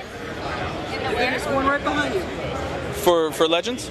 Yeah. Cool. That sounds good. So let's see. Where do we want to stand? I'm going to stand over here so I can get... That works. No, you were good, and you get a little bit closer to him. And there we go. Now I've got the three most important things in the shot. So, what are your names, sir? Your names? Hi, I'm Rob Matthews from Eurocom Developments, the developer of 007 Legends. And I'm Bruce Fierstein. I'm a screenwriter, and I wrote some James Bond movies and 007 Legends. Which movies did you write? I wrote GoldenEye, The World Is Not Enough, and Tomorrow Never Dies. I share the credit on those. Who was your co-writer? On the first one, I forget that. Don't ask me that. All right. I'll explain how to do it. So what's the setting for 007 Legends? So, 007 Legends is a celebration of the 50th anniversary of Bond film. So we've taken 5 classic Bond movies, adapted them into the present day. There's also going to be a 6th movie featured, which is going to be Skyfall. Now the Skyfall mission is going to be free, post-launch downloadable content. So in total, 007 Legends is going to feature 6 great Bond movies. All right. Now, I played the original GoldenEye years and years ago. I didn't play any of the sequels that came out to it. Do you guys do anything to pay homage to the games that have come previously? We don't so much reference the games that have come recently, but we do reference the classic moments of Bond from the past 50 years, which is the idea here. Right now we can't tell you what the rest of the game levels are because we'd have to kill you, but in true James Bond fashion. But right now the one that everyone knows about is Moonraker. So in Moonraker, you have Jaws, you have the space shuttles, and kind of as testimony to how Bond has stayed current during all the years, when Moonraker first came out, it was a story of a crazed industrialist who was sending a space shuttle into space, and everyone said that'll never happen. So here we are in the year 2012, and we have industrialists sending space shuttles into space. So I actually have a question for you. You're referencing, you said, 5 iconic movies in the James Bond franchise. Does the James Bond model change with the actor that was in each movie? Why don't you explain that? No. What we've done is we've made it contemporary by bringing those stories into the present day. You know, we reference a lot of the elements, so if you've seen Moonraker today, you know, you'll see the costume designs, the likenesses of people like Jaws, Dr. Goodhead, Drax, you know, the weapons, the logos. So all, visually, you know, it references the film very, very closely, but it's set in a modern day universe. I think Daniel Craig has done a fantastic job on the last couple of films. I'm really excited about Skyfall. I think that's going to be a fantastic film too. So we're really proud to have Daniel Craig in the game throughout the stories as James Bond. And you have Dame Judi Dench playing M again? We're not making announcements at the moment, but please stay tuned. There's going to be some great talent coming back from the films who are going to be attached and doing voiceover for the project. Very cool. So, is the... Okay, this is going to be kind of a hard question for me to formulate properly.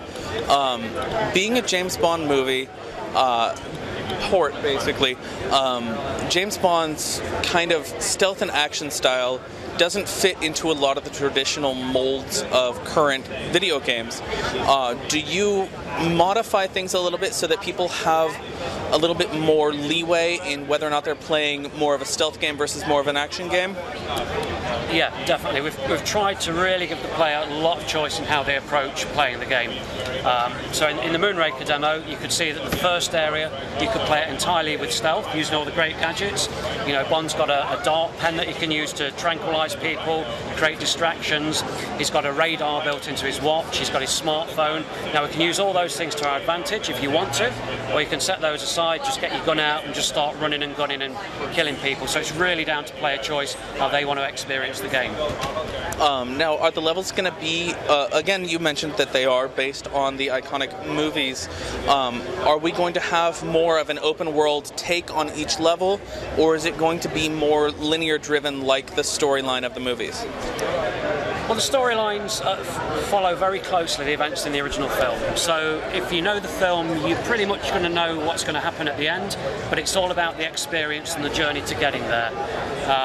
But in saying that, we try to give a lot of multiple routes throughout the game, so you can choose alternate routes through if you want to go through with stealth or firefight. So again, there's a lot of player choice in the game. It's not just on a fixed path. I lost my mic. Have you guys discussed yet what systems or release dates you're looking at for the game? So 007 Legends releases fall 2012. It's going to be on Xbox 360, PlayStation 3 and PC formats. Are you going to feature like a collector's edition or HD edition that will feature bonus content? I don't have those details to hand at the moment. If you speak to Activision PR, I'm sure they'll inform you in time. Definitely. So what is the most exciting feature of the game to you each? Well, I love the stealth play. I also love some of the toys. In the movies, when you write the movies, you refer to them as Q toys, come from the great Q. So it's the dart pen. I love the dart pen, which gives you a variety of ways of taking down bosses and disabling them. I also love, there's something on the stealth phone that's just terrific that I haven't seen before in a game, where you will be able to look at walls and see where wires and electricity goes through the walls, which you will then follow to your next clue. That will become an objective. I think stuff like that is really very spy-like. And so there's a kind of a spy espionage aspect to the game that Eurocom and Rob developed that I'm blown away by and I love. And you, sir? Just to follow up on what Bruce said, we've put a lot of work into developing the kind of the spy and the espionage, the surveillance, investigation. So it's not just about running around killing people. You've got to investigate, find information on all these bad guys, work out what they're doing, use all your gadgets and your tools to your advantage, and take them down and prove why you are the #1 spy in the world. I actually just got a really good question from one of the users. Is this going to feature first-person or third-person perspective? It's first person. It's first person. All right. And have you guys discussed yet whether there's going to be any kind of online play? Yes, no, it wouldn't be a Bond game without great online modes. So we have online multiplayer. We've also got the great 4-player split screen making a return. And on top of that, if you're familiar with GoldenEye Reloaded, we've carried over the MI6 Ops game mode. But this time around, as well as missions for Bond to complete, there are also going to be missions for some of the villains and some of Bond's companion characters. Now, these missions are going to be inspired by some of the moments in the fiction from the original films. So the MI6 Ops mode feels a lot closely integrated with the story experience. And you get to play as Oddjob. You get to play as Oddjob. That's always fun. That's all we've ever wanted to do. Definitely. Now, is the Oddjob model you're using the original actor from the, was it 70s? Harold Sakati, yes. Harold Sakati, yes. Very cool. Is there anything else that you're really excited about that you want to make sure everybody in the world knows? We're really excited about the downloadable content. That when you play the game, you will then, as the movie comes out, there will be downloadable content from Skyfall. So not only do you get this wonderful arc and this wonderful story that takes you through 5 James Bond movies, you also then get to be involved in the latest James Bond movie, which we also can't tell you anything about except to say that we've both seen parts of it and it's just completely blows you away. Do they still consult you at all on the screenwriting? I'm still in the family. Yeah, definitely. It's all about family, right? Well, thank you again for your time.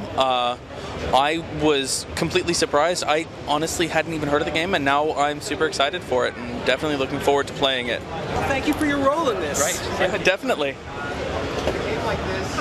So, yeah. Well, I specifically wanted to do an on-screen for well, sure, if you're doing one. I specifically came for Skylanders because it's my nephew's favorite game, and Did you get that yet or not? Not yet, no. Are those live? Are you live? I am totally live still. Yeah. Yeah. Broadcasting from here to the Gamespot booth. Yeah, we've got a server that this connects to, and then we stream it from the server. That's so cool. Isn't it? It's amazing what technology does these days, right? Like you're still live, right? I'm still live. So, oh yes, you are. Yeah. Buy the game. Buy the game. Definitely buy the game. Okay, so Kathy is doing Skylanders. All right. Yes. Yes. Perfect. Hey, go ahead, man. Coming out right She brought me back here actually. So she will take care of you now. all right. You too.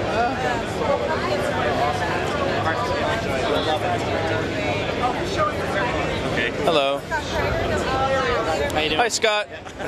Drop your camera here. I've got it wedged in place. Self-contained, right? I am self-contained and I am streaming live. So. It's quiet. Do you want to do it in the room? It's quiet. Yeah, please. Yeah, it's pretty loud out there. So they're opening the door for us so we can come in here and talk about. Ooh, it's nice and cool in here. How you doing so far with the show? Pretty crazy, huh? Yeah, it's pretty crazy. But. Do you want to have a seat? Do you want to do it this way, or what's the best? Well, so am I allowed to show him playing?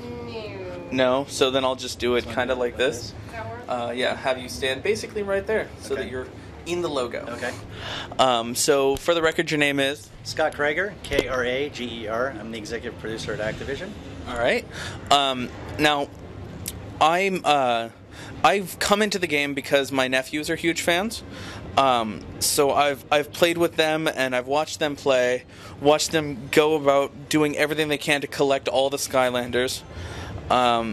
and I was curious as I saw this new Skylanders Giants coming out. What are the big improvements over the previous game to the new game? Well, the improvements in Giants over last year's game are the introduction of Giants. We have these awesome giant Skylanders. They were the first Skylanders, as we learned, and now they are, back and there to help you save Skylands once again. And the cool thing about Giants is there are Giant-specific gameplay moments and things that you can do with the Giants that regular Skylanders can't do. So, for example, they have the ability to interact with the environment in ways that regular Skylanders can. You can pick up giant boulders, hurl them at enemies, do things like that, and you can even pull islands close to you. So as you go through levels, you'll find these islands that are actually chained to the island that you're on. You'll be able to pull them close to you, and then find new areas to explore, new things to do, and you can even find shortcuts and hidden areas in which Giants can access because they're big enough to, break through the blockade. So there's definitely a lot of things that the Giants can do. As well, we're also introducing what we're calling light core characters, and those are characters which the toys, light up. They have this, cool lighting technology. As you get near the portal or place it on the portal, they light up, but they also have in-game benefits as well. So, for example, once per level, you can put down a light core character and basically use like the smart bomb effect to, blast through enemies. Other things that we're adding, we have a whole new adventure mode for anyone who's played the last game. They'll know that Chaos was the main villain. He's back, and so you can go on this whole new adventure with new levels, new gameplay, new combat encounters, new puzzles, things like that to experience. We have a new way to play battle mode.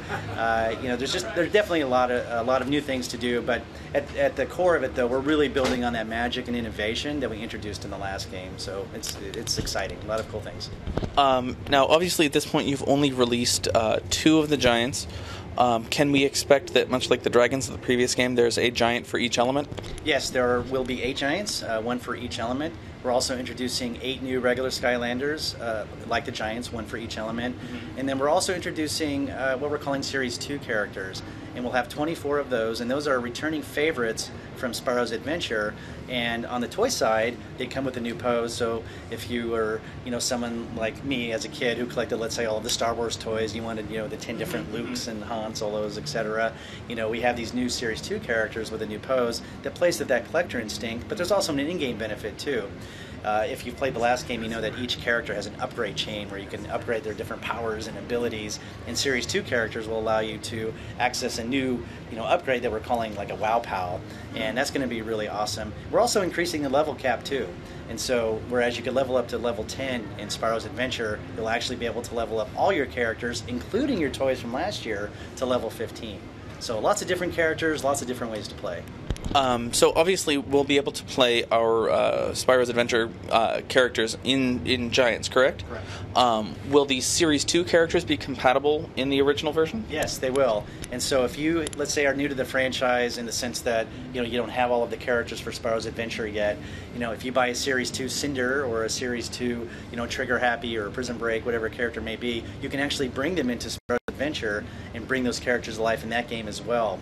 The new power, which we're calling a Wow Pal, which is unique to Series 2, is specific to Giants, but you will be able to play the characters in Spyro's Adventure in the way they exist in Spyro's Adventure. So you can play them in the new game, you can play them in the old game, really adding a lot of value to those toys. If you've maxed out the levels on your Spyro's Adventures characters, will those levels play through to Giants if you're bringing your old characters over?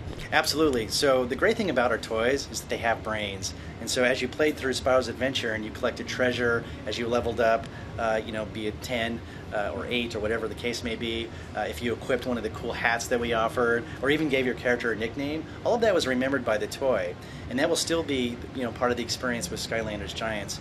And the other cool thing is that's also cross-platform. So if you've leveled up your Spyro, let's say, and added all these cool things to it, and you did that on your Wii at home, you can bring it over to your friend's 360 or your friend's PlayStation 3, and all of that still works. Now that'll still be the case with Giants. So if you've leveled up your Spyro or Trigger Happy, and have all of these goodies on that toy, that will work in Giants straight away. Put it on the portal, and all of that will be there. So it's it's a great experience. You're really bonding with that toy, connecting with that toy, and you're able to continue on your journey with that toy through Skylanders Giants. I've forgotten the name of it, but in Spyro's Adventure there was the limited rare version of several of the characters. Is that going to return in the new toys? Yeah, so we refer to those as treasure hunt characters, right. And what that means is, we would basically randomly, make about, let's say 1,500 or 2,000 or whatever the number might be, and apply a really cool special treatment, like a glow-in-the-dark treatment, or maybe we made like a translucent, version of a character, and we randomly, set those out into the world for kids to find, and really, again, make it like a treasure hunt where you look for your special Bash or your special Trigger Happy or whatever the characters My were. nephew has special Trigger Happy. Yes. Yeah, so we definitely will have these treasure hunt characters. And then we'll also have, I guess what you could say are fully alternate, decos of characters. And, for example, we had the Legendary line at Toys R Us, which was great, and we'll have more of those types of alternate decos in addition to these, fun treasure hunt versions as well. Very cool.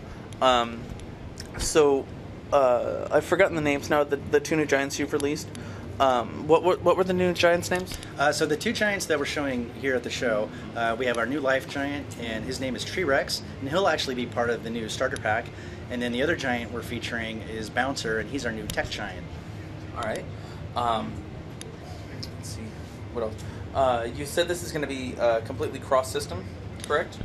Correct. So the toys are cross-platform, and so if you get a toy in your Wii starter pack and it's T-Rex and you level him up, you'll actually be able to bring him over to your friend's 360 or your friend's Wii or PlayStation 3, and all of that functionality and all of the things that toy's remembered and experienced will carry over to that platform.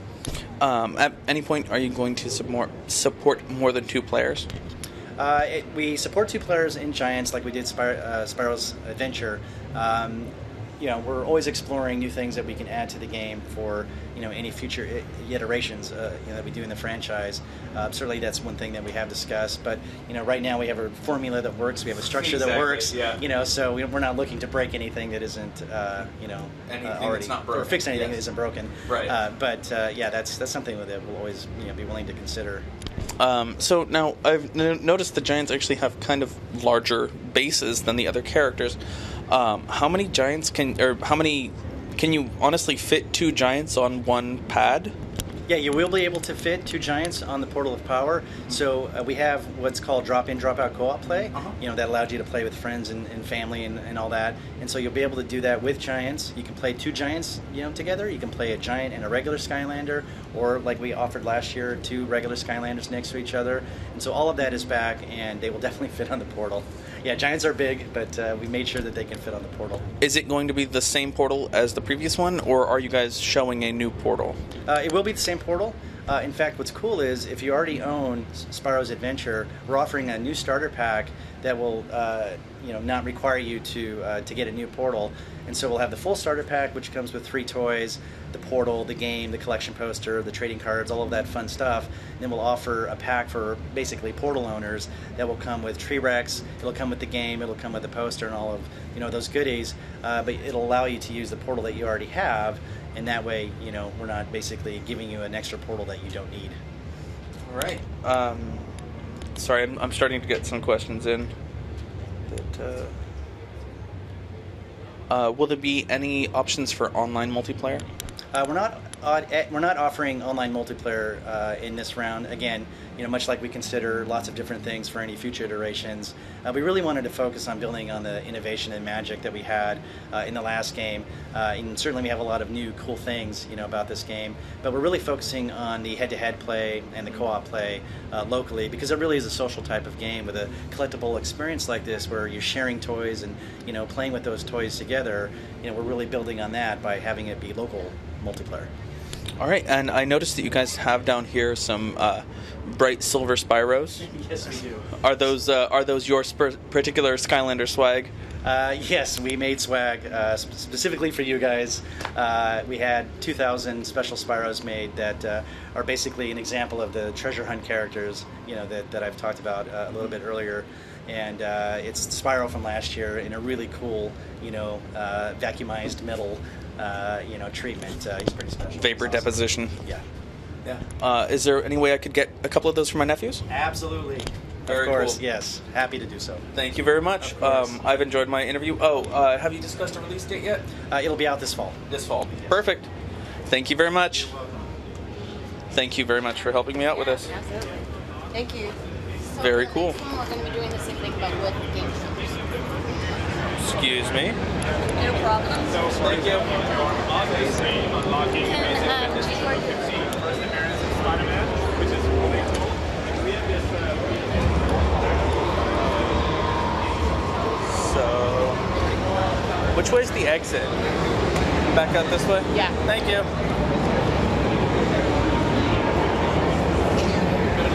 Cool. I have a new Spyro for each of my nephews. I'm gonna have to have someone take these back to the booth for me because these are kind of big.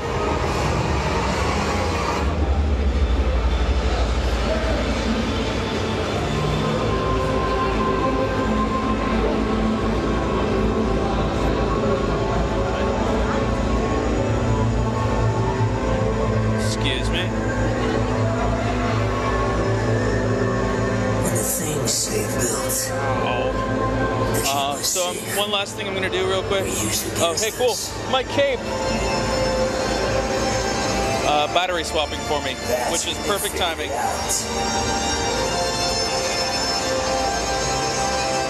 They'll always need men like us. Those who are willing to do what others cannot. Sorry, battery swap. Can you take these to my bag? Thank you. I can put this on. You good otherwise? Yeah, I'm good otherwise.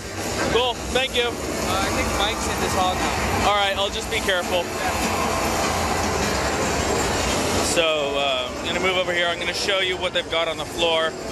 Because I like Skylanders too. I honestly do. 1 second while I put my cape on.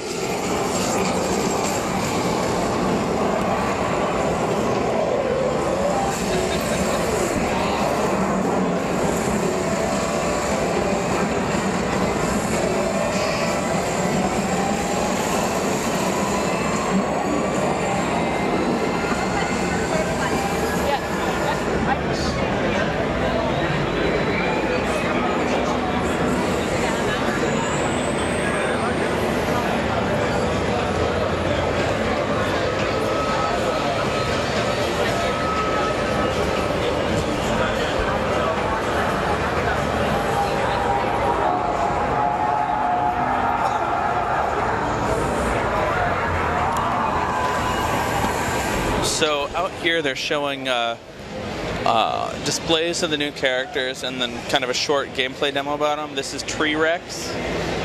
We've got Pop Fizz right here, who's Magic. We've got Bouncer, who is of course Mech. We've got Light Core. This is a Light Core character named Shroom Boom. And right here we've got what appears to be another giant that they weren't talking about, named Crusher, who's a rock-based Skylander.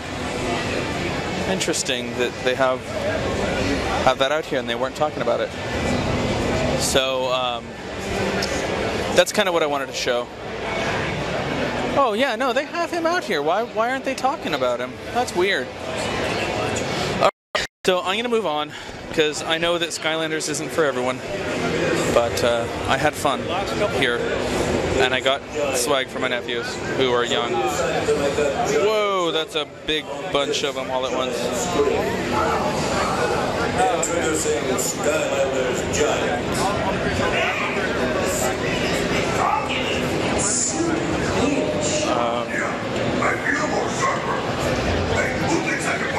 So somebody apparently wants to see on live. Why do you want to see on live?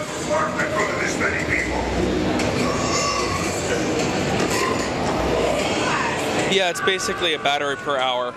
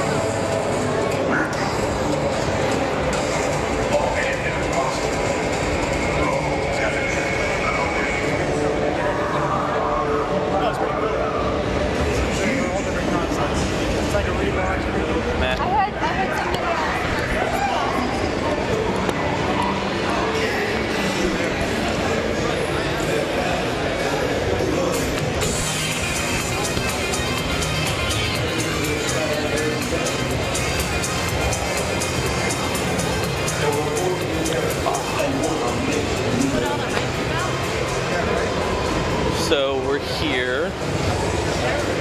Whoa. Another big chunk of emails came in.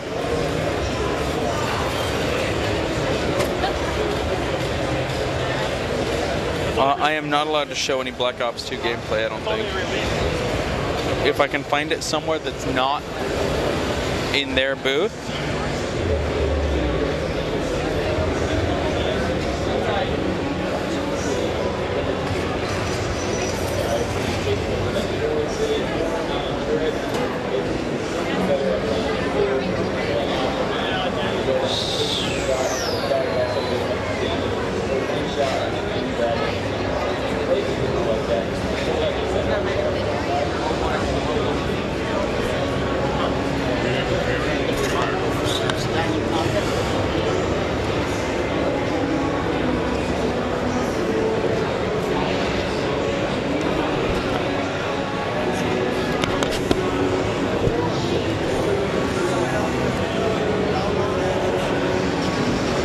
Who can tell me when the European release date's going to be?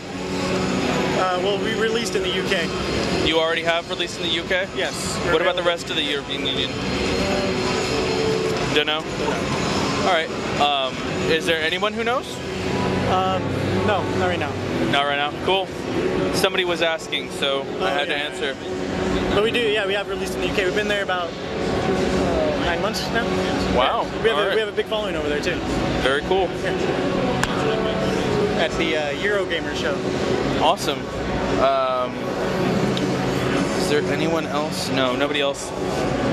Thank you. No problem.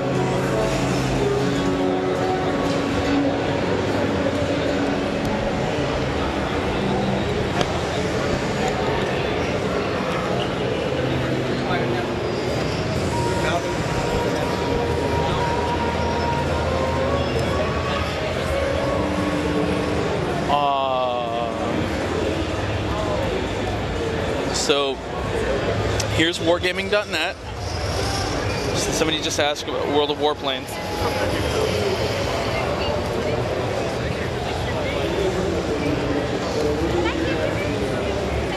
Alright.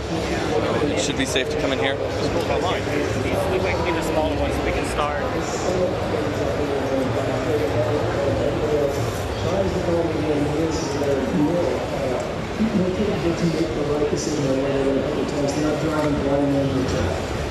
And you see Sim actually taking a little bit of fire there in the city. They're pretty on her position. I don't think they were pretty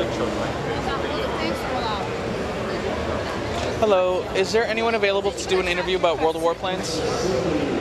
You can ask in the reception. Oh, I'm sorry, wrong desk then. I apologize. Ah, there they are.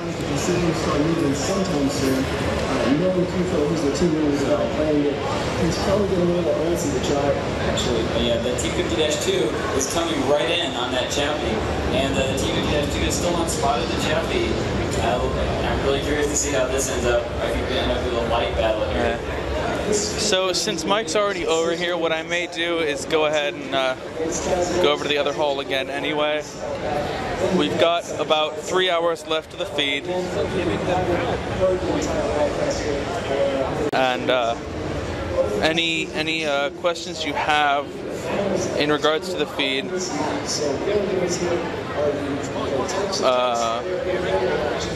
in regards to the feed from the South Hall, go ahead and direct them to Mike in the LiveCam 2 channel.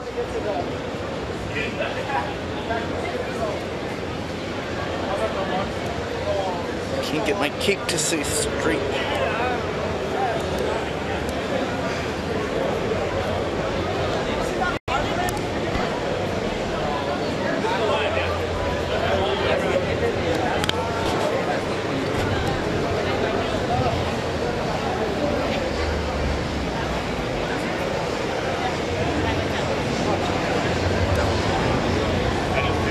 So yeah, I am going to go ahead and I'm going to walk back over to the West Hall.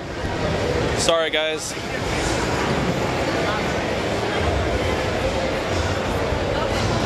You're just going to have to check out all the other great footage we have on Gamespot.com for anything that I missed here.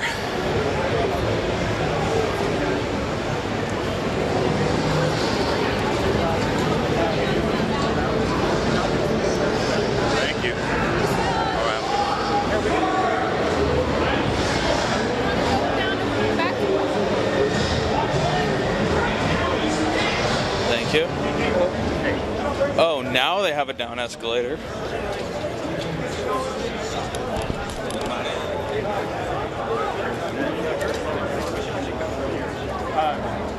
Oops. Excuse me. Hey guys, check out booth 601. Did you get one? I already went. Check out booth 601.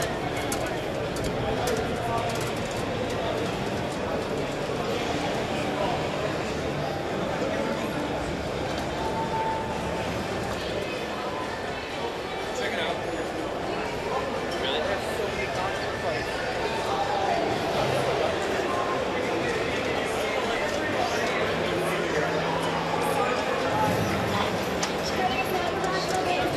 Sorry, we'll get a break next year.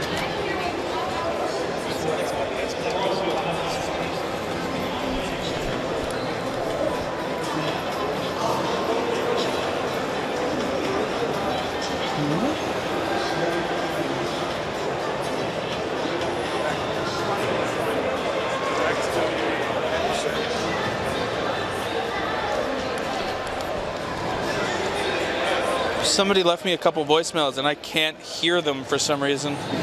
So whatever. Hopefully it's not super important.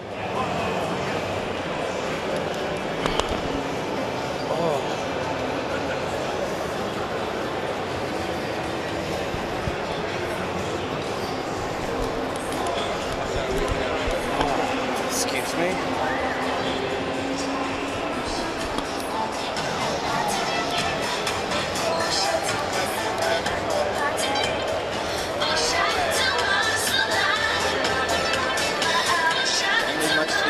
Imagination there.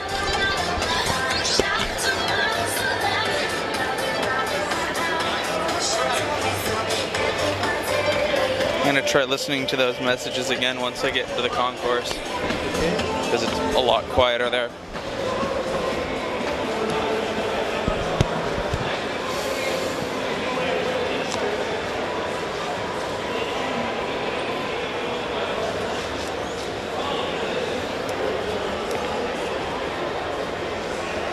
That's weird, I thought I heard my name.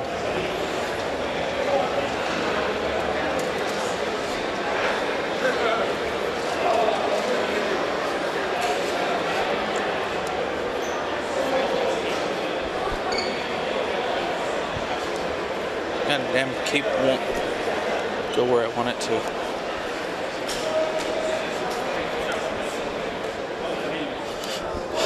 Alright, so I'm going to try to listen to those voicemails again real quick. So bear with me, guys.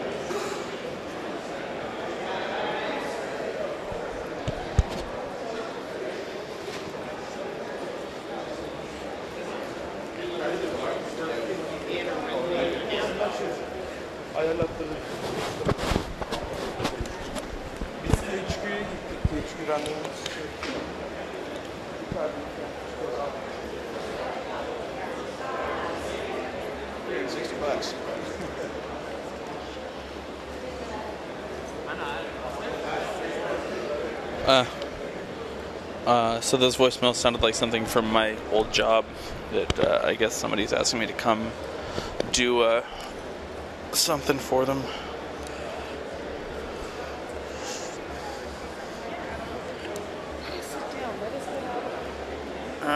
Damn cape won't go straight. Okay, so now I'm going over to the West Hall. Sorry for the delay. And I know you guys are upset about how much I missed in the South Hall, but it's not a super whole lot I can do about it.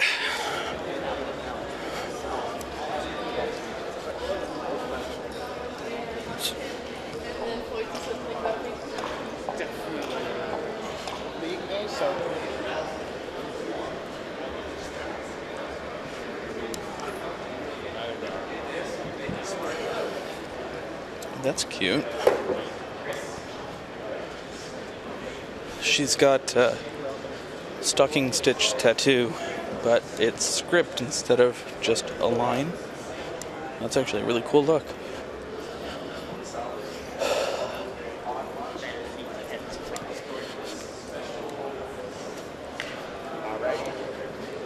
No, don't. Ah, damn it. Can't get my cape to sit straight at all. Oh well. That was a silly looking person.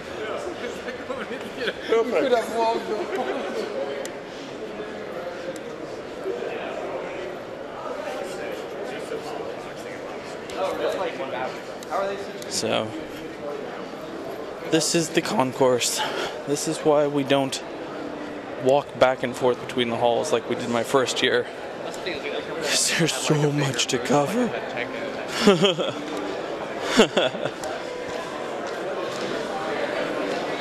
You can see how long of a walk it is just to get between the two halls.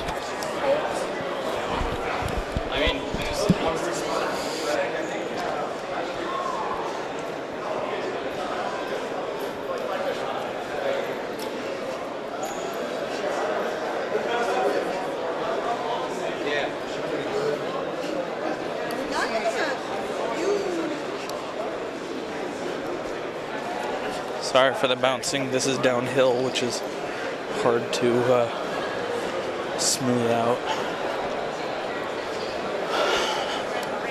Oh, this is actually something really cool that they did this year. They've got these touchscreen displays here for go ahead, for doing searches of the show floor, which is really cool.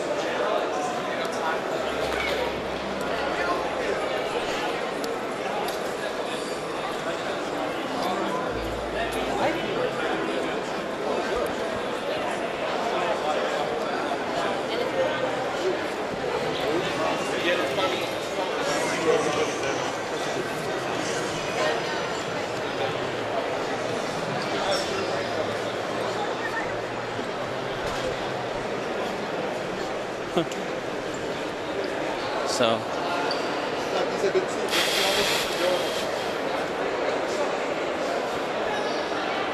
yeah, this is where we're at. Walking up to the West Hall. For those of you who watched yesterday, up that escalator is the way to the meeting room that we're doing all our video out of. Our video, and it's where our inestimable editors are going, and PR, and it's basically our offices here. Alright, I like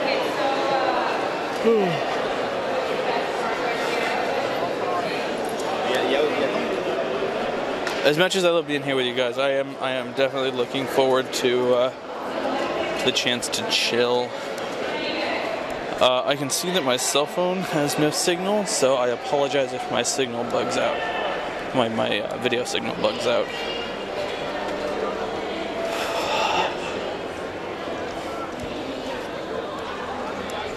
So your brother talked about back outside.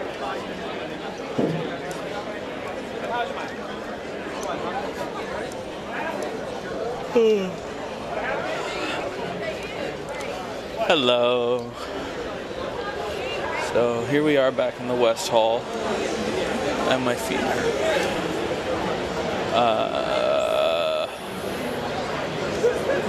What should I look at first? What should I look at first? Oh, sorry. I'm sorry. I didn't know you were there. Wow. I've got headphones on, dude. Screw it. I'll just walk in a direction.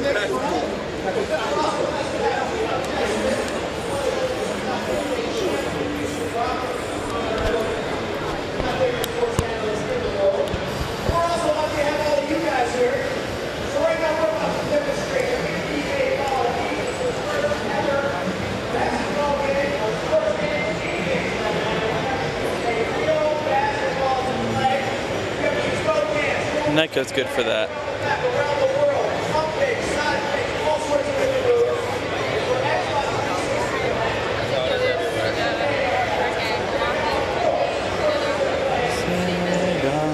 Excuse me. I gotta find that promo people. Still looking? Yeah. Right now. So. Oh.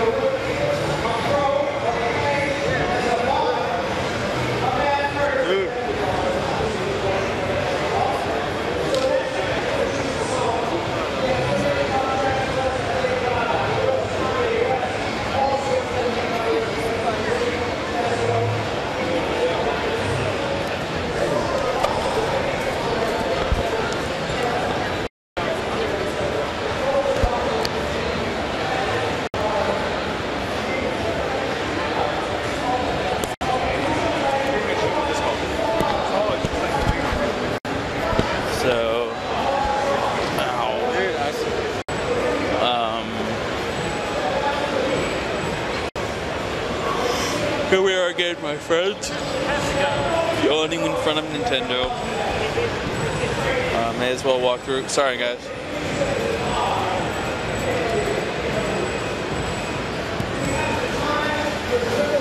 May as well walk through one more time.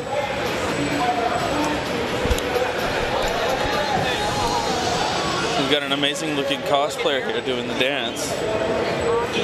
Quite well.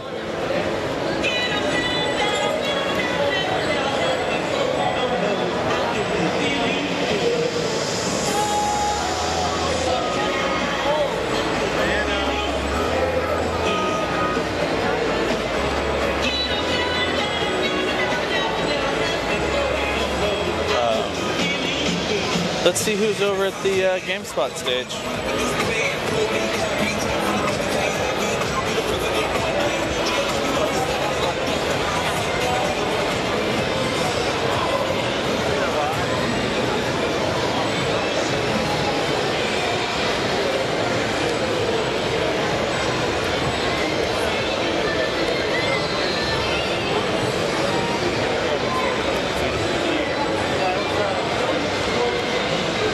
I'm sure none of you have any idea who that guy is. See ya.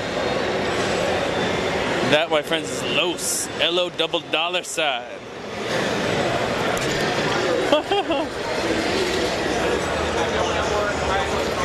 Not quite as funny as Revengeance.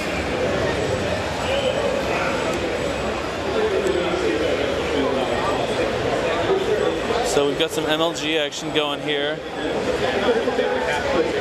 30 seconds off the clock.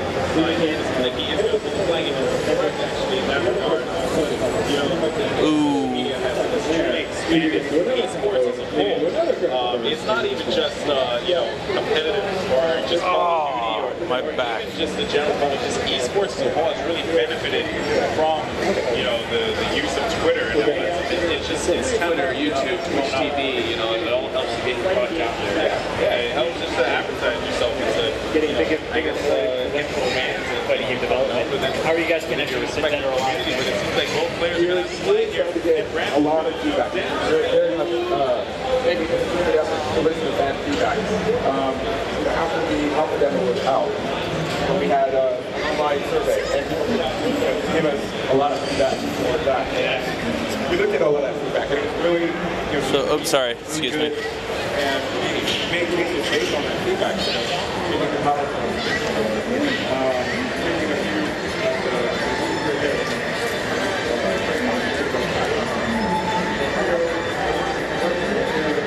Let's see if it's Cynthia or Jodia. Hey, it's Cynthia!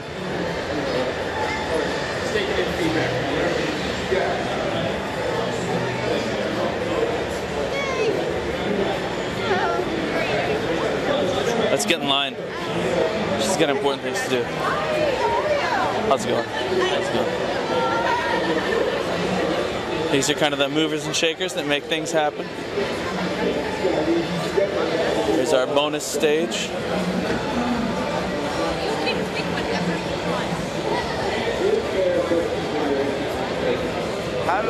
Hopefully I get some questions in from you guys pretty soon.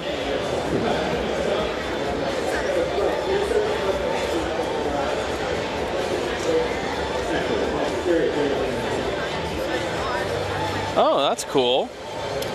What's the story with that?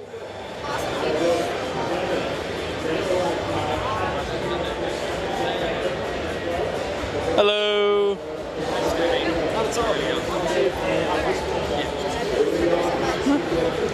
Or don't say hi. Whatever. Oh, I was talking to him. Whatever. Hello. Yeah, there you go. So, do you want to say anything live to Gamespot? Since you don't talk to them anywhere near often enough? I just got my first swag. Awesome. What's in it? Hey, you got a free MacBook. He assured us that it was bulletproof. That's pretty sweet. You want me to find out? Yes, that's right. We go down to South Central tonight to see if it's You'd be like batting the bullets away with it. There we go. I need to because the one I'm on the NCM Expo. And it's basically an anime lady who's like. Oh, it's the one with the boobs? The ergonomic thing rest is her breast. It's Chris Bowman's. Oh, of course it's my ass. This is fantastic. See you guys later. So, yeah. You're still walking around? I'm still walking around. I've got 2 hours left on the stage, and then my voice is gonna get a rest. We've got a big event planned for the end of the show. Mike and I do. Yeah. Which I'm not at liberty to discuss. Oh.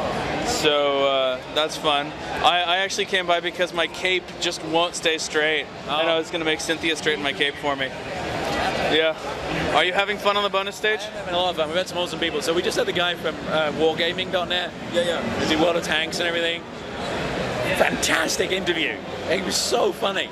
I'm going to go see PlanetSide and the other free-to-play games and ask them how many ideas they stole from my game.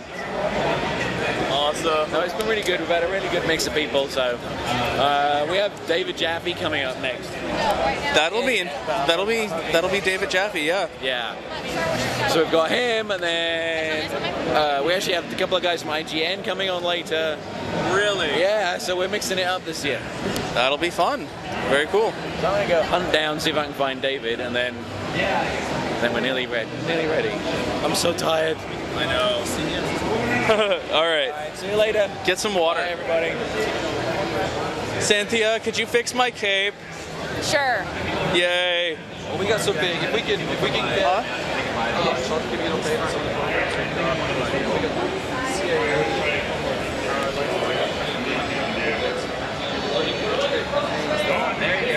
You should be over there. Later on. Yeah. Thank you.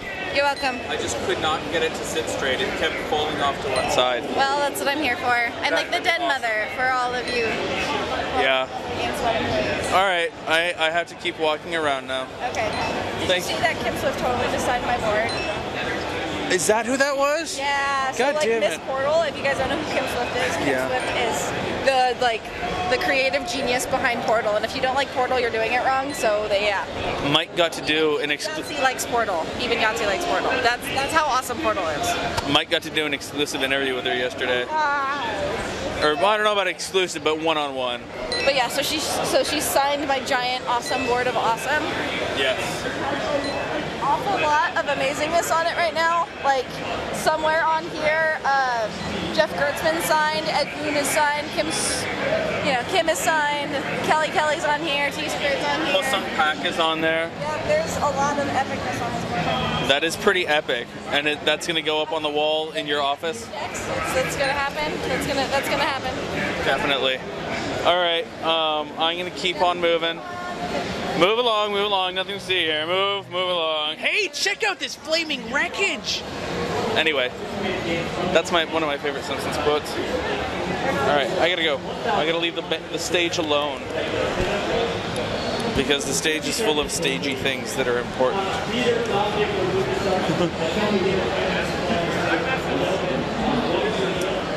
The stagey of staginess in stages of stageness. Stage. Yes.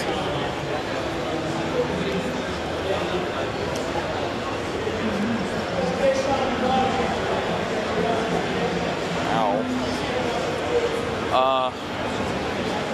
Sure would be great to get some user feedback. Somebody asked asked me to go by Razer again, so I guess I'll do that. Hello. Hello. So. Oh, now you're stealing my cape idea. No, I fell and hurt my ass, so it was a different idea. Or did you jump and try to fly and then fall? Not quite, no. Okay, well so we could have Dan. Oh yeah, we're back. I just took a little segment. So. Take care.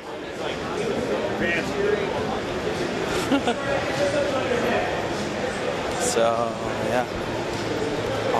Razer, it's over this way. That's right. Huh.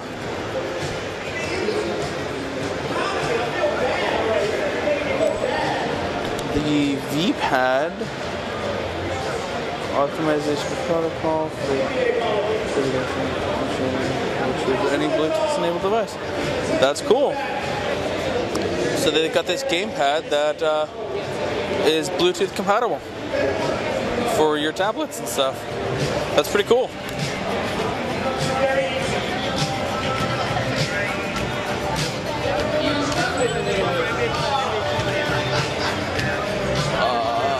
I think one more aisle over is Razer.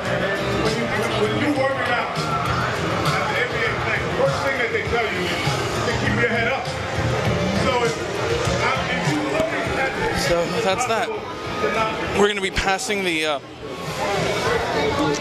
Video Game History Museum again, which I think is one of the coolest things in the world. You all got to see me play my first game ever during my E3 broadcast, which was the first world of Super Mario Bros. 3, which was one of my favorite games of all time. I also used to be a huge Mega Man fan. I had Mega Man 1 through 6 on my NES when I was a kid. So that's definitely something.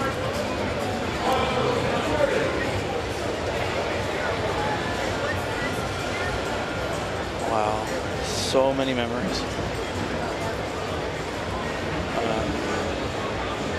What do you guys want to see at Razer? Specifically to the guy who specifically asked me to go to Razer, what was it you were curious to see? So that I can ask specific questions. I mean, because they've got their Razer Blade notebooks out. They've got some concept. They've got a concept prototype for their Mech Assault control setup. How you doing? One of the cool things about the Razer Blade is that the keypad has, or the mouse pad is it's as an LCD screen, and then it's got mappable buttons above it. So I'm here at Razer per your instructions, and I was curious why Razer now again. I mean, obviously they make great equipment, but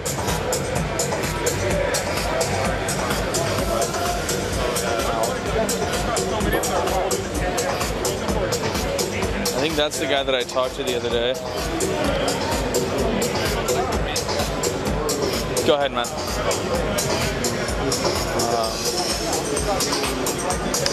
I did it again. I walked into a damn post. That's kind of a derp moment. Burp a derp. They've got some gaming headphones right here for Battlefield 3. Hi, how you doing? Doing all right. What? I'm Kevin. I'm the PR guy for Razer. Oh, nice to meet you, Kevin. Nice to meet you too. Do you My name's Colin. You look like you're pretty stacked there. All right. I was by here Tuesday and did an interview with you guys. Okay. And my audience demanded that I come here again, but now they won't tell me why they wanted me to come. Okay. Well, I can get somebody to walk you through everything all over again. Sure. I'd be happy to take your card, though, as well. Sorry. It's all right. So we've got Kevin. Over here, we can get you for an interview. Go through Sure. everything. I think this guy that's carrying the camera is the one that I talked to Tuesday, but it's not a huge deal. Yeah. The Asian guy? Yeah. Okay. Do you want to interview with him again? It doesn't matter. Okay.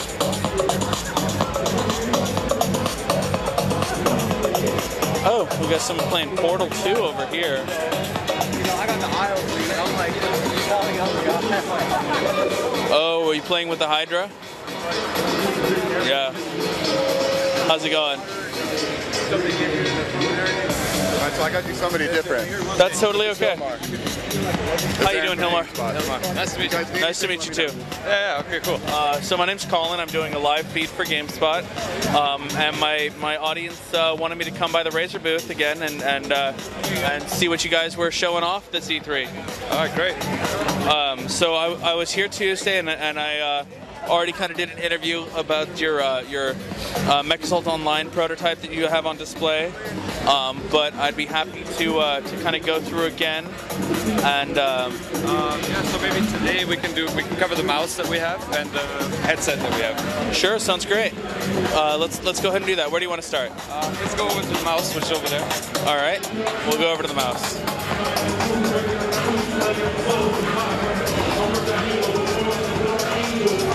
Right over here. Yeah, so this is the Razer Taipan. It's an ambidextrous gaming mouse with 9 buttons, and there's 2 things that are really important about it. One is the form factor. It's based on our Razer Copperhead and Razer Diamondback gaming mice that were kind of really popular ambidextrous gaming mice that we released in 2006. And a lot of people have been asking us, can you bring the Copperhead back? We love that so much. So this is kind of our take on that form factor. It's really good for claw grip and for palm grip as well. And the second very important thing is the type of sensor that we put in this mouse. It's our most advanced version of the 4G dual sensor system.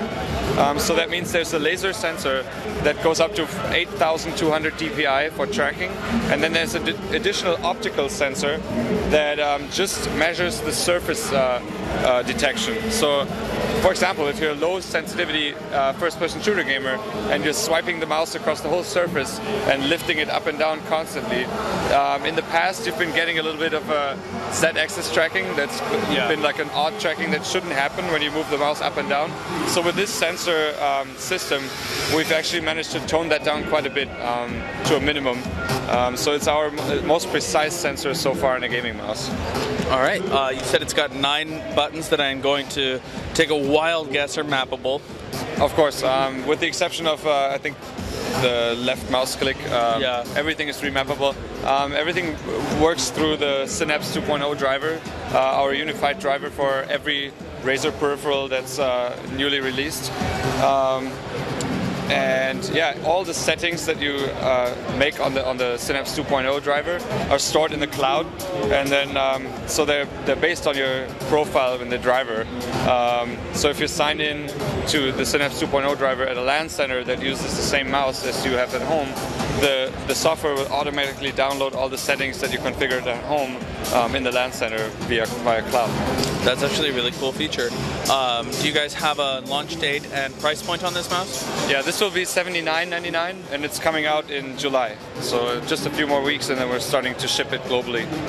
And if you guys know anything about Razer products, that's actually quite an affordable price point. That's right. So yeah, now I want to show you the headset that we just released. Sure. Which we can, yeah.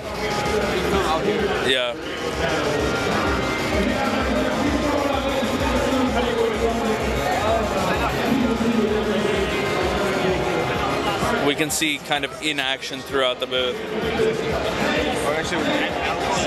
All right. So this headset is called the Razer Black Shark. It's a PC gaming headset, and it's designed specifically for Battlefield 3. So it's not an existing Razer product that we rebranded for Battlefield 3. It's designed from the ground up as a totally new industrial design, and it's inspired by the helicopter kind of military headsets that are out there. It's a perfect fit because because the helicopters and jets are such a big part of Battlefield 3. So we kind of designed it to make you feel like you're actually pilots. So it's a PC gaming stereo headset. It's got 40mm drivers, and the cool thing is that the microphone boom is actually completely detachable. So if you are not playing at home and you still want to listen to music on the go, you can just pull out the entire microphone, and there's a cap to replace that gap. And then it's just a really cool looking headphones. That is really cool. And that's yeah, this one is coming out in July as well. So it's like right along when the new Battlefield 3 content is coming out. Our Battlefield lineup will be completed, and it's going to be $129.99. All right, really cool. Do you have any out here that you can show me how the boom detaches? Yeah, definitely.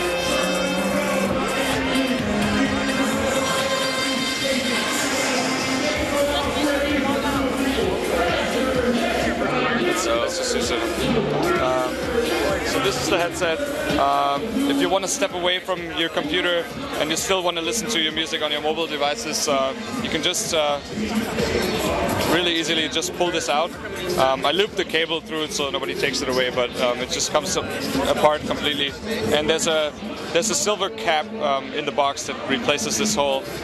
So it's just a really nice looking lightweight aviator style headphones. That's really cool. Right. Yeah. Is there anything you want to say about the products you have here that are already available? I noticed her playing with the Hydra over here. Right. So, as always at all our events, we have the Hydra out here, which is our one-to-one true motion detecting motion controller. We developed this together with Sixth Sense, who are the technology providers, and we have specific content for Portal 2. There's about 14 different levels for Portal 2 that you can only play with the Razer Hydra controller, which basically it uses a magnetic field that's created around the space station, and then the two controllers track motions one-to-one within that magnetic field. So you have a true sense of depth and all 6 directions of movements. That's actually a really neat thing that I hope catches on, because it's a great idea for PC gaming that I hope more video game developers pick up with you guys.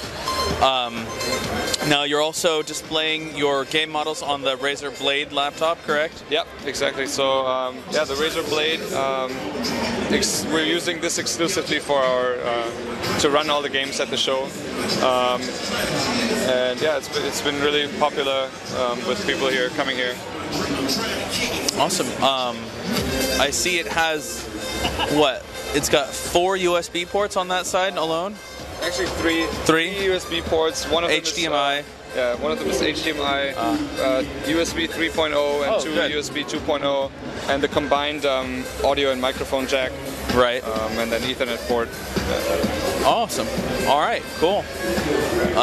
So thank you very much for your time, and let me look around your booth again. Let me make sure that while I've been interviewing you, I've been ignoring my audience. And nope, nothing. Your name again was? My name is Hilmar, and I'm a product marketing manager with Razer. All right, thank you very much. Thank you. Hello again. And your shoe's untied. Oh, thanks. Your red shoe there.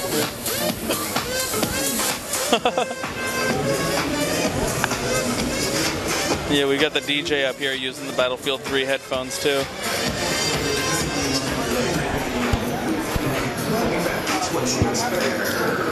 This is actually a cool mouse. I wouldn't mind owning that. Set your hands if you got that light it up, and while you're up, everybody go to a whole new So get off. There we go. Oh hey. Harmonix doesn't appear to have a booth here that I've seen.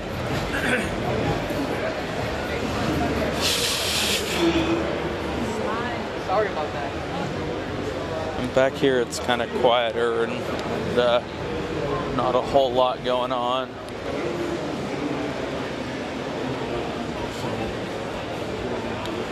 Over here we've got the play seats, which are a really cool idea, but kind of expensive as shit.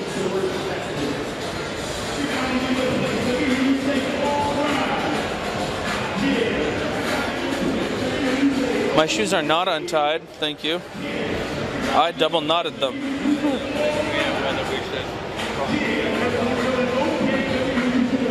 This is kind of a cool idea, but it just seems to me it would make it a little too easy. How's it going? It's going pretty good. How about you? Have a good day. Seems like it would make it almost a little too easy to apply that to credit card fraud. I went to Riot Games yesterday, actually, and they are not showing anything new, which is sad. But hey.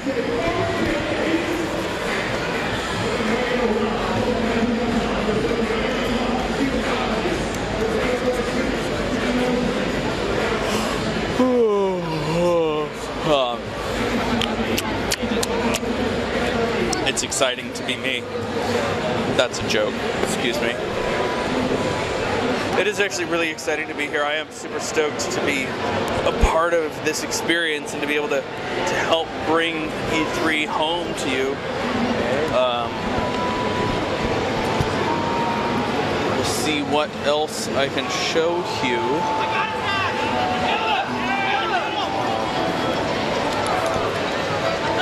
Oh, Assassino's back.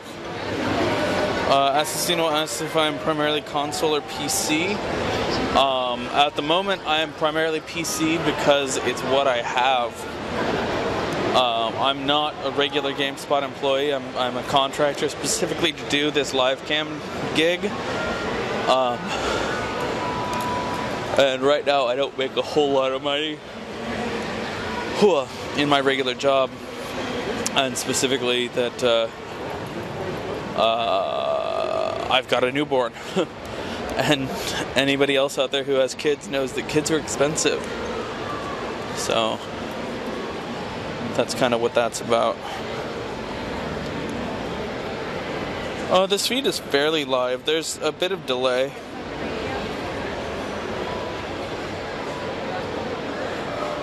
Somebody just asked which has been my favorite E3 so far.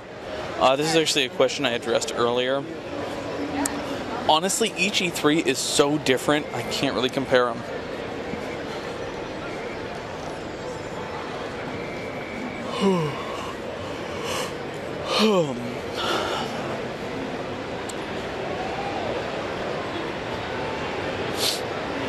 So, wow.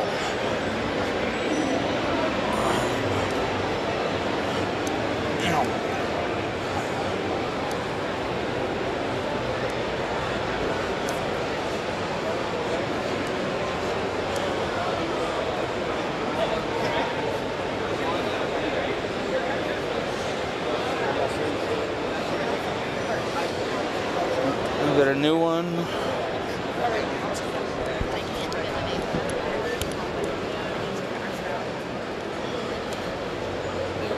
Got a question how long I'm working for GameSpot.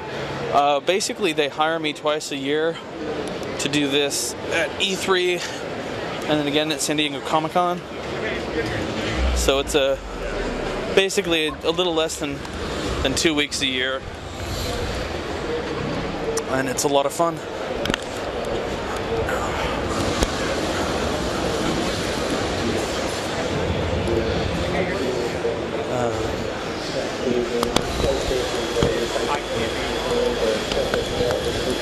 So here we're at Microsoft, and I can guarantee you they're not going to have anything to show for Halo that I'm allowed to put on video, aside from the Warthog, which they're using as a photo prop.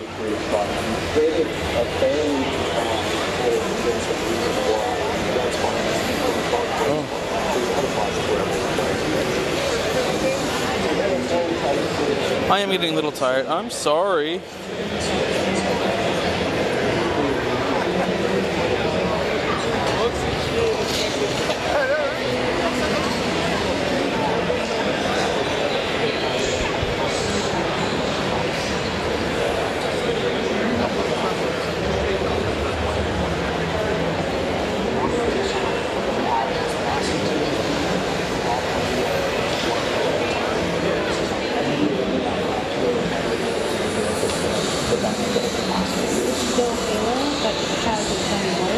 when I'm not working for Gamespot, I work for a private security company called Security Code 3.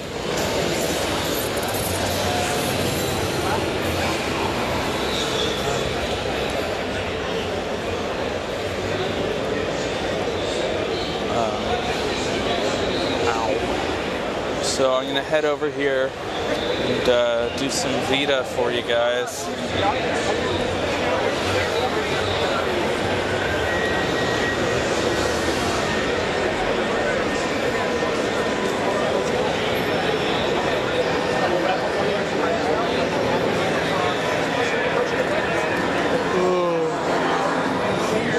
Right here we have people playing PlayStation All-Stars Battle Royale on PS Vita. Yeah, they're playing it on PS Vita, and the PlayStation controller, which, if you can see, he's got the same screen on his Vita as is showing on the TV, which is pretty sweet. And again, each of these stations has a Vita and a controller that they're using as displays. So that's pretty cool. And then some guy stepped by, like, I was like hungry. Right here they're showing off the new PS1 Classics, which I'm sure is going to become an expanding title roster. At the moment, I think they've only released about 5 titles.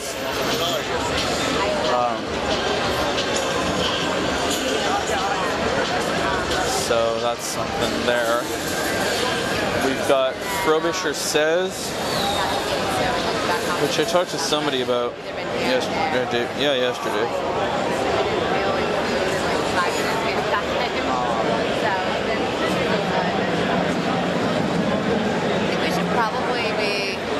I'm trying to catch up on my Sid from whatever. Right now I'm using a Canon XH-G1. It's a really friendly camera to use. It's HDV. I'm a little torn about the new Fable. I do want to have a Kinect whenever I get an Xbox, because it's a good way to get up and move. But this new Fable seems kind of interesting, but I'm not 100% sure how to feel about it. I did find that there is a very small valve presence, but sorry about that. They're explicitly not allowing people in.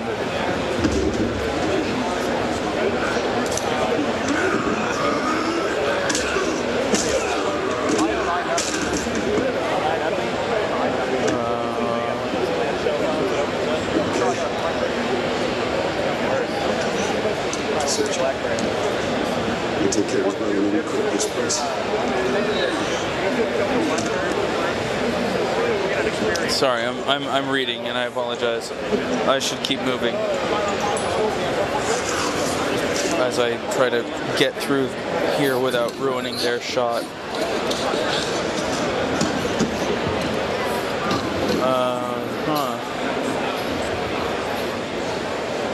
Yeah, okay. So somebody requested that I tell a joke, and right now one of my favorite jokes is, so clown walks into a bar and says, "Oh crap, I'm in the wrong joke." Yeah, funny, right?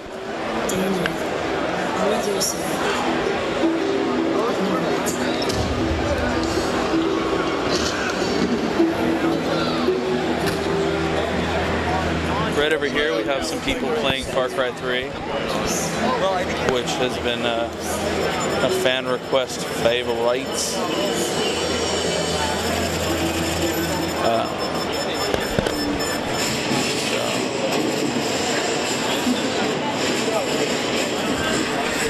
It looks like they're all at about the same spot in the demo. It actually looks almost more like a demo than a game at that point. But it could be that they just got to the end of the playable demo and had to watch the bridge blow up and go away. So, hello. Are any of you allowed to talk to the press? Yeah?